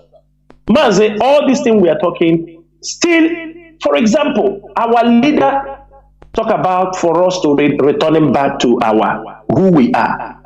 But I think many of our people are misunderstanding it. Just like some people quote, because our leader said if our women stand up, Biafra have come. Some group of women came up in America that only do say if the women come there, they are in charge. You know, this kind of you will see a narrow-minded people. Mazi is mischief, mischievousness. They know what they are doing. Mischief. They know what they are doing. For example, Mazi, there is something I say to our people, let's learn skilled work.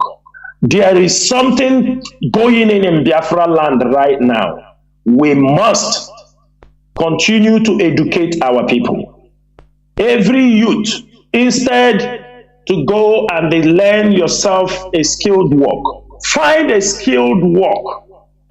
Now everybody want to become Obuebule. Mazi, everybody now is now a native doctor. Even members, our people, some have turned from this thing to go to become habuzin them. Everybody do everything again. I want our people to take it very easy. Very, very easy. You will see young boys. You are now a Dibia. You have set up this thing. You have started. Please, Biafran youth. That is not how many nations grow to become great. That is not how it works. Sometimes I do not say that there is no power. But sometimes people, you think, oh, you have this juju. If juju is what people have used to conquer the world, America would have rented them from you people. The white people wouldn't have conquered our people. They wouldn't have put us into this subjugation. We don't have been in this kind of situation. But give Caesar his own, so that everything must be equal. You don't leave something you don't know about, you dived into it, use it to cause unnecessary problem in the society. Something you said, immediately you have started doing things without knowing the foundation, without knowing things. Everybody now, everybody come to advertise that they know this, they know that, they do. This is the way they have started also with churches. And today they have destroyed the churches. Today the churches are being destroyed, Mazi. I can tell you, even in this place we are, there are people, to tell you all these things, they use churches. You use church, somebody go and report you that you are taking tithe from me and this, and I swear to God, the police will invite you and ask you why you are taking this money from that person. I'm telling you, in this country we are living. This tithe, most of our people, it will put you in a big mess. That, okay, church, yes, they ask you, this tithe you are collecting, who are you? Who are you giving it to? Why are you spending? Why are you obtaining this money through this way? Because there is no regulation. We are still on our way to get that is what I want to say. The problem we have is lack of regulation. When we talk about going to our roots, government, no enforcement to regulate it. Yes. So you see people, I call primitive mindset. Everybody do as he wants. The whole essence is to make money. That is what is at the back of that is it, Mazi. Nothing more, not to look for the pure system. Making money, make a living, make money. Finish. That is it. It's very bad. It's very bad. Honestly. So, Mazi, to this end, let me round up here. I'm also using this opportunity to call our brothers and sisters, traditional rulers, bishops, and pastors. We have continued this awareness program. They need to bury our people. And we are getting positive response. People are adhering to this point, and we are encouraging more people because it has come to the time the IPOB now will start taking some steps to make sure these things are being enforced, because we are creating the awareness on a daily basis on the radio program. People have taken up responsibility to educate our people. And from this point, maybe before this year runs out, We will officially inform the state government to stop issuing mortuary license certificates for people to open. I think it's the Ministry of Health in each state that is handling these things, and we are going to approach them. It is time to stop issuing any new license, to stop issuing license on new mortuaries.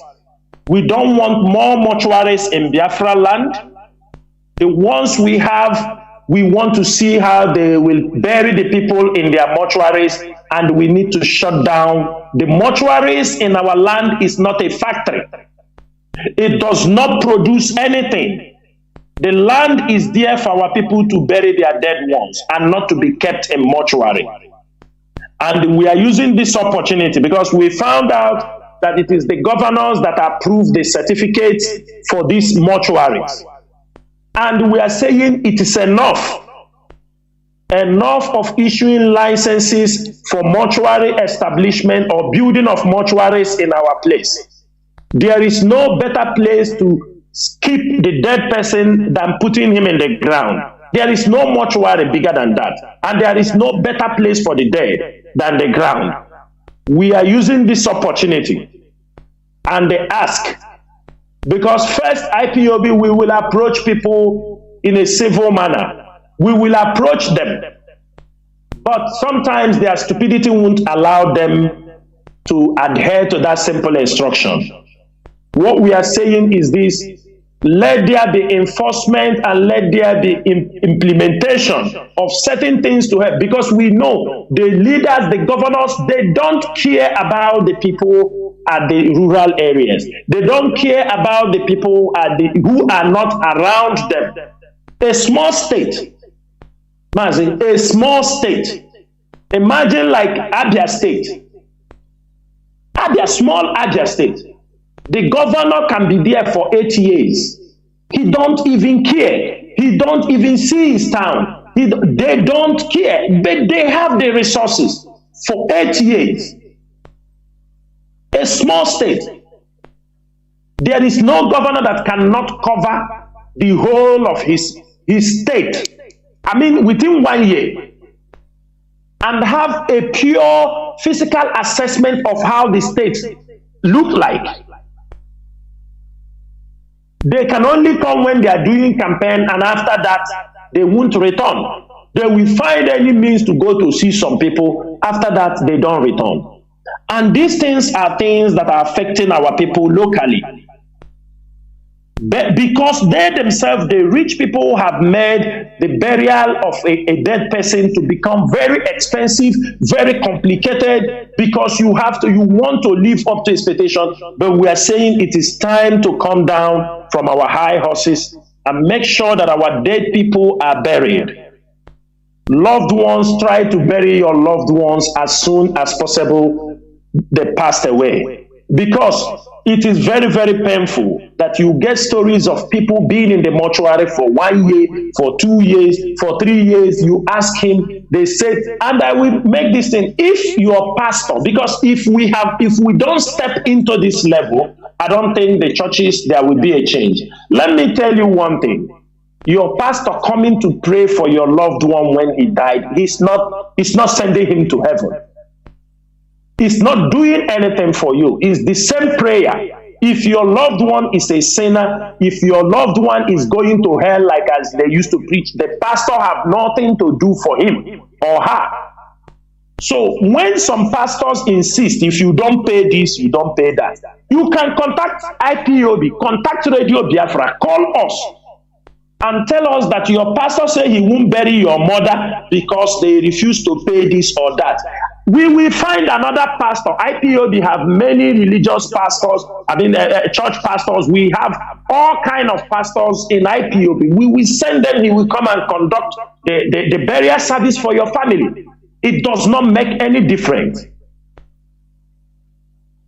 You cannot belong to a church and your parents or your brother or your mother died, and the church is asking you to pay this amount of money. If not, they will not come in to bury the person. This is unacceptable. There is no society that accepts this kind of things happening in our place. There is everything is all about exploitation. If the pastor says he's not coming for the burial, do not beg him. We can, if you want the burial to be, we can send 100 people to come and mourn with you. If that is what you want, and stand beside you and you bury your loved ones. Give them that respect. And that is to send them below the ground. We are battling many things in Biafra land from many fronts. We have multiple enemies. We have them within. And the enemy within is the most dangerous one. And that is why everybody must be alert. The game is not yet over. We have not yet restored Biafra. Mazi Nnamdi Kanu is still in the hands of the enemies. And it is our duty. And the power of Chukwu Okike Abịama, he will be released. As he has been acquitted and discharged, the ball is in our court.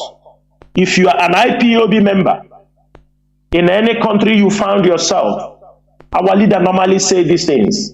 He say, make the move. You don't know.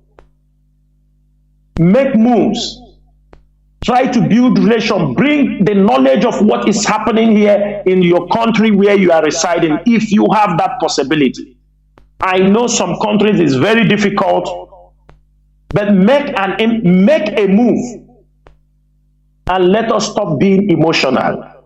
You don't know who will ever help you.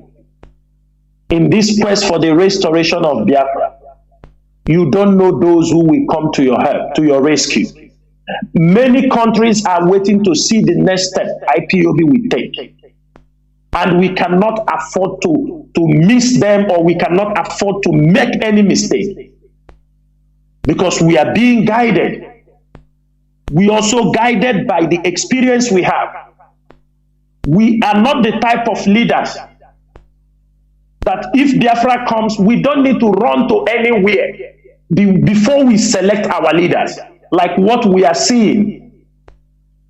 Ask yourself, how many countries do you see when they want to conduct their elections, their presidential aspirants?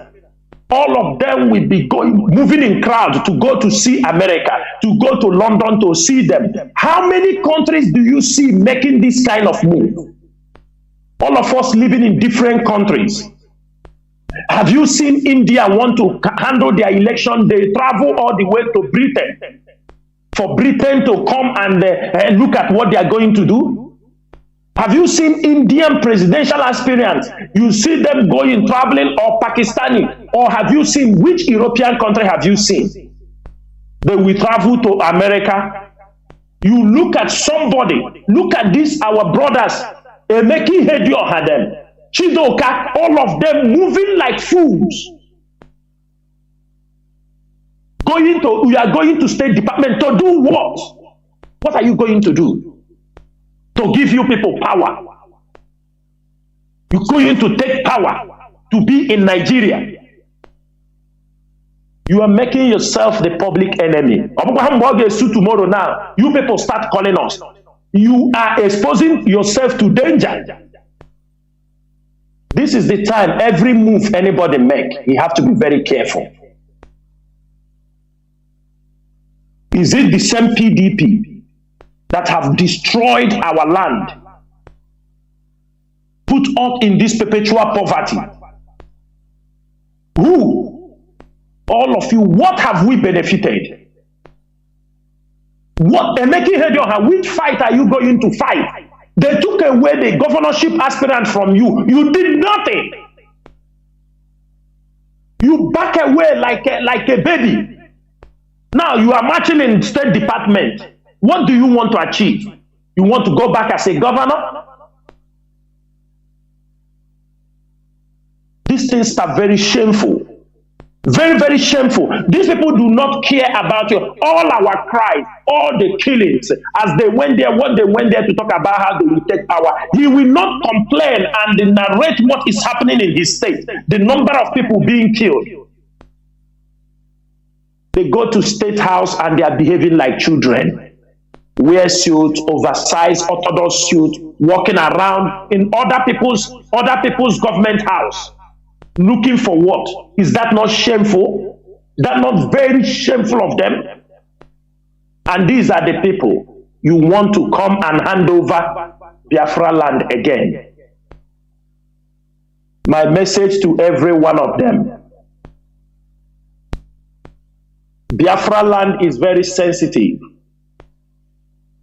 What you speak now, we write it down.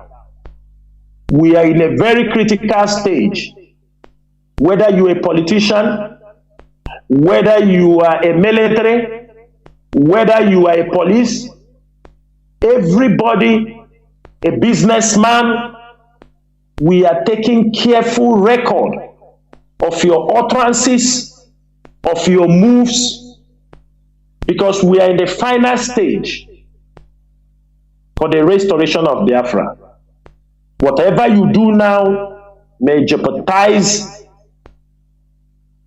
anything you will do in Biafra land. And let me make it very, very clear. Nobody can push IPOB around. This one they're supposed to know. If you could not push IPOB when you renditioned Mazi Nnamdi Kanu 1 year ago, none of you can push IPOB around. This is not you people, you know. This is not time for joke. And if it is not IPOB, Mazi, by now you will see all of them making all kind of rubbish utterances against their own brother P2B. If not for IPOB, they will be talking anyhow on social media, on television. They will be talking. This is the first time in Biafra land somebody is contesting. You don't see the politicians, do you understand me, backbiting, attacking him openly. This is the first time. Who made it possible? It is IPOB. It's not that we are supporting Obi. Obi is not, we don't support in their Nigerian election, but this is the first time when somebody have fronted himself. But one thing I have to say, there is something we are going to benefit from this. What are we going to benefit? The time that we kick Obi from the back, we will tell them, we told you. And that will deepen the division. It will deepen everything. Let them, they are working for us. In a way, they are working for us. They are working for the restoration of Biafra. They don't know. Every one of them making their move, it is all for our own benefit. Because I am 100% sure they won't hand over power to Obi. And that time the world will see. And it will be another reason, a justified reason, why Nigeria must disintegrate. To this end, Biafrans and lovers of freedom, we're coming to the end of this program. And I will say, before you go, somebody just bless every one of you. Are you hearing me? Somebody just yes, I'm hearing you. Just, I don't know whether you have any. What about ask about Obibo FM? Is there any project about it in the near future or anything? Yes, yeah, Mazi, there is Mazi Obibo FM. The things are there, but security is what we consider first. Do you understand me? And I'm not going to discuss it here, but he should have in mind, Obibo, we were having a station that covers all that area, but in Iguacha, we are having some difficulty because of security, of movement of the equipment. I don't want to discuss it here, but be assured, Obibo, all those sides will come back on air. I can tell you. Thank you, Mazi. There, you can proceed to your closing. So, Biafrans and all the lovers of freedom, we have come to the end of this program, and I hope I will come back on air in no distant time. It is our duty to continue to educate you people, get you informed, always direct you, because there would be IPOB if the leadership are not doing anything. There is no way we have IPOB till today. Those who are doubting what the leadership of IPOB are doing. I know by now most of you have understand it crystal clear that the IPOB leadership, which is the DOS, are doing all they can to make sure that this struggle is always on the right path and make sure that Mazi Chinasa is released. I want us, everyone, to think, increase your way of thinking, upgrade your way of reasoning, understand that Mazi Chinasa is not there because of a corruption case. Understand that Mazi Chinasa is not in the Nigerian government detention because of any illegal issue. Put in your mind, back of your mind, it is about the disintegration of Nigeria. Because for Biafra to come, Nigeria must disintegrate. You have to know that it is not a police station case.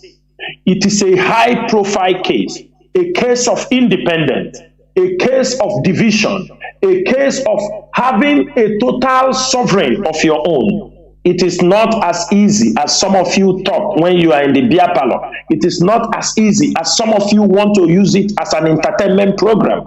It is not as easy as some of you want to use it to boast or to, receive accolades from fools. It is not as easy as you think. This is a serious mission. This is a mission of death and life. And people have paid dearly for this. Therefore, Biafrans, wherever you found yourself discussing about this restoration Biafra project, or discussing about IPOB, Mazi Chinasa or ESN, first thing you have to put into consideration, remember, this group of people or these names, they represent something bigger than what you are talking. These names are the names that have cost Nigeria billions of dollars. This name, IPOB, Mazi Chinasa, and ESN, this is the names that have destroyed, and the DOS, they have destroyed, they have put Nigeria in a phase they don't know which way to follow. It is only a matter of time they will come in terms with the reality that there is no better solution than coming on a round table and decide the date for a referendum. This will solve all the problem. It will save them billions of dollars. It will save them time. It will save them life. It will save them a lot of things. And after the restoration of Biafra, we can now start looking forward on how to build a relationship based on economic relationship, or in any other way, if the people of Biafra accept. It is something that will happen. You can never be ruled out. Therefore, Biafrans, may Chukwu Okike Abiama bless every one of us. Let us continue to remain resolute. Remember our leader, Mazi Chinasa, in your prayers, so that at the end, Chukwu Okike Abiama will be praised. We do not need the praises, because everything we are doing sometimes to us, how our enemies fall right and left, is what we don't understand, because we know Chukwu Okike Abiama is in charge of this struggle. That is why we could be able to defeat our enemies. That is why we continue to excel in what we are doing. That is why the DOS remain that institution that stood in the gap for the Biafra restoration in the absence of Mazi Chinasa. May I say, Chukwu Okike Abiama bless you, Mazi Jonathan Chinedu, for giving me this opportunity on your platform to talk to our people. And I say, good night from the state of Kuwait. Once again, my name is Mazi Chinasa Nworu. Mazi Chinasa Nworu served the indigenous people of Biafra as a member of the Directorate of State, and I come from Obingwa. Obingwa is in Aba province. Ndewo Mazi Chinedu. Ndewo Mazi, thank you very much. Biafrans and lovers of freedom, no addition and no subtraction. We have stayed, I've been here since 5 hours, 17 minutes. But it is worth it. We are all making the sacrifices needed for the restoration of Biafra. Therefore, let us be the hearers and the doers of the word. Let us not only be hearing for entertainment, as one Mazi will put it, for, when you want to raise your sentiment, like when you want to get high, you go and smoke Igbo or drink so that you get high for that time and after the feeling. No, this is not what we are here for. It's a serious business. It's a life and death affair. Therefore, thank you for listening. Biafra is our identity. Biafra is our religion. We have no other religion except Biafra. We must continue doing what we are doing because it is bearing fruits. We are going to other level. From me, Mazi Jonathan Chinedu, together with Mazi Chinasa Nworu from here, it is simply good evening.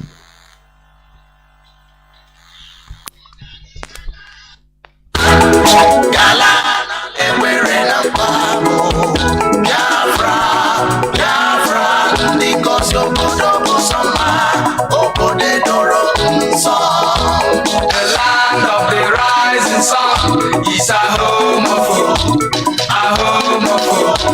the Biafrans. The fire of the eastern land is a promised land, a blessed land of the true Biafra.